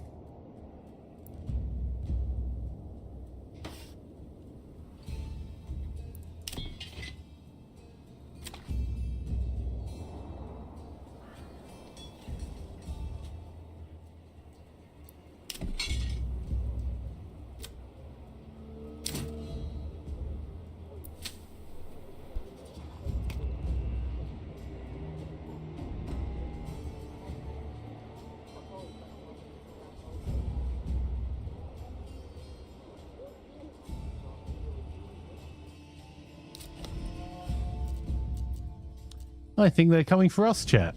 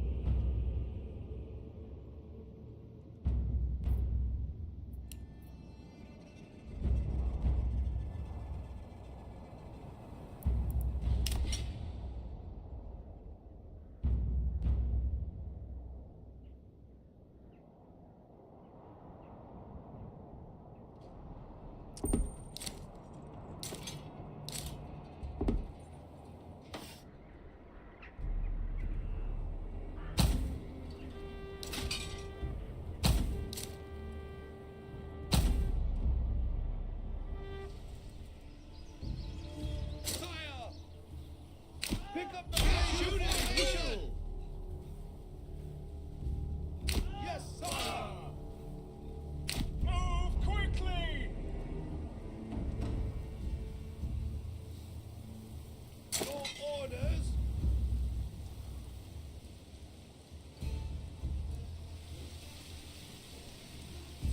Your orders. Your orders. Faster. Unit at will. Men, sire.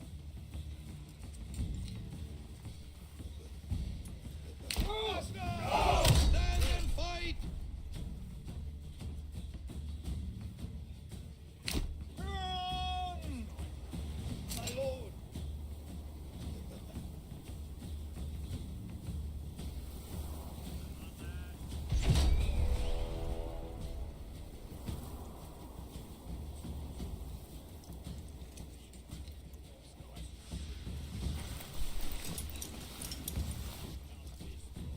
No Lance of Knights. Unfortunately not. Your orders. My lord. Heavy infantry.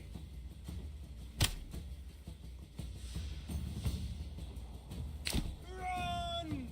Yes, sire. My lord. Pick up the pace. Your orders. Pick up the pace, sire. Pick up the pace. Move, ready. Pick up the pace. Men. Pick up the pace, sire. My lord. Your orders. Yes, sire. Heavy infantry.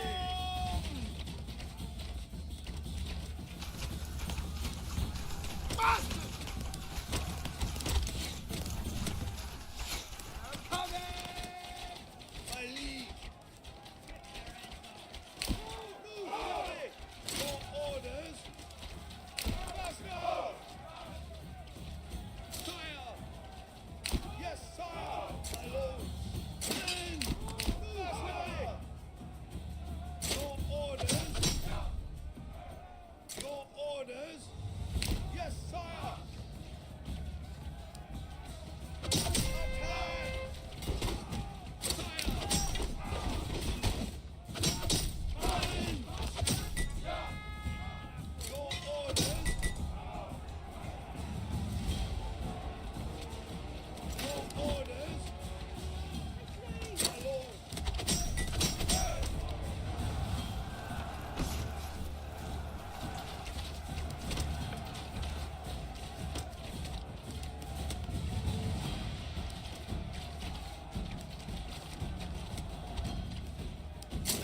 Oh, we lost a lot of villagers there.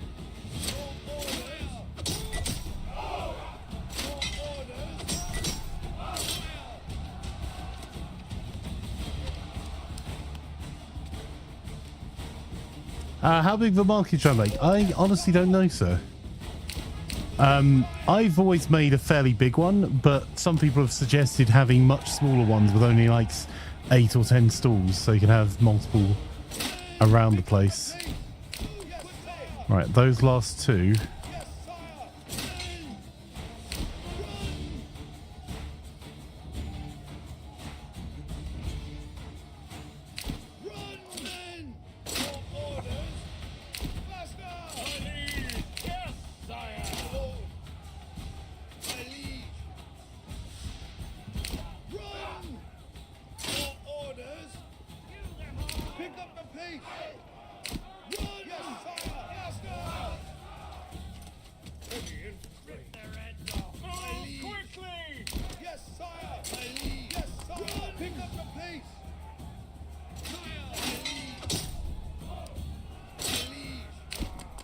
Go on, run! Run!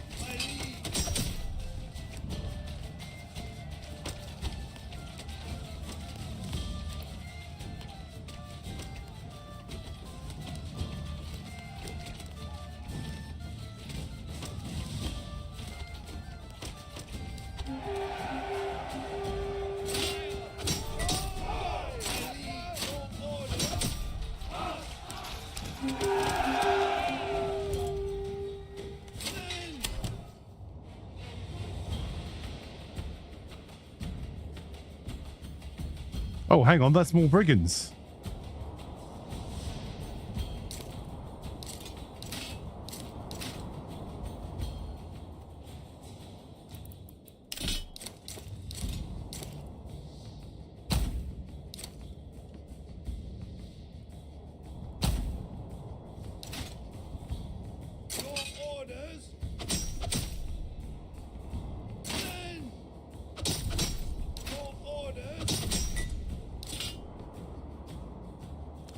We can't actually rally our... That was silly. We can't rally our standing army because there's not enough of them to be rallied.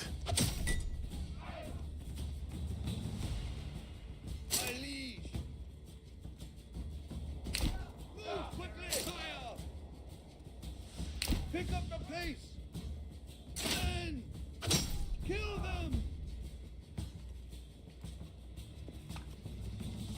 And my lord, run!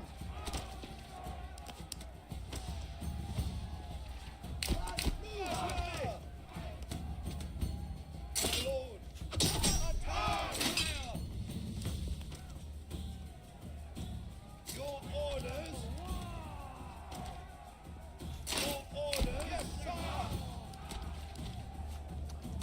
Yes, Brass.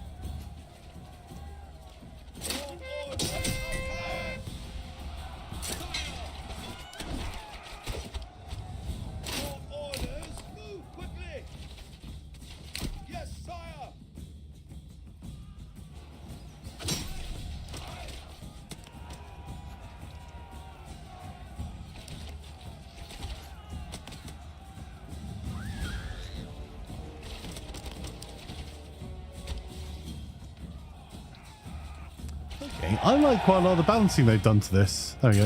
Orders.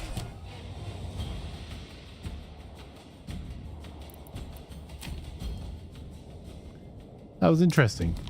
You made one around a well that does 11 as a space filler. Yeah, I did that on, I think, the first run. Physics seemed to work.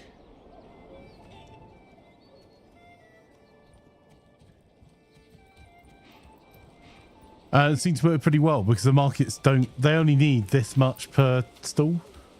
So it's a very small area. And Fire's right that you could find yourself with, if you do a huge market area, like this one's not huge, but it's pretty big. They're going to keep putting market stalls here before they go anywhere else. So if you were wanting to have a couple of wee markets around your village, then they wouldn't do that for you. Because they're meanies. Right? Just for the giggles.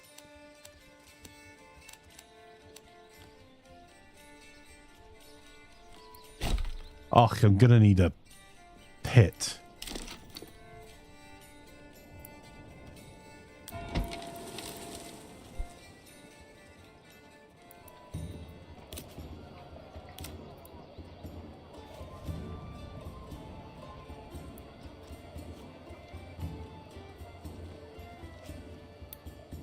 Let's put a wee cosmetic shrine.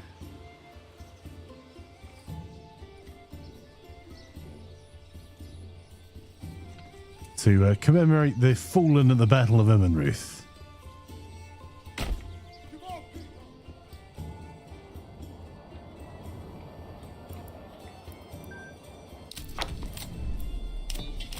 And then...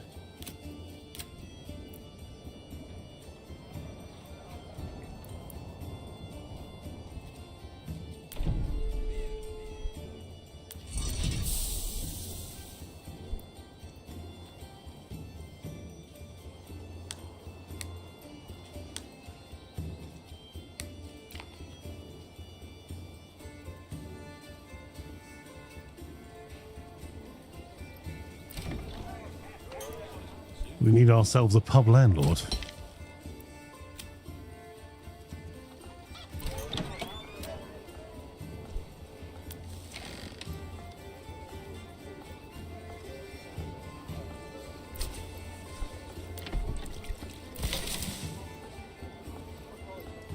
We've got ale and flour at the moment. And we need more housing again, so...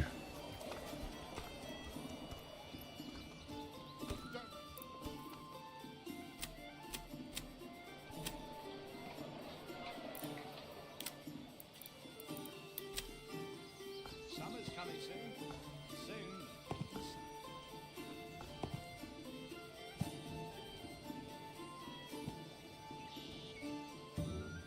Gave the old ox a handful of month-old grain. He spat it in my face and tried to guard me against it.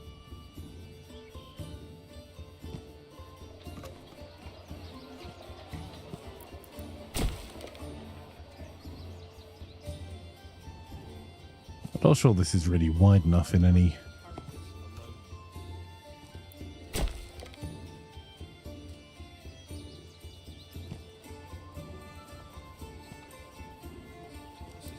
Right, then we'll get back to the serious business of needing a body storage pit. There you go. We'll stick it up in the corner over here. Welcome to Emmenruth, home of the storage pit for bodies. You'll never want to leave.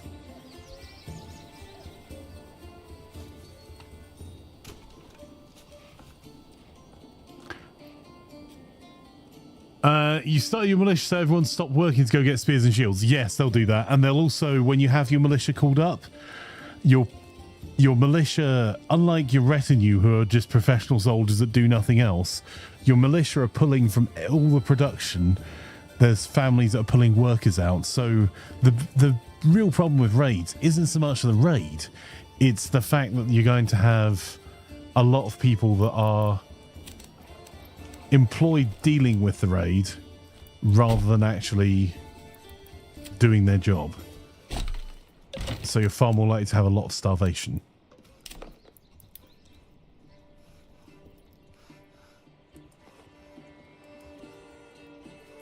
Vegetables, get your daily dose of greens, healthy and hearty.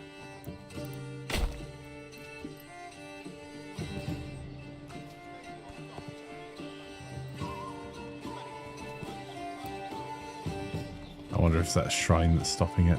They do that. Don't be shy, good sirs and ladies.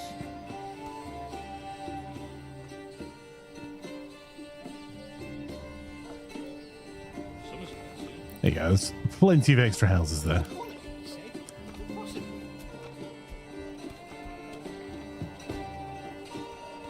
Possible. You started with 100 regional wealth, so you saved 20 for an ox and spent 80 on 2 chickens and 2 veggies. I'm going to start right. I'm starving. Feed us, says a cookie. Food. If you're too daft to find the food here, then that's on you, not on me.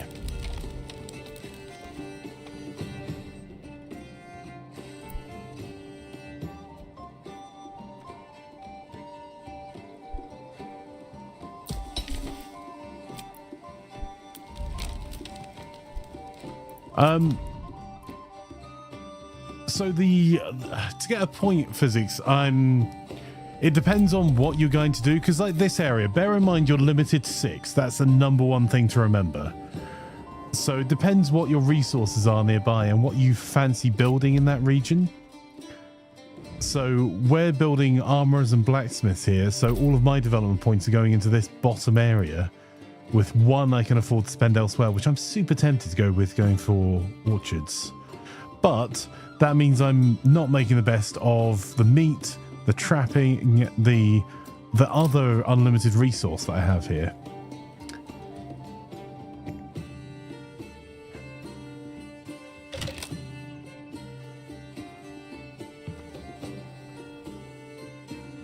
So it's going to be super situational, which is why I love this game so much.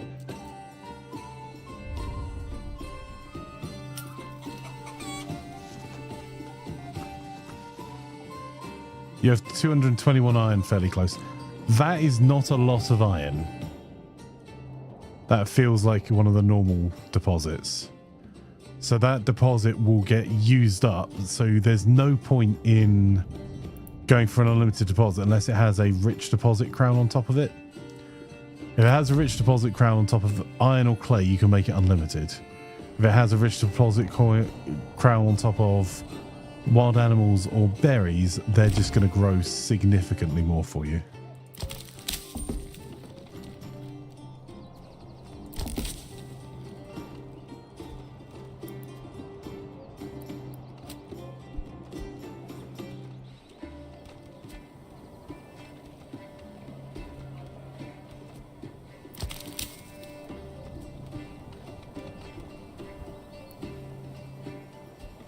There we go. 50 clay and 60 berries. So which one has a crown on top of it in your area of physics? Is the stone maybe?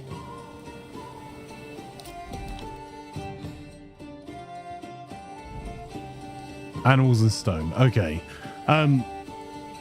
Stone there's no real tech towards at the moment. So you could go, yeah, it depends on what you think the problems are in your region. Is your region fertile? If your region's super fertile, you can go for the farming areas. If your region's not super fertile, then you could go for these areas to kind of make up for it a bit. They'll give you more pelts or more meat harvested by hunters.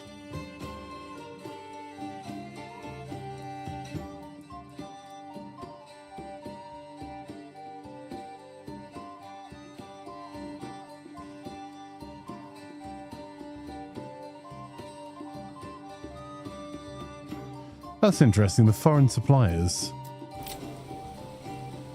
I don't know if it's fertile. Another point's the same every region I take. No. So they're very specific to the one little area. So any points I spend, I'll get 6 points maximum when I grow this to a large town in this one area.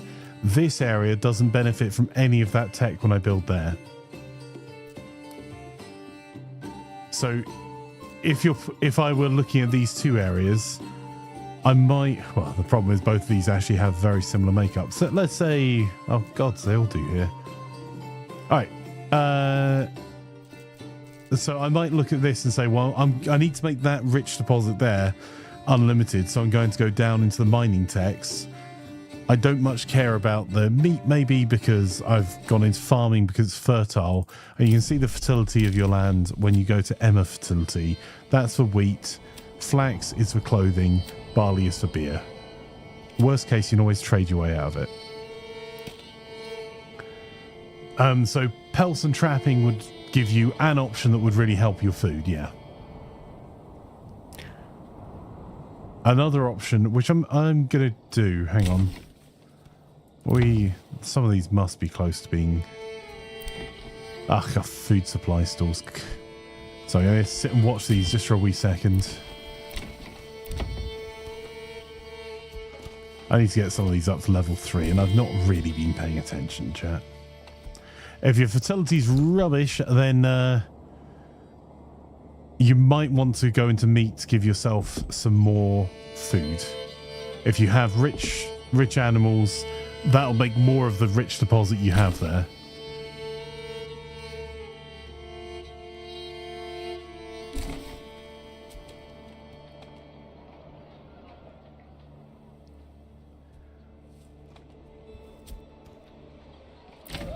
Right.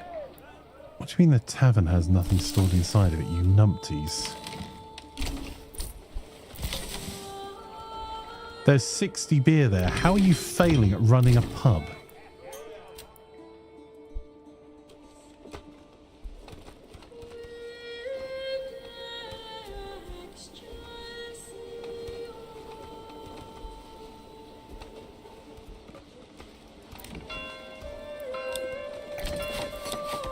Right.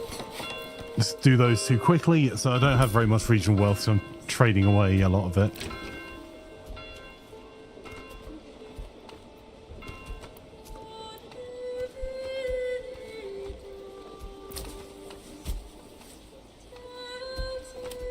If I stopped trading our barley for a little while,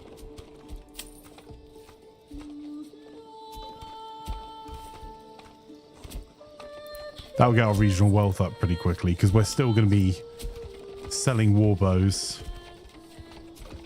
Our global market is critically oversupplied, so there is extremely low prices and no foreign exports. Oh dear. Okay, then there is a mechanic that deals with the fact that we have 2 Fletchers doing nothing but making war bows. Greg, I see you. I love it. You screwed us, and I appreciate it. We are making more war bows than the world is consuming.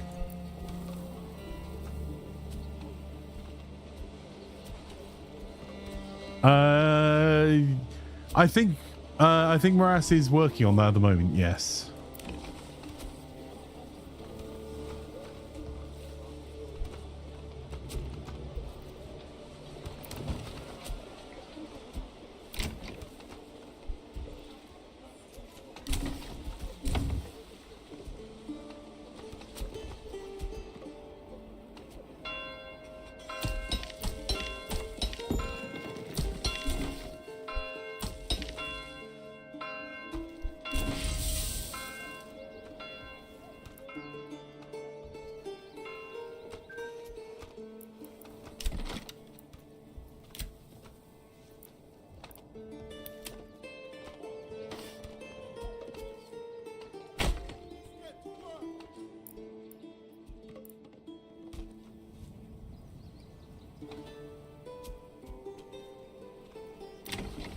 There you go. Let's get our last house, sir. We'll get ourselves to our next area, and then I want to build some orcharderies. Because why not?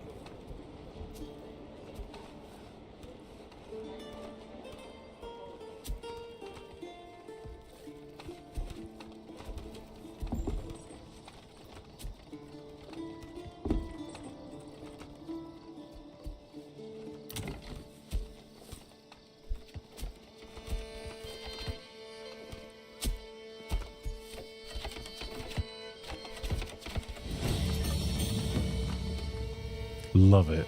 Okay. We could probably just push through and do another couple. I'm going to get an orchardry because I haven't tried them yet. And we've got these houses here. Ooh, 50 wealth for an orchardry.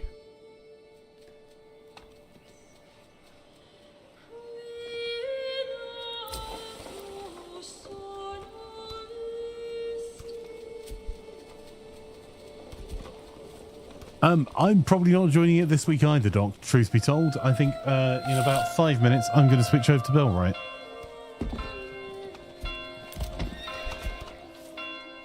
Because then we need to do a proper launch for a new armor server, and I think that Morass could work on it really well and get it all done and stable. But without a big push, no one's going to join it. So...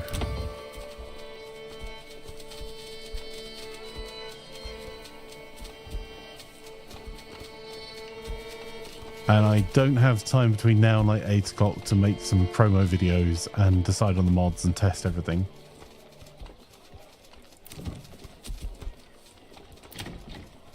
But I think the Halo run was cool to play on. I really liked the assets and stuff. It was just... it was set up wrong, which is on Morass and I.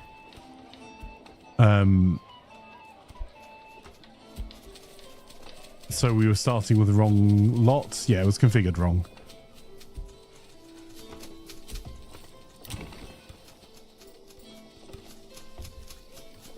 But again, none of it's world ending. It's just...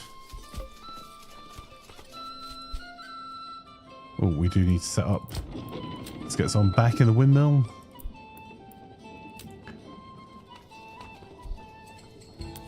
I'll add another person to our granary. Yeah, so the incorrect configuration was which side started as the original government side. You were supposed to be ODST fighting humans with then the Covenant coming in. But I think also people weren't enjoying how hard it was to get going. Which is entirely fair. Like, genuinely not a complaint, guys.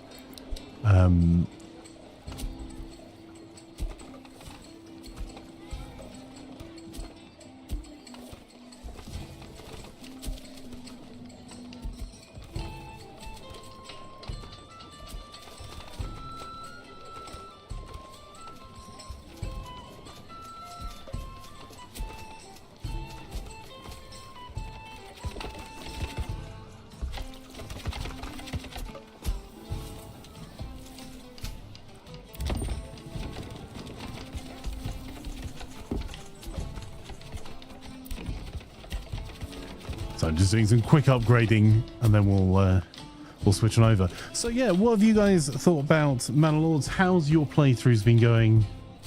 I'm definitely going to be playing more.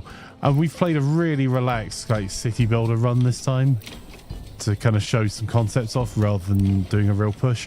I'm loving some of the changes. The Baron is a lot more aggressive. The raids seem to be more aggressive as well. And they seem to have nerfed bows a little bit. Or we just have really bad militia archers. But either way, I'm really happy with it. I think you can tell a good game when you're like, oh, well, next time, my next run, I'm going to do this instead.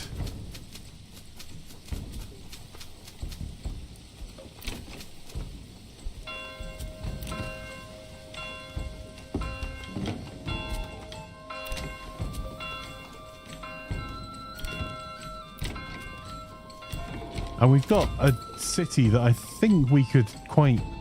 I don't think we'd easily roll the AI Baron, because I don't think that's a thing anymore, because they keep hiring mercenaries. And we're going to have to raise some taxes and reduce our popularity at some point. But we've got a lot of growth. There we go. We've got enough regional wealth. This is the thing I really wanted to do before we finished. To see what the orchards look like.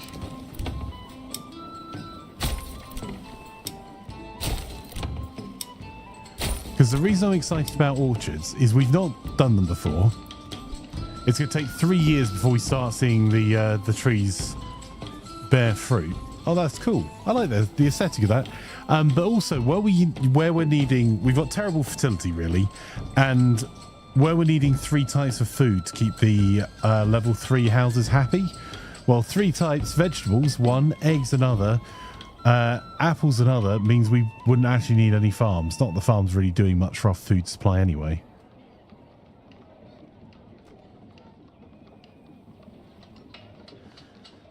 What else changed the early access release? Well, bear in mind that like the creator release was only like what, I think I got it 4 weeks before. 4 weeks ago, maybe. I'm not entirely sure. I'd have to go back and check. They've made some changes to the economics of sheep. Apparently, I haven't seen that. It seems like they've changed the way the world markets operate, or they're far more unforgiving now. So you can't just like spec into doing nothing but bows and oversupply the world. The Baron is more aggressive or more proactive, not necessarily aggressive. Yeah. Have a good evening, Doc. Enjoy your D&D. Updating Bellrite, all the updates. But yeah, I think we've done...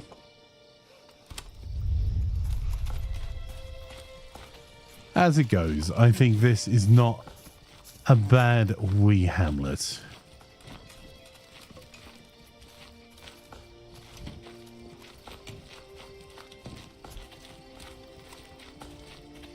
See our communal bread oven there? With the bread stored in the wee storehouse. I like that. There's one of our bakers.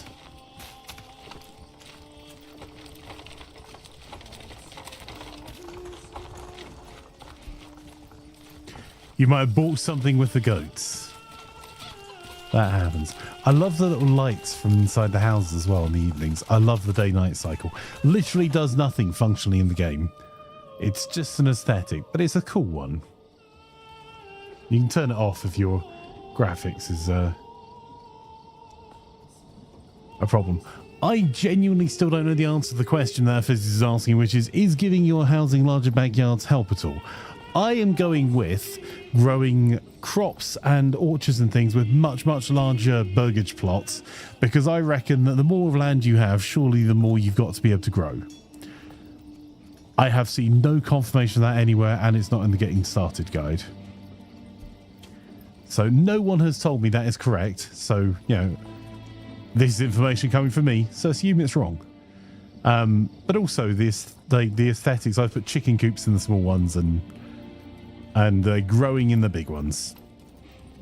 But some people have built cities with nothing but tiny miserable wee burgage plots like these that have no land to grow.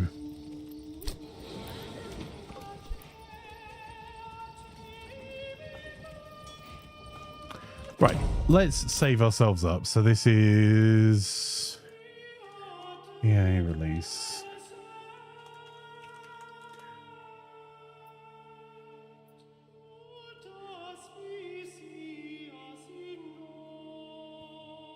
Fire says, I love to build bigger plots so the garden looks like a garden. Flankers plots look like British plot layout. I mean, yeah. Based on medieval times where you had to grow your own food. Speedy says, random question, how diverse is wildlife running around here? I honestly don't know. Let me have a wee look for you before we disappear then. It looks like it's just deer.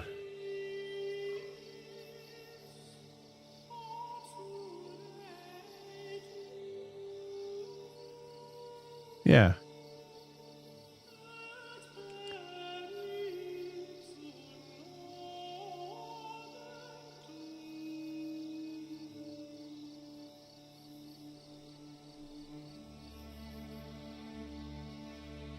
Looks like just deer. Okay, so here is the cunning plan, chat. What we're going to do is I'm going to switch on over, to our next game. We're going to play a little bit of Bellwright tonight. We've played some over a couple of days. If you've got Bellwright, you're welcome to join me. It was requested by Fire. So it's not a sponsored stream or anything. There's no way you can buy it that supports the stream. It's Steam only. But it's an interesting kind of medieval co-op. Well, I'm playing as co-op. Locally hosted co-op survival RPG game. So, yeah.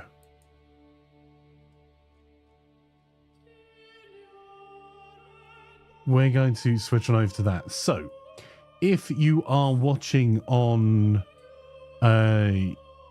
YouTube, thank you for watching. There will be a new stream going up in just a second. It's a separate stream on YouTube. If you're watching on Twitch, you don't need to do anything.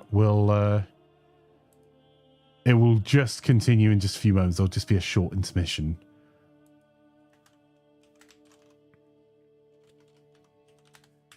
And if you have any more questions about Manor Lords or Bellwright or any of the games we play, just let me know. And if you would like to join us for any of our community games, then you can head on over to Discord, discord.gg/imaflanker, and please check out the articles by the incredibly talented Sia Kane at Gaming Buzz, which you can find at gaming.buzz. Do I need a granary worker to gather the eggs and veggies so far on the houses showing if they have any? It certainly helps. Physics. I have found the granary workers tend to go and pick up all of the things, store it in the granary so it also doesn't get spoiled, because if you overproduce eggs or overproduce veg and it rains, it gets spoiled. If it's overfilling the house storage, whereas in the granary it doesn't. Does that help?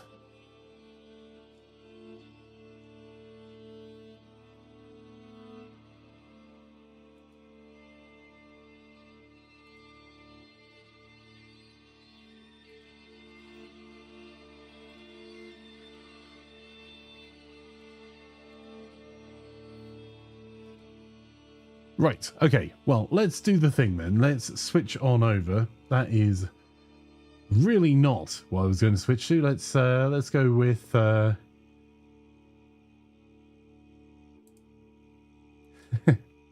let's go with that. Pro streamer. So YouTube, the stream is about to cut off. Thank you for watching, but the other stream is going to be up in literally 2 or 3 minutes.